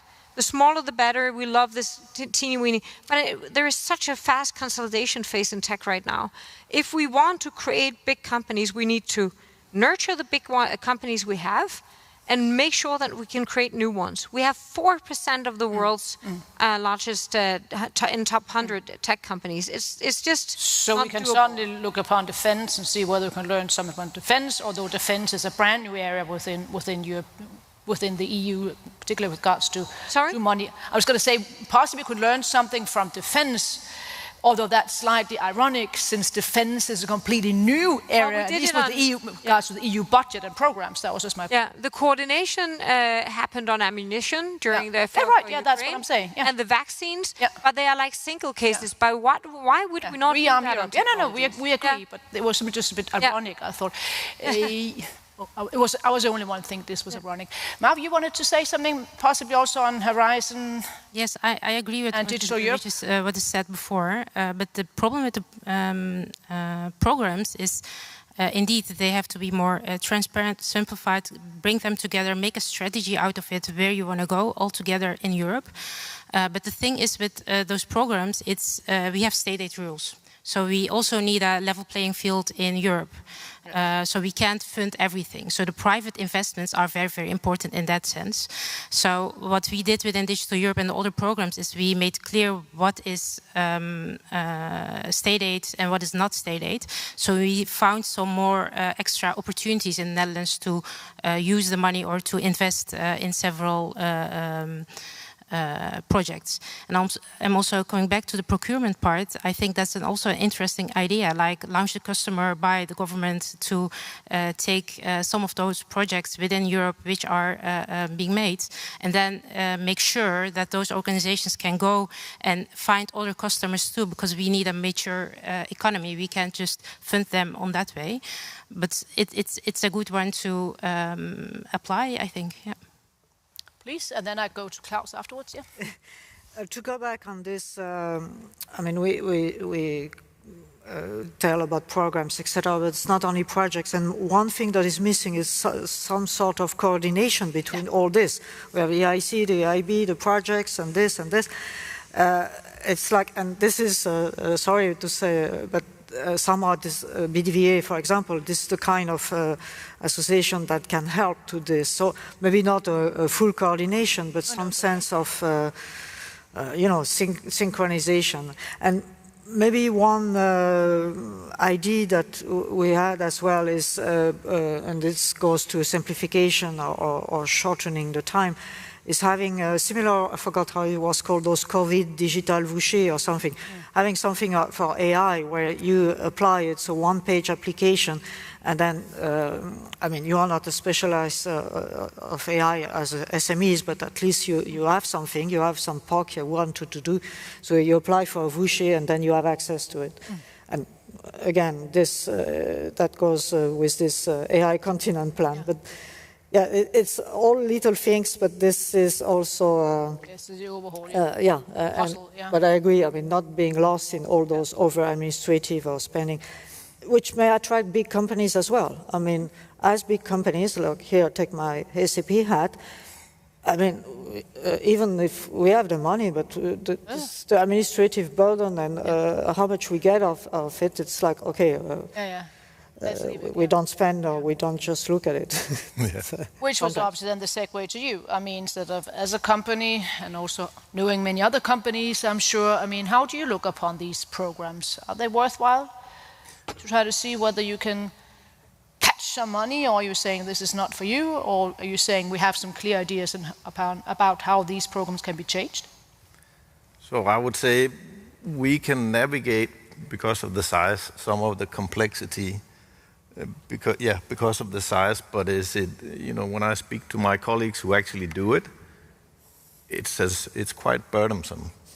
And I think we have the same evaluation as you do in SAP, that, you know, you pick your battles and you go where you think it will eventually have a return. And you can't help but think, if we have, you could call it compelling events, like what's happening in Ukraine, or when we had COVID, we are able to move fast there. So what are the key learnings we can take from those events and implement more in a normal day-to-day scenario? There must be things we can weed out to make life easier and the processes move faster. Maybe also because of the reporting that you have to do and the monitoring, at least that's the first question that we see up there. And maybe thinking more like a venture capitalist, like you, I think you said before, that let's look at what is the outcome that we're aiming for, and let's also look at, somebody said in an earlier panel, let's have some stage gates. Say, okay, let's get to a minimum viable product quickly. Let's show we can create value, and if those proof points are there, we continue. If not, then we think again. And maybe one little thing, we should not think only on making SMEs growing or scaling up. We should have a global growth of the economy, having a European competitiveness. And that, and big players as well as SME are important. It's just it's not something, okay, so many SMEs scale up from this or this. No, how much of the market, how much, and going out of Europe, expanding outside Europe. Thank you for clarifying that as well. Let's just have a final question from Slido. Now we're going to turn everything sort of upside down with regards to scalability.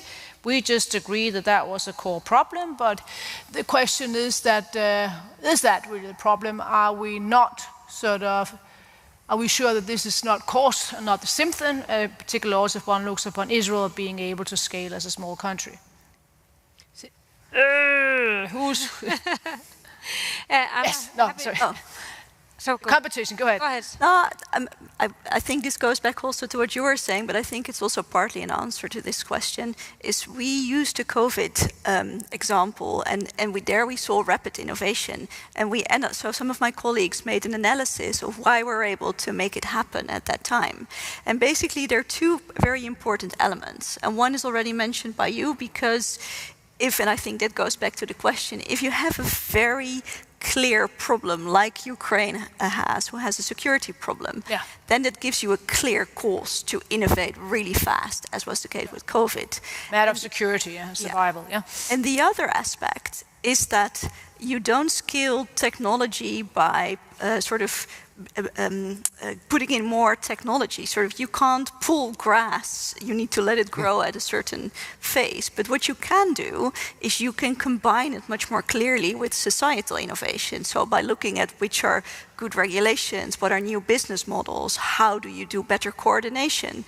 And that is then the accelerator of the technology. So I think if you take these two elements, and they're both really present in this day and age, and the will is really there. So I think if you take those two elements and you think about how we're going to move forward and build the innovation ecosystem that we think is suitable for today's issues, then that can give you some clues of how to do this. Any comments over that? No? Maybe just to say that I think there are some really good things happening at the moment. I mean, it's the first time in history that we are able in the EU to invest in dual-use technologies. And dual-use technologies is nearly everything. In the old days, and people were like, I'm not dual-use, right? Because it was like something bad, you could do two things with it, right?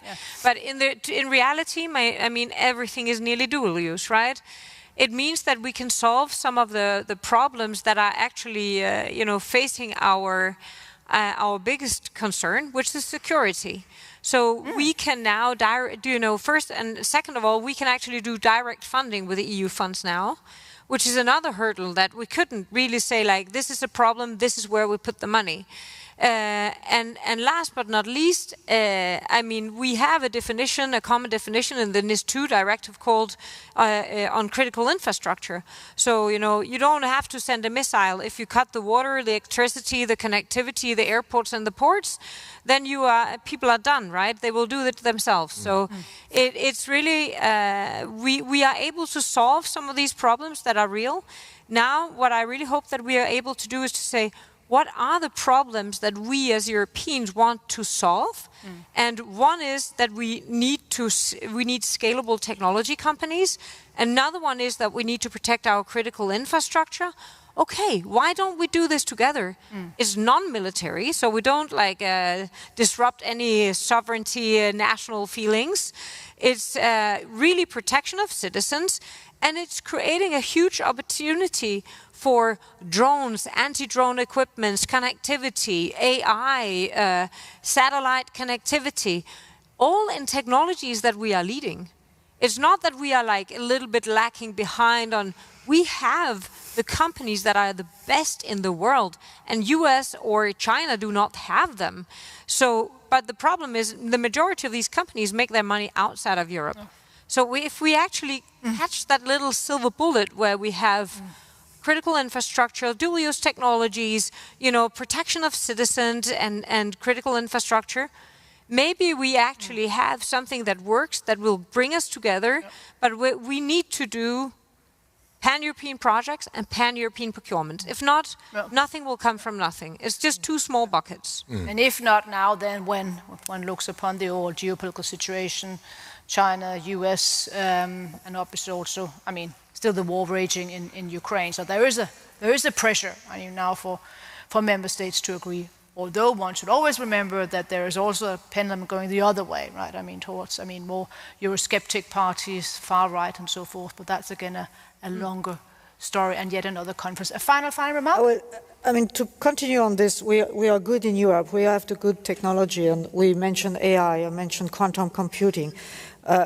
We should not, I mean, I'm tired of hearing, okay, we are behind America and China is, etc., and we are lacking this and lacking this. This is not true. We just do things differently, and this is our strength. The GDPR is a perfect example. Everybody was like complaining about it, but guess what? This is to protect citizens.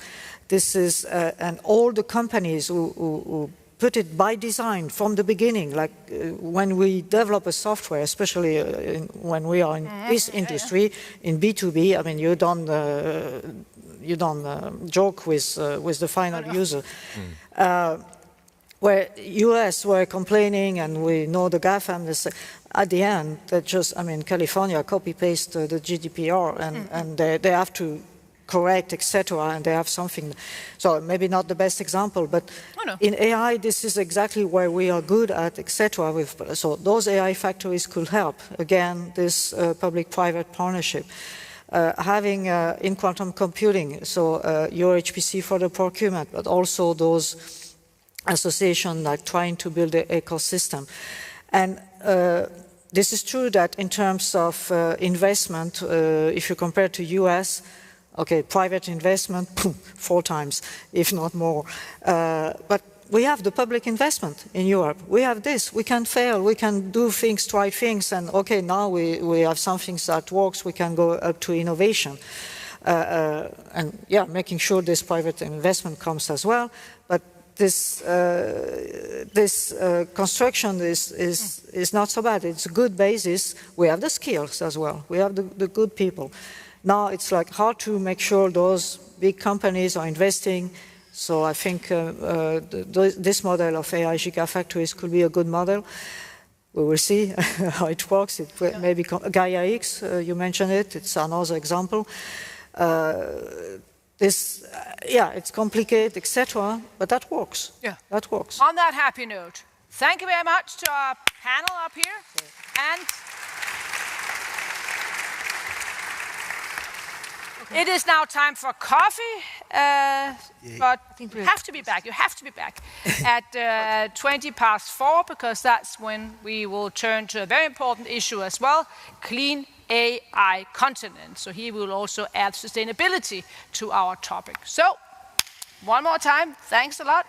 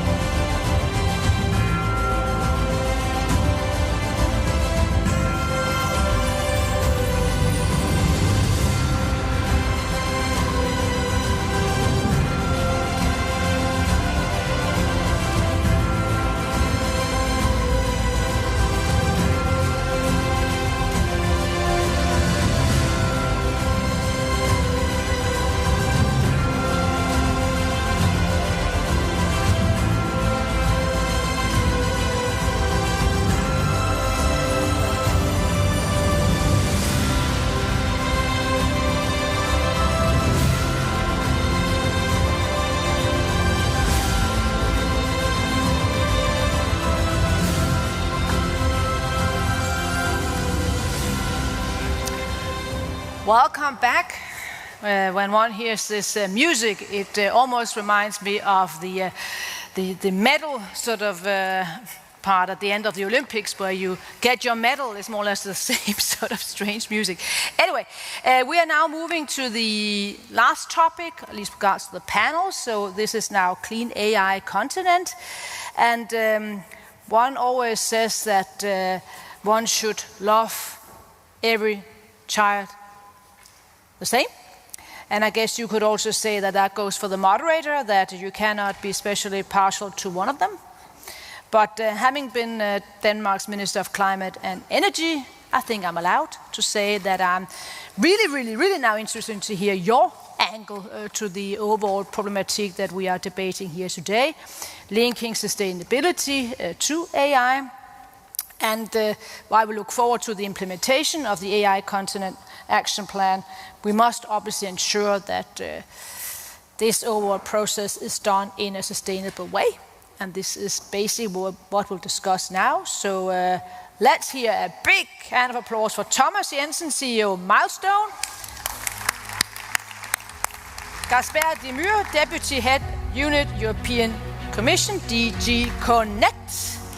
And Alberto Ranani, CEO, Net Zero Innovation Hub for Data Centers. Goodness, that was a long title. Ravhavendra Selvan, yes, I'm sure I got it wrong, Assistant Professor, University of Copenhagen, and Eskil Schødt-Thyssen, VP of Consulting Services, Idora. Okay. And we have agreed that we'll do what we did in the previous sessions, sort of to have your pitch. What is your sort of most important message to all of us? Where do you also see aspects of what you're doing that we should remember once we leave Aalborg? So this is our task, and then I'll try to see whether I can tease out an overall sort of common ground, and then we debate that. And I will obviously also remember to have some of the various questions that we get on the Slido be part of our discussion. And we're going to start in the order I see up there. So, Thomas.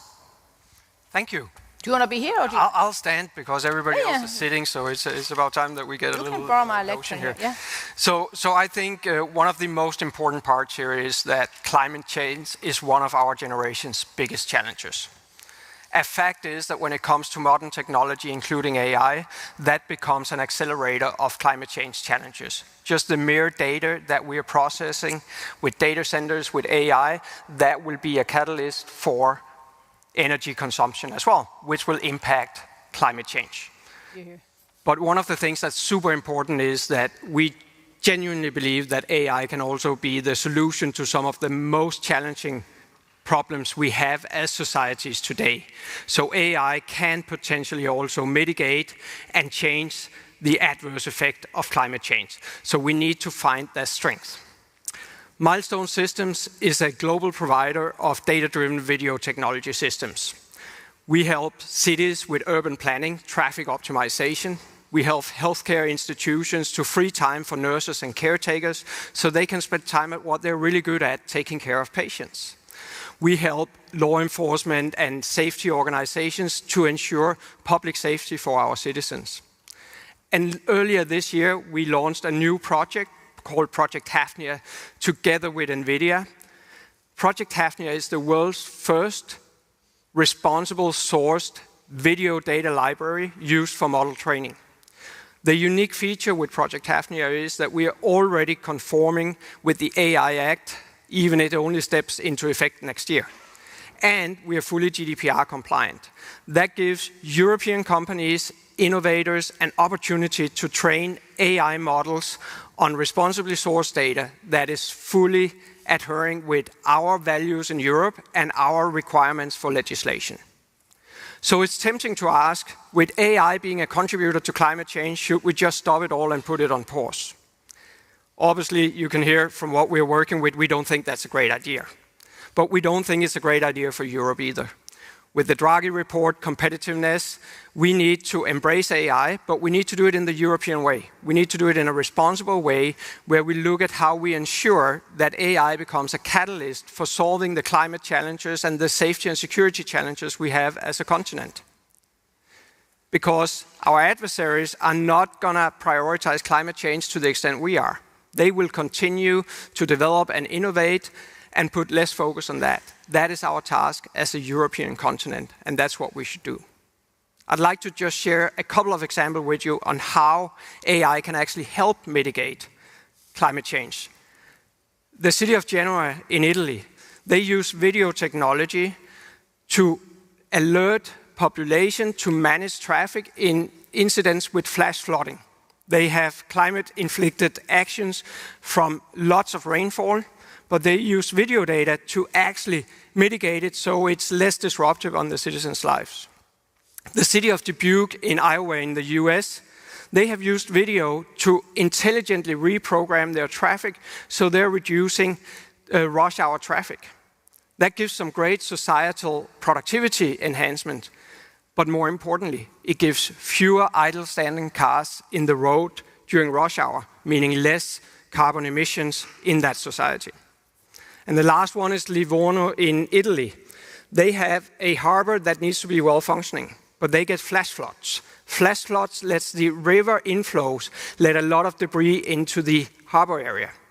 With intelligently AI-driven video technology, they can mitigate it and stop it before it disrupts the port operation.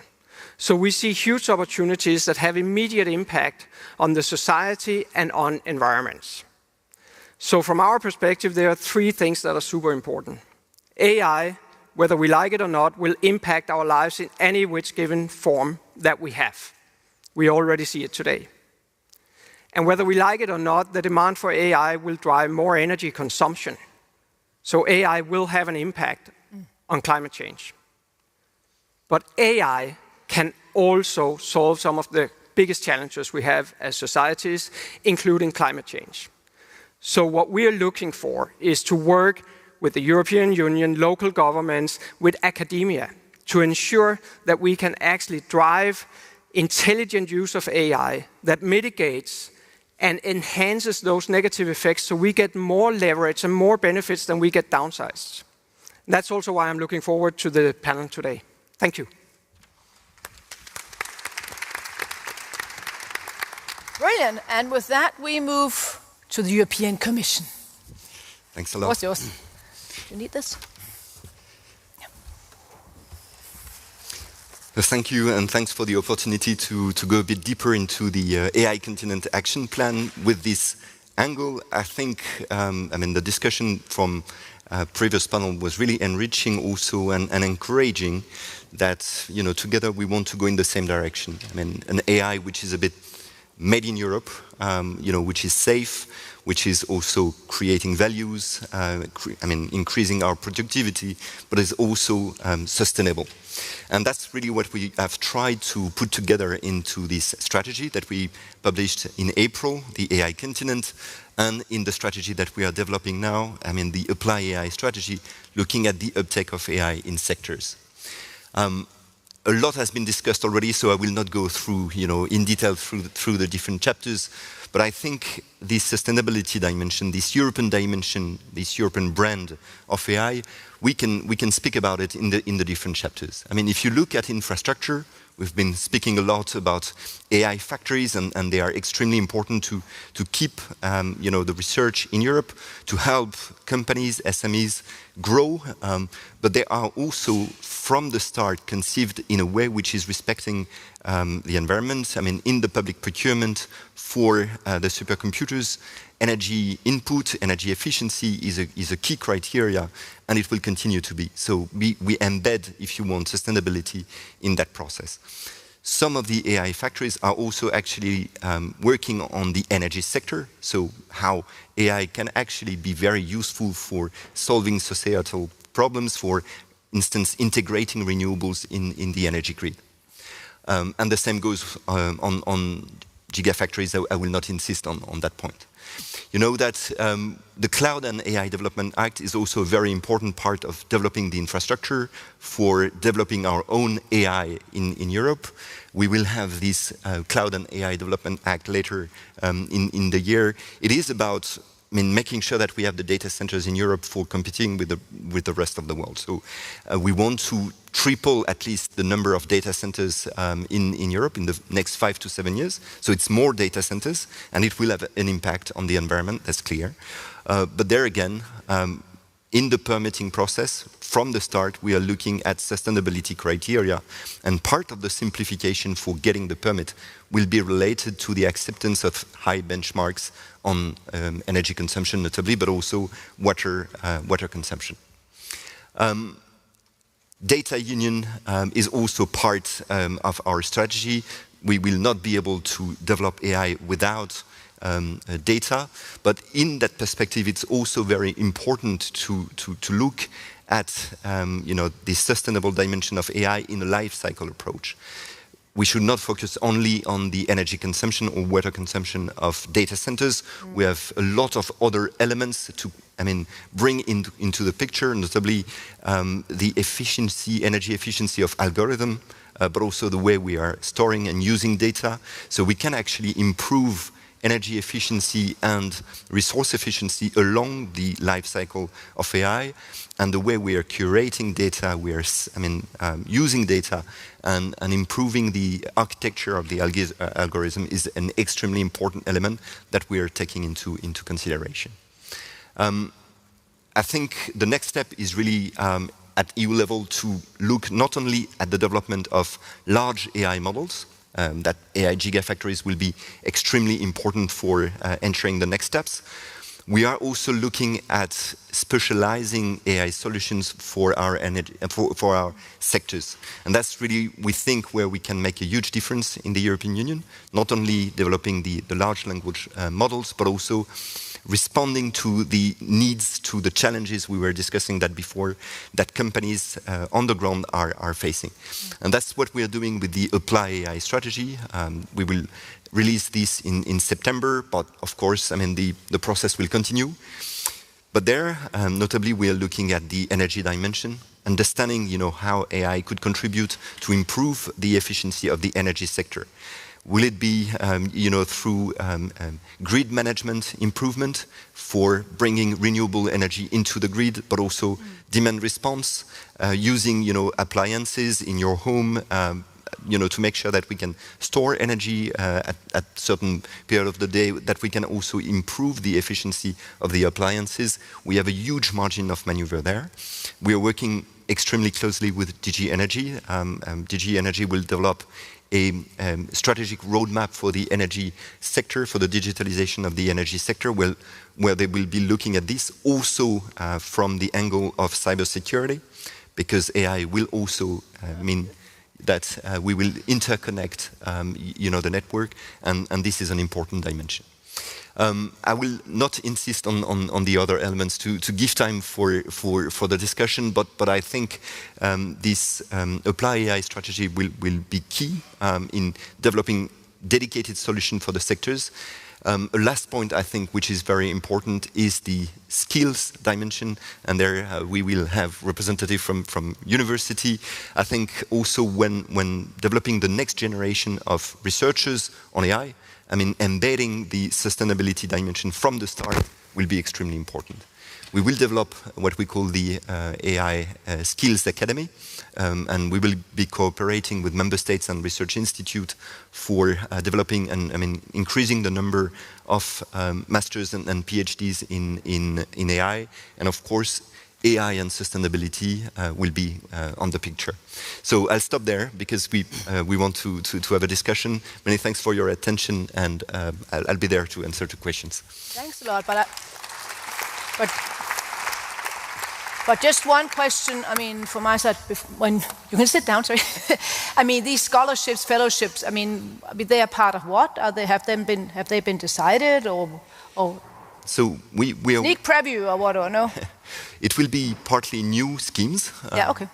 but also, working clearly with the institutions to design the best program possible. So we have an internal dimension, more skills in Europe, and we also have an external dimension, which is making sure that the talents at global level also see Europe as an opportunity and come to Europe, bring talents to Europe, and I think the geopolitical context is helping us a bit in that direction. Alberto, what's your pitch?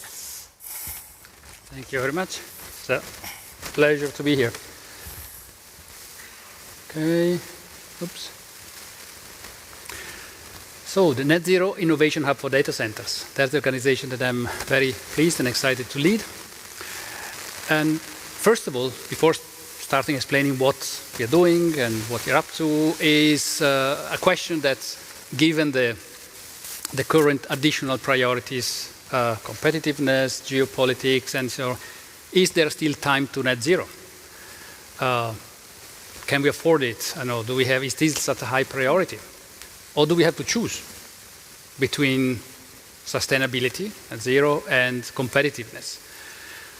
Of course, the answer is no, we don't have to choose. Actually, that's the only thing that we should not do for at least two reasons. One, if you choose between growth and sustainability, if you choose, you will end up having none of both. Right? So there is the only one way, is to have both. And the second is that, especially for Europe, we'll see energy is one important element, a key element to deploy all this infrastructure and data centers. Clean energy, renewable energy, is the low-cost option for Europe.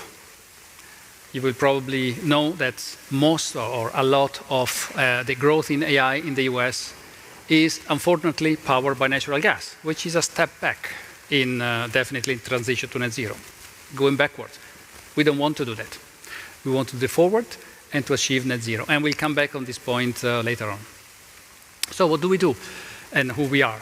It's a private initiative. It's the company, the headquarters of the company is actually in Fredericia in Denmark. It's a European initiative from global leaders of the data center industry, including Google, Microsoft, but Data4 with European solution provider like Danfoss and Schneider, also European, Vertiv, and many other hub members, including innovators and universities.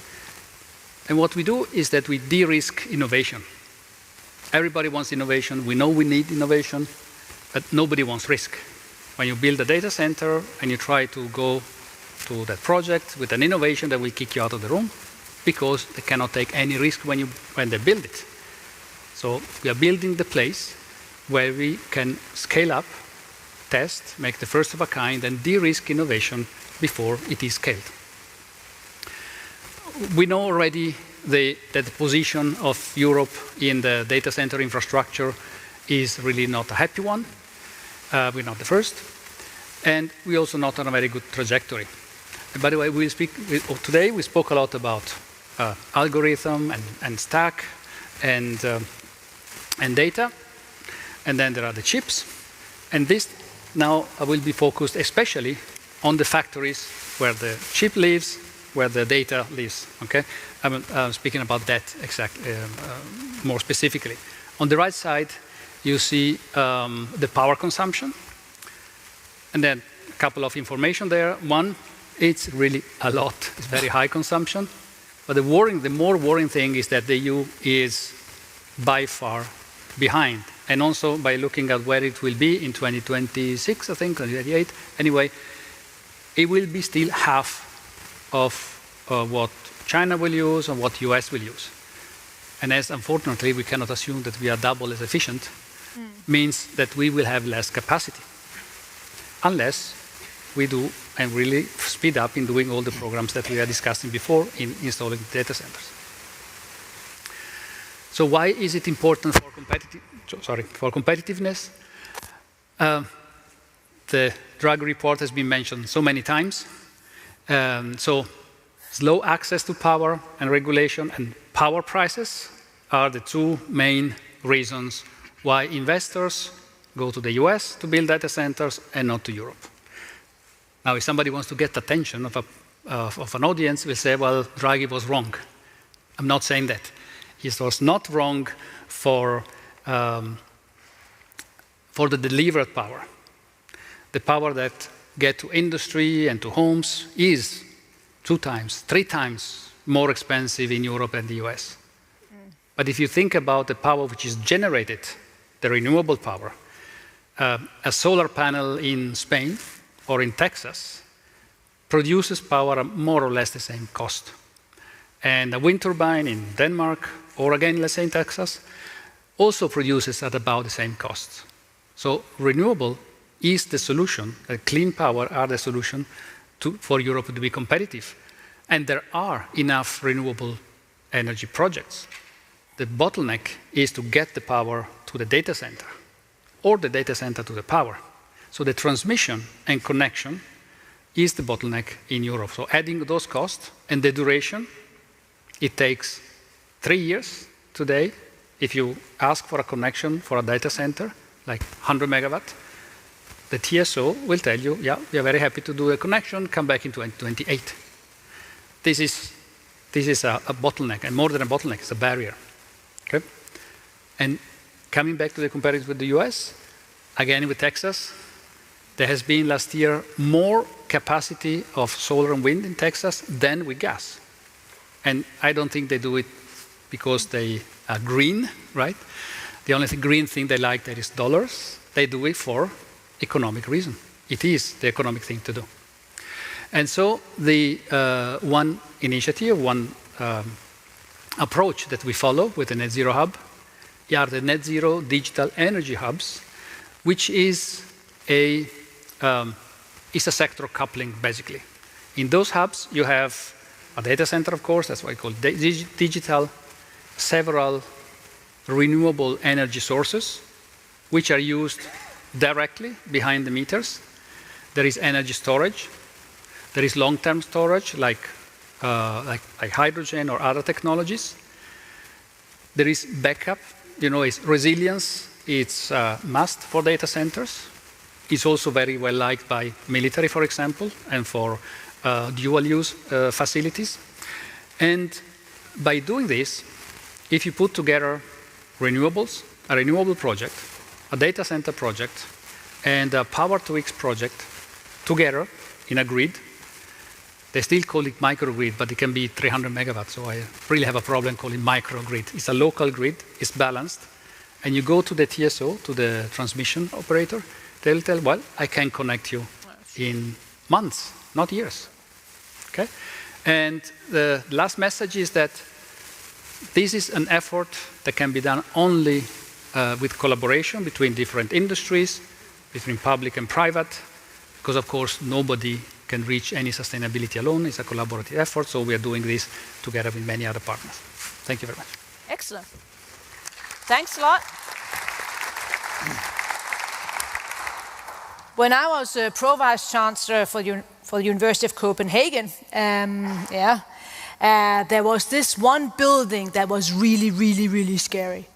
It was called DICO, so the Department of Computer Science. And why was it so scary?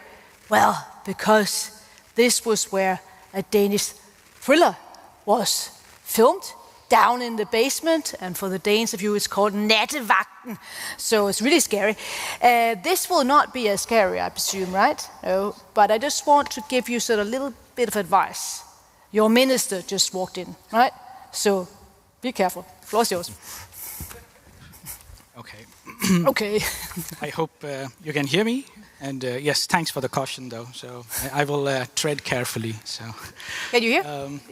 Yeah, can you hear me? Okay. So yeah, perfect. So I'm still in the same building where historically, apparently, it was also where a lot of the forensics were done, etc. So we still are in the same, campus. So I'm at the University of Copenhagen.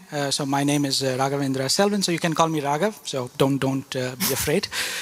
So on a day-to-day basis, I do machine learning research, and I think talking about the take-home messages, I think my first take-home message is perhaps on this slide already. So where I'm talking about on the increasing carbon footprint of AI. So generally when I am in discussions with people, there is a bit of a conflation between energy efficiency, carbon footprint, and sustainability. So I know it's a bit of a pedantic thing to do, but as an academician, I can be that. So I will ask you to kind of be careful when you use these terminologies, because sustainability is a broader concept which has lots of other facets to it. And I think at least the work that I do on a daily basis is improving the algorithmic efficiency of machine learning models, and then how that affects the operational carbon emissions, etc. But I do care about the sustainability, so I think some of my slides will also touch upon that. And I need the clicker. I forgot that. Sorry. So okay, so the progress in AI that we hear about is because of a few ingredients. So what I've thrown a few buzzwords there, right? So over-parameterization and large data sets, so it requires large compute. What does this mean? So I always like to use this example that I'm still learning Danish. And then if you are trying to learn Danish, you're told that the Danish grammar is made more out of exceptions than rules. So if you want to build a model out of these exceptions, it's going to be very difficult. So instead, what we do with AI models is that we show a lot of examples of, here's Danish text and here's, the translated English text. And then we give it to a model which can then learn these rules or exceptions or what you may. And to do this, we need a large model. And then by large here, I mean really, really large. So to run these, you cannot run them any longer on single computers. We need like large data centers. And then you need a lot of examples to get all the nuances of a language right. So then you need a lot of data. Combining these two requires a lot of compute. And this is what has happened. Don't worry about this plot. This is just to show that the compute required to run and develop a lot of these new models has been growing exponentially, doubling every about 3.5 months. And this breaks what is known as classically the Moore's law, that on silicon, compute can double every about 18 months. But then machine learning, we want the compute to double every 6 months. So how do we achieve this? Instead, we scale things in parallel, no longer doing things on a single computer, but then put them on hyperscale data centers. And then this seems to have created some problems. So for instance, these are a couple of snippets recently where it's not data, it's not the research, but energy is basically the bottleneck is being said by all of the big corporations who are building these big models.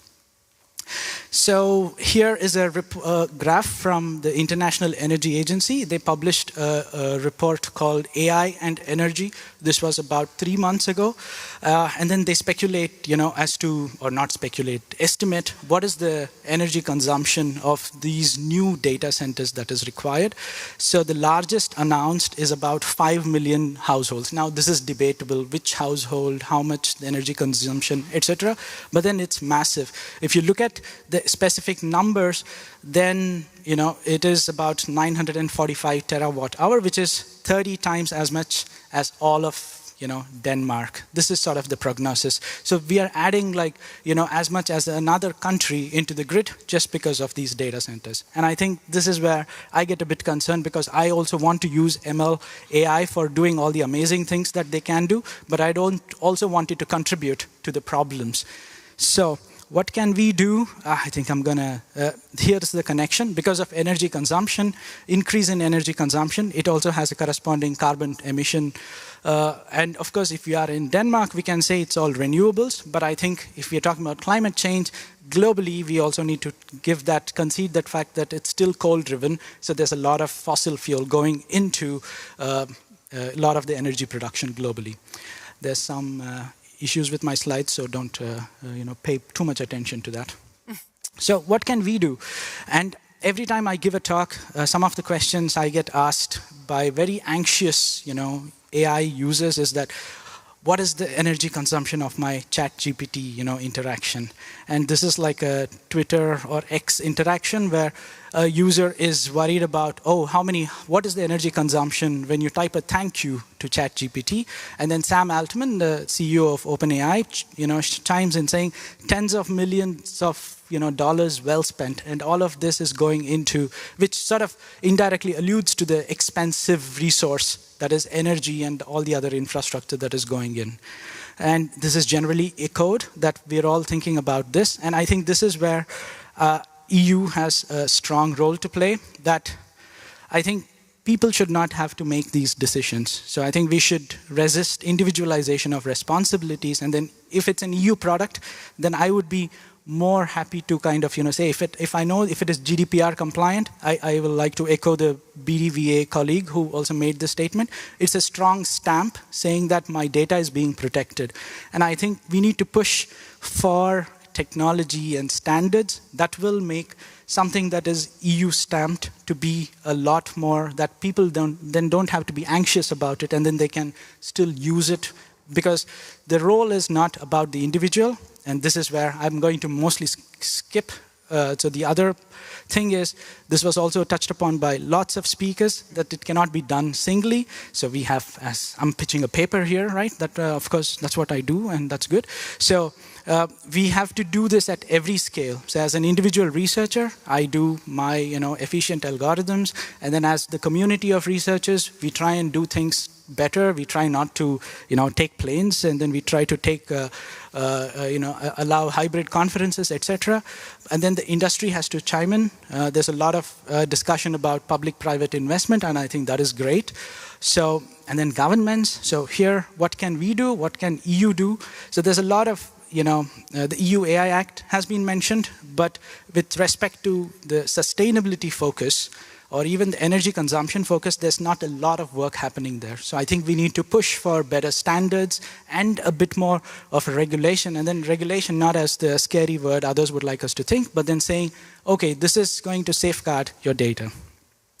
All right, so I think I will skip, and then I will just run to the last slide, because I want to just show that, okay, thanks to the Commission for funding some of the projects that we are part of, and I do this in all my slides. So thank you.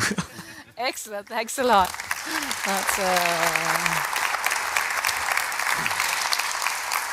our final speaker on this panel, Eskil Schødt-Thyssen, Edora. The floor is yours. Lead the clicker here. Thank you. So, are you ready for a real innovation project? We have been talking about innovation all day long, and my colleagues here at the podium has also mentioned some of the problems regarding the growth in the demand of data center. And that's what we have been working with. And when I say we are two leading partners, European Energy, which is an IPP, Danish IPP owned by a Danish power company, Nordlys, and Edora, a mid-sized Danish IT company. And the reason we got into this partnership was that Edora last year made a new public cloud-based 100% of open source technology based on European soil, owned by a European company, so no visa problems or any other problems, and that gave a lot of attention. And that brought us into a discussion with European Energy about this. We have been talking about also right here, how can we solve some of the challenges when we are talking about this demand of growth of data centers. European Energy works with wind, solar, batteries, and power to X. And in this session, power to X will be power to data. So it's using data to convert power into something else, like we are talking about when we are talking about power to X traditional projects. Eurowind is a European actor. They are in 16 European countries. So this project can be scaled out to all of Europe after we have made the first prototype in Denmark, which I will get back to. Have you ever seen a picture of the cloud? No. Maybe some of you have thought, this cloud, what does it look like? The cloud is in fact beautiful buildings like this one. This is our data center. It's located in central Copenhagen. and it's a real beauty. And you will see this kind of data centers a lot of places in Europe, normally placed in a major city and powered by the normal grid supplied electricity. And then you will have a small time battery backup and a motherfucker diesel generator up on the roof, including in this case 120,000 liters of fuel in case we have a problem with the grid. So that's how this industry works traditionally. And that could be okay, but as we have heard and learned already, when we will make a new data center, one of the problems is to coming on the grid. There can be a lot of waiting time. It can take 1 or 2 years to come on the grid. We have the same problem when we make a new solar plant or a wind power plant. So the idea here is, can we integrate data centers into a power-to-data infrastructure where we produce the renewable energy? We have heard about this. You can see the same numbers here as we have heard from my colleagues already, but the need for power to power these data centers is increasing quite rapidly. So if we build this kind of decentralized data centers, you can say before the grid or before the meter, there's also a tax advantage, at least in Denmark, if you do it that way, then you have some benefits. One of them is resilience. The data center you just saw, of course, it is mirrored to another data center as well, but if this is attacked by terrorism or something like that, a very big part of the Danish public sector IT will just go down. If you sort of distribute data centers, small data centers throughout Europe, it will be a more hard target to hit on,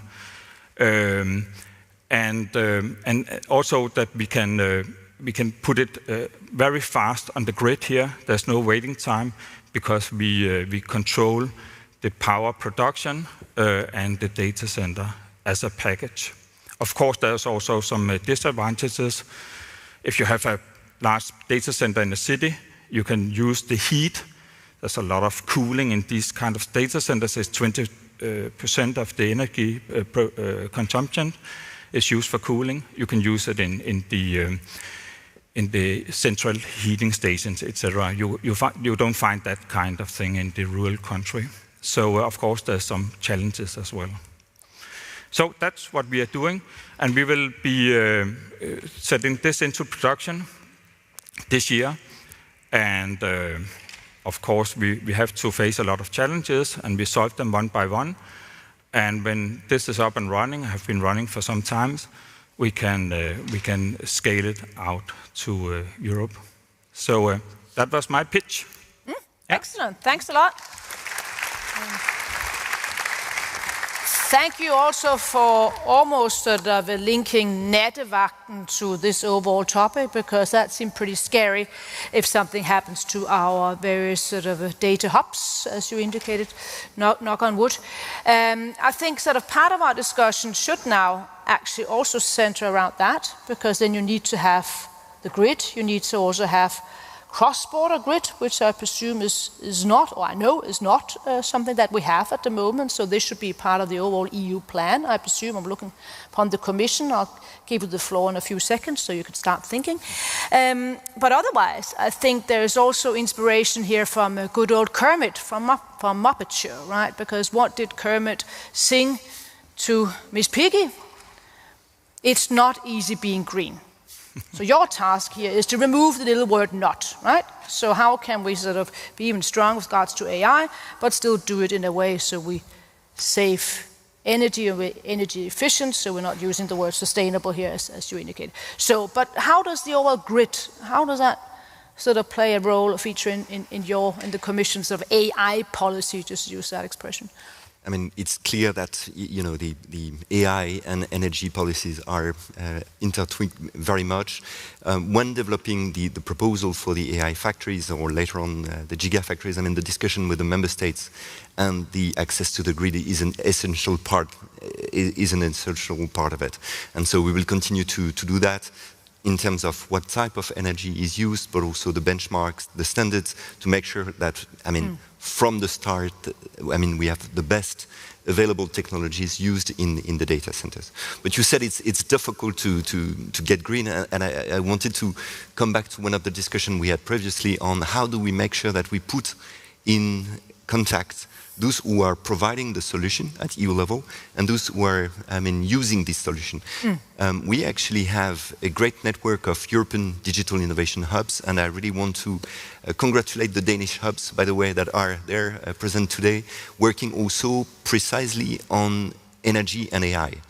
So what is important there is that we have a lot of companies at EU level, and we have examples there that are proposing AI services for improving energy efficiency in manufacturing, in grid management, in AOT.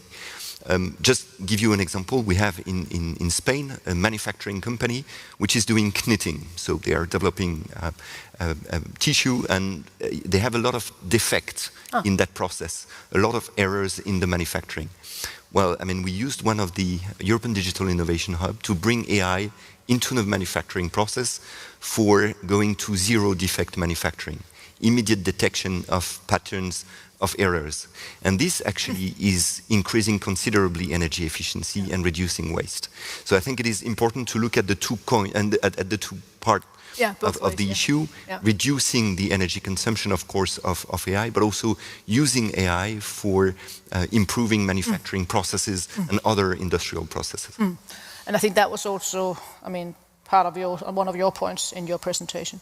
Yes, and adding to the energy part of the equation, so the other thing which I think the EU should certainly focus on is the chips themselves, because the chips, the GPUs which we use to run all of the AI models, I would say 95% of them are all manufactured by NVIDIA, which is an American corporation. And I think if we need to talk about AI sovereignty, I think this is another part which needs a lot of focus. And maybe I missed it, but there hasn't been a lot of discussion about that. So I wanted to just add the energy grid and then the infrastructure, which... Well, I guess we have discussed, I mean, digital sovereignty, but you are far more specific here and pointing to an area where Europe is really, really dependent at the moment.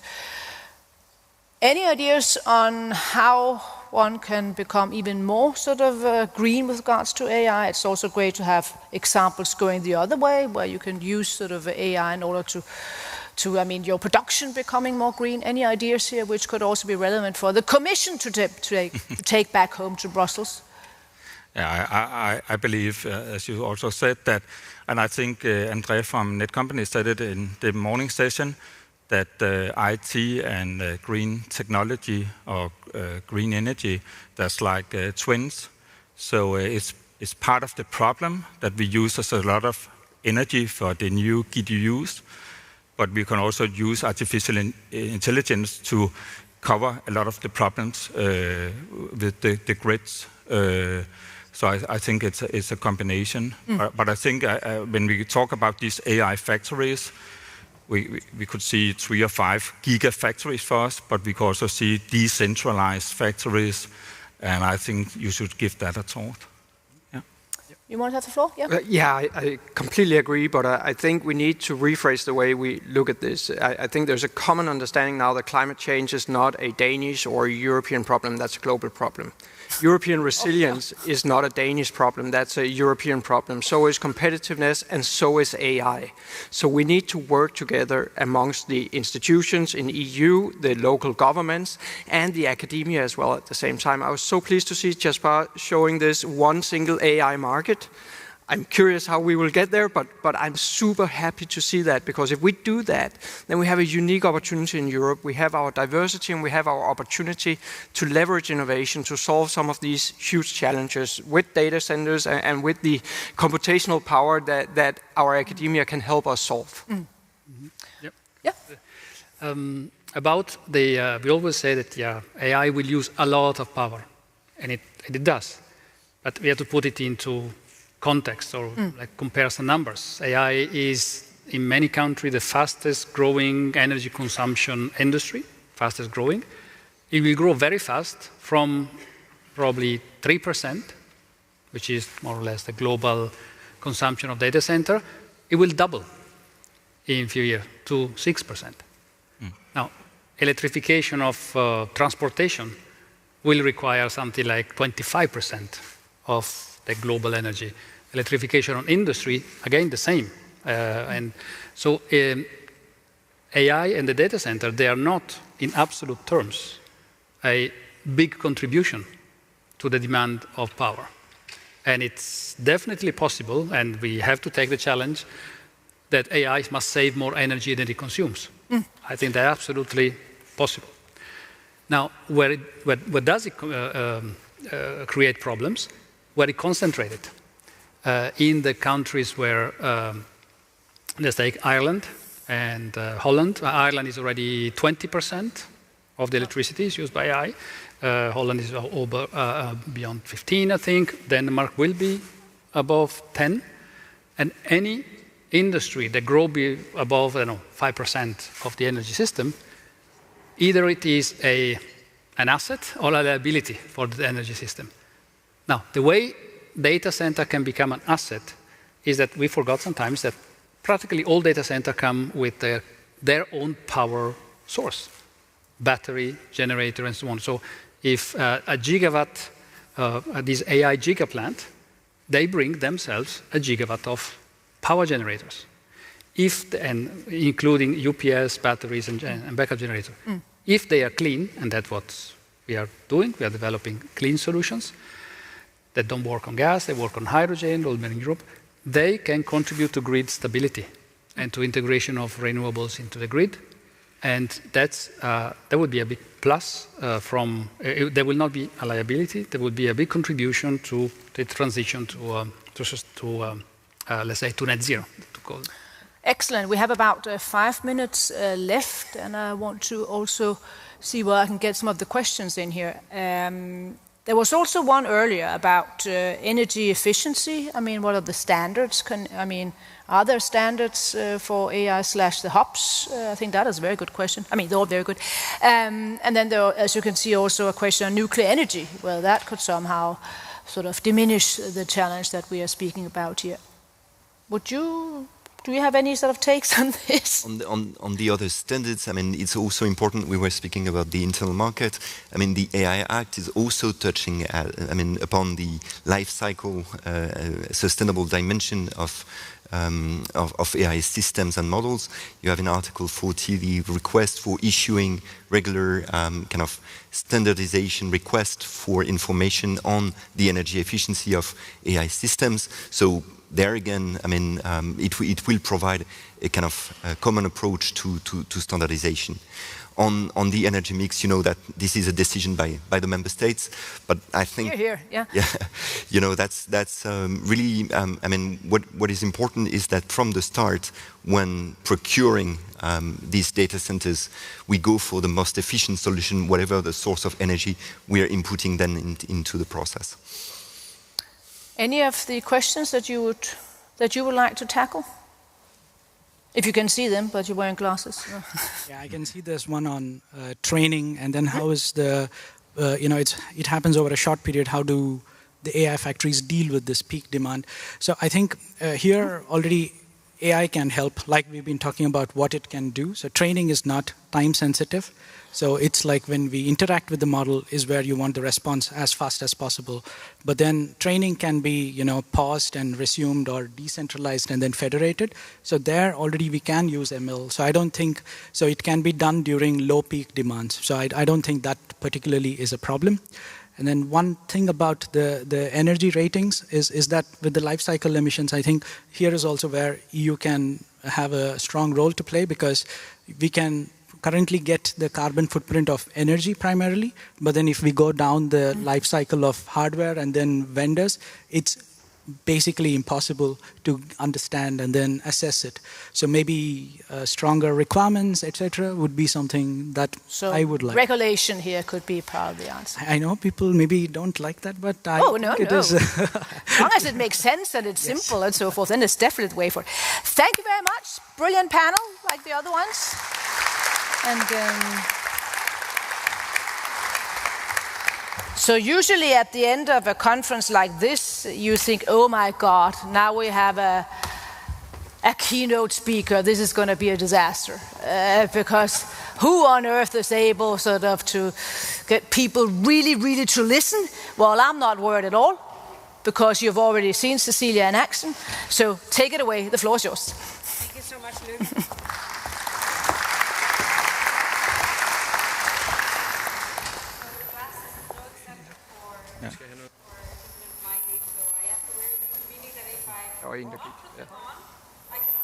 Just so I get a second.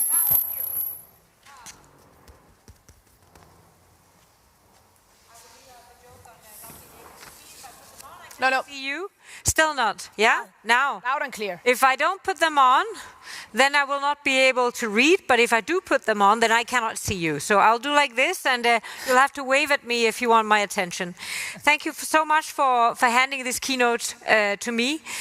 First of all, a big thank you to Aalborg, who has an excellent university, who has shown the path on how to basically do an amazing collaboration between research and development and commercialization of innovations.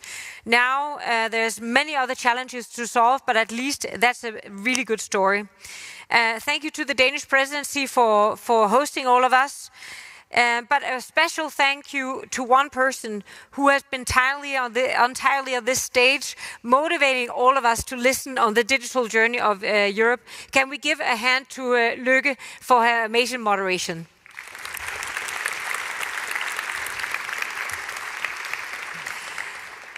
So I think we all had a wake-up call, right? So first we had the COVID, then we had Ukraine. While then we had a geopolitical hiccup with somebody telling us that we should pay our own bills, and they were not really into keeping security in the world. And that was a big wake-up call. And one thing that really stuck with me was one of the speeches of Ursula von der Leyen, our president in Europe. She said, in the fight between democracy and autocracy, digital is not a sideshow, it's at the heart. And somehow that's just embedded everything that we are in the middle of. Somehow digital is not, when I started in digital, I mean many years ago, you see, it was a little bit like, why would you want to do like digital? It's super boring, right? Well, now everybody understands the why.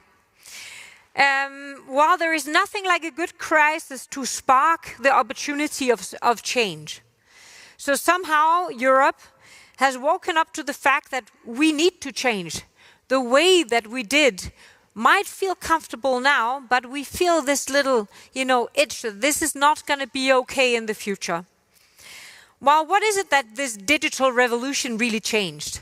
What is it really that it changed? Well, it changed for me two things.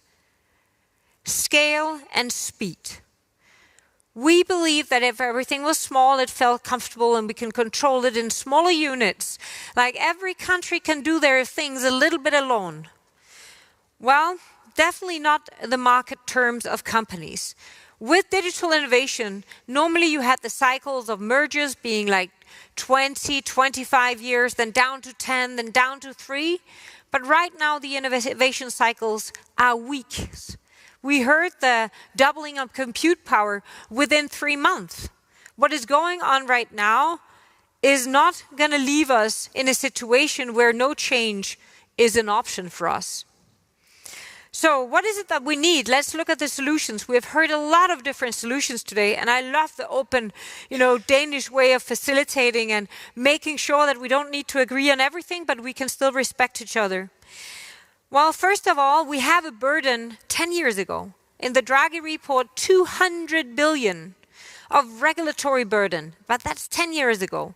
And remember that 1/3 of the regulations are not yet implemented, and another third, they're not implemented, they're there, but old regulation, and 1/3 is still to come, especially on the digital area and the digital regulation. So if you kind of make that up and say we implement everything, is that even closer to 1 trillion? And remember, this is a yearly burden. What if we untangle just half of that potential? So 500 billions in investors, not in lawyers for solving problems on how to be compliant, but on cool innovators that wants to innovate instead. So that's the cost side.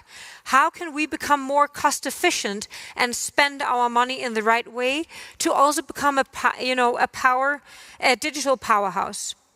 Another one is, of course, what we're discussing here today, the investment and the incentives. Well, let me give you some very low-level example of what doesn't make sense. Right now, if you invest in CapEx in energy, if you're an energy provider, you can invest in CapEx, meaning like copper in the ground or houses or things like this, and you can deduct your investment. But if you infuse AI into your grid, bringing down your consumption of energy to 60%, that's an OpEx spending.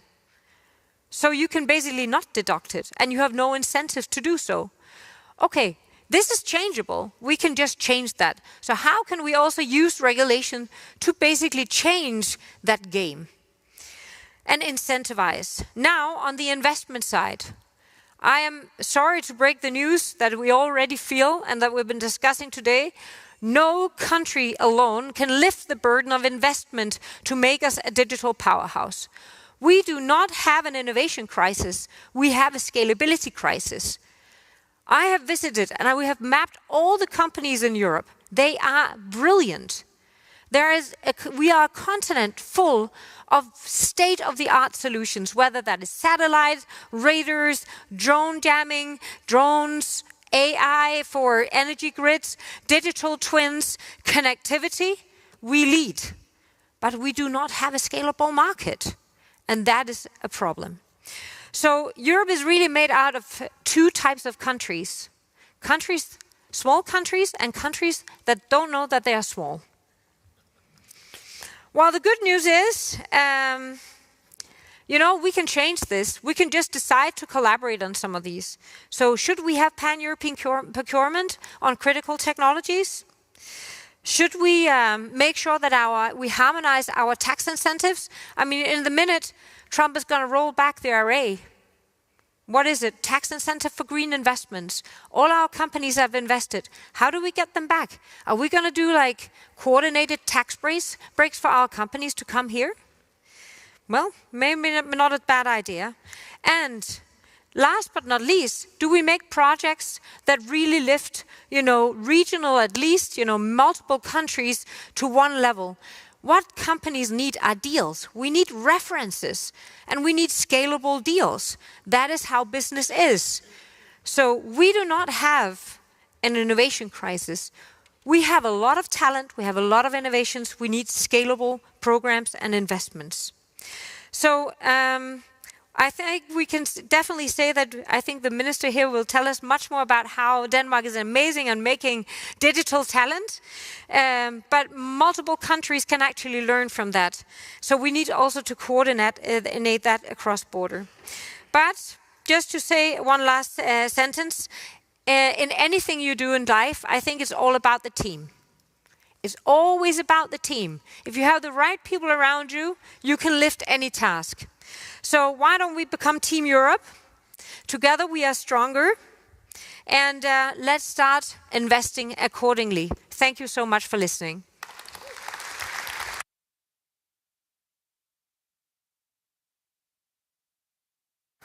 Thank you so much for living up to my expectations. Now I'll introduce our final speaker. I started out many hours ago pointing out that we are at Europe Square here in Aalborg, And I think that we have now proven after our discussion that we need European solutions. We need Team Europe, although that's not going to be easy all the time. But I guess we can also agree that this is not just Square of Europe, this is also Square of Science, which is obviously something that the Danish minister will speak about in a couple of seconds, because I think we also agree that many of the solutions that we have been debating, well, they cannot in any way then see the light of day without science. So, that's why it is such a great honor for me to find the microphone for you, because it was here somewhere. You have it, so you are able... Oh, goodness, yeah, that's perfect. Christina Egelund, Denmark's Minister for Higher Education and Science, thank you so much for coming. Since this is the beginning of the presidency, the first conference, so let's see whether you're able to catch this. No, you're not, but let's put it up here. Thanks a lot. Thank you. I think we should all be carrying this as that's a trophy. What I thought. But it may be a bit big to have on the plane if you go for the large one. So for the next 6. Yeah, this one you shouldn't take. For the next 6 months. Thank you so much, Lykke, for that introduction. So I've been listening for about the last little hour or so. I understand from your comments, Lykke, that people have been talking about Mario Draghi today to the point where the tongues are almost falling off.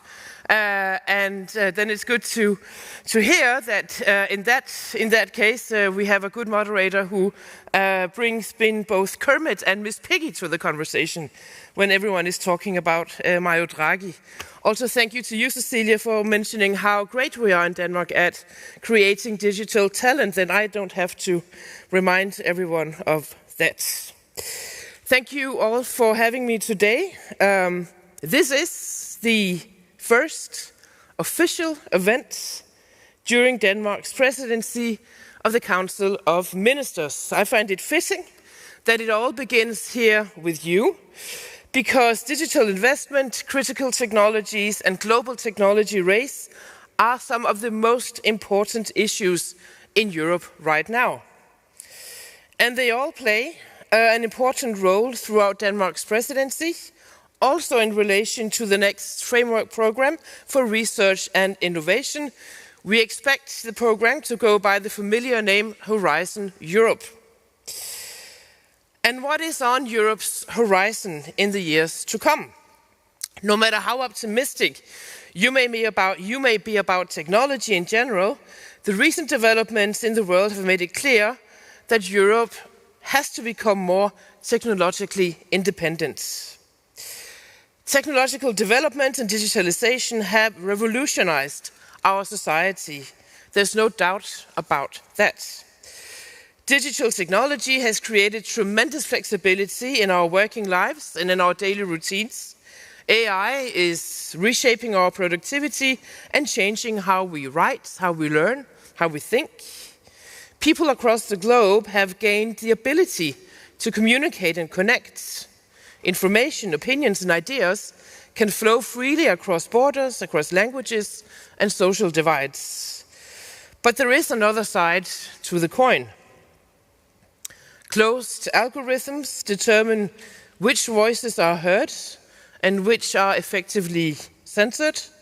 The darkest anti-democratic forces in our societies have gained new opportunities to organize, radicalize, and recruit. And most importantly, a very small group of individuals and companies now control the information-based infrastructure all over the Western world. These are people who are neither based here in Europe nor democratically elected, but who have significant influence over our communication security, economy, and the content of public discourse. And sadly, it has become clear in recent months that we cannot trust these companies to be neutral in today's political climate. As I know my colleague, the Minister of Digitalization, mentioned earlier today, only 4 of the world's 50 largest technology companies are European. In fact, the key driver of the productivity gap between the EU and the United States is digital technology. This is a key point in the overall mentioned Mario Draghi report on European competitiveness. The technological and digital train has been speeding ahead all over the globe since the 90s. But Europe is somewhat still standing on the platform, hesitant to board that train, and we need to do something about that. However, it is not a good strategy to mindlessly chase the technology train. Instead, we need to focus on building our own tracks and designing our own systems. Taking control of our own critical technologies, Europe still has an opportunity to capitalize on future waves of digital innovation. This will require investments, greater willingness to take risks, and more research and innovation. It will be a significant undertaking, but I believe it is as possible as it is necessary. Since World War II, we have built a continent founded on values such as freedom, peace, free trade, the rule of law, and human rights. These values must be protected, especially in an uncertain world, and our technology must support those values. We can look to South Korea as an example of what happens when ambitious policies and strategical investments go hand in hand. Since the 90s, South Korean public institutions have, in large scale, used local digital services. There have been enormous public investments in technology too. And now, 40 years later, South Korea is a global leader in technology. A majority of Koreans primarily use Korean digital solutions, Korean search engines, Korean social media, email, fintech, shopping platforms. They all vastly outperform their American counterparts. And as a result, South Korean tech companies generate millions of jobs and wealth all over the region. I'm not saying that we can or should copy and paste the South Korean model in Europe. But the South Korean case is an important reminder that there is another way. There are alternatives to foreign tech giants who trade user data for platforms and services. We can choose a different path, and now is the time to do so. It is time to find our own European path. Ultimately, it's about being able to stand on our own. Not because we want to turn our back on the world, but because we want to stand stronger in it. And that will require hard work. Europe is privileged. We have some of the world's most talented researchers and innovators. There is an abundance of ideas across our continents. The unique and uncertain situation we are in right now has opened doors that were previously closed. We are now seeing politicians, both here in Denmark and across Europe, pull out their blue EU flag from the drawer. We are seeing an enormous willingness to cooperate and invest within the EU. We are witnessing a European awakening among citizens, with less EU skepticism and consumer movements who want to buy not just locally, but European. Now is the time to prove that we can do it.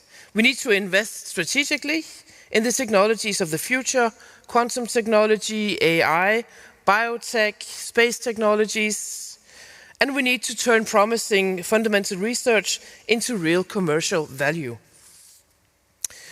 This means prioritizing basic research and curiosity-driven science.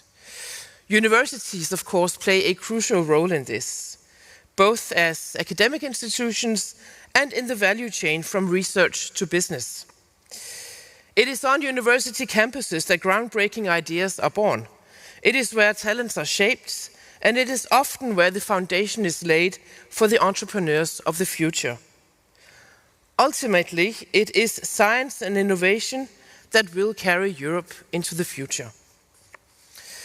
But academic freedom and international research collaboration are increasingly affected by great power interests and political control. We see this in China, where the state controls what is researched in various areas, where academic freedom often gives way to ideological conformity. Unfortunately, we also see it in the United States, where political tensions and culture wars interfere with universities' freedom to research and teach. That is why it's so important that we do not take academic freedom for granted. We must safeguard the values that form the basis for free research and free education. It is the foundation of scientific integrity and of public trust. I also believe it is a competitive advantage. Europe is an attractive place for some of the world's brightest minds because we stand firm and do not compromise when it comes to our principles and values. When we invest in European research, it comes with a shared vision for what research should be: free, independent, and enlightening for society. Alan Turing, the pioneering British computer scientist, wrote, and I quote, "We can only see a short distance ahead, but we can see plenty there that needs to be done," unquote. He wrote this in his 1950 paper on AI, and it is still true 75 years later. We do not know what the future holds, especially when it comes to technological developments. But what I do know is that there is plenty of work to do, not least during Denmark's presidency. For the next 6 months, we will work resolutely to strengthen Europe's competitiveness and technological innovation while safeguarding the ideals of research. So with those words, thank you to all of you for participating today. Thank you to all the speakers who have been here. I hope you will all have a great weekend, a great evening, or you can stay the weekend if you want, here in Aalborg. I understand after when I'm done here, it's ringing into cocktail hour. I hope you will enjoy that, enjoy your evening, and I also wish you a very good part 2 of the conference on day 2 tomorrow, that I understand is going to be all about Horizon Europe. Thank you.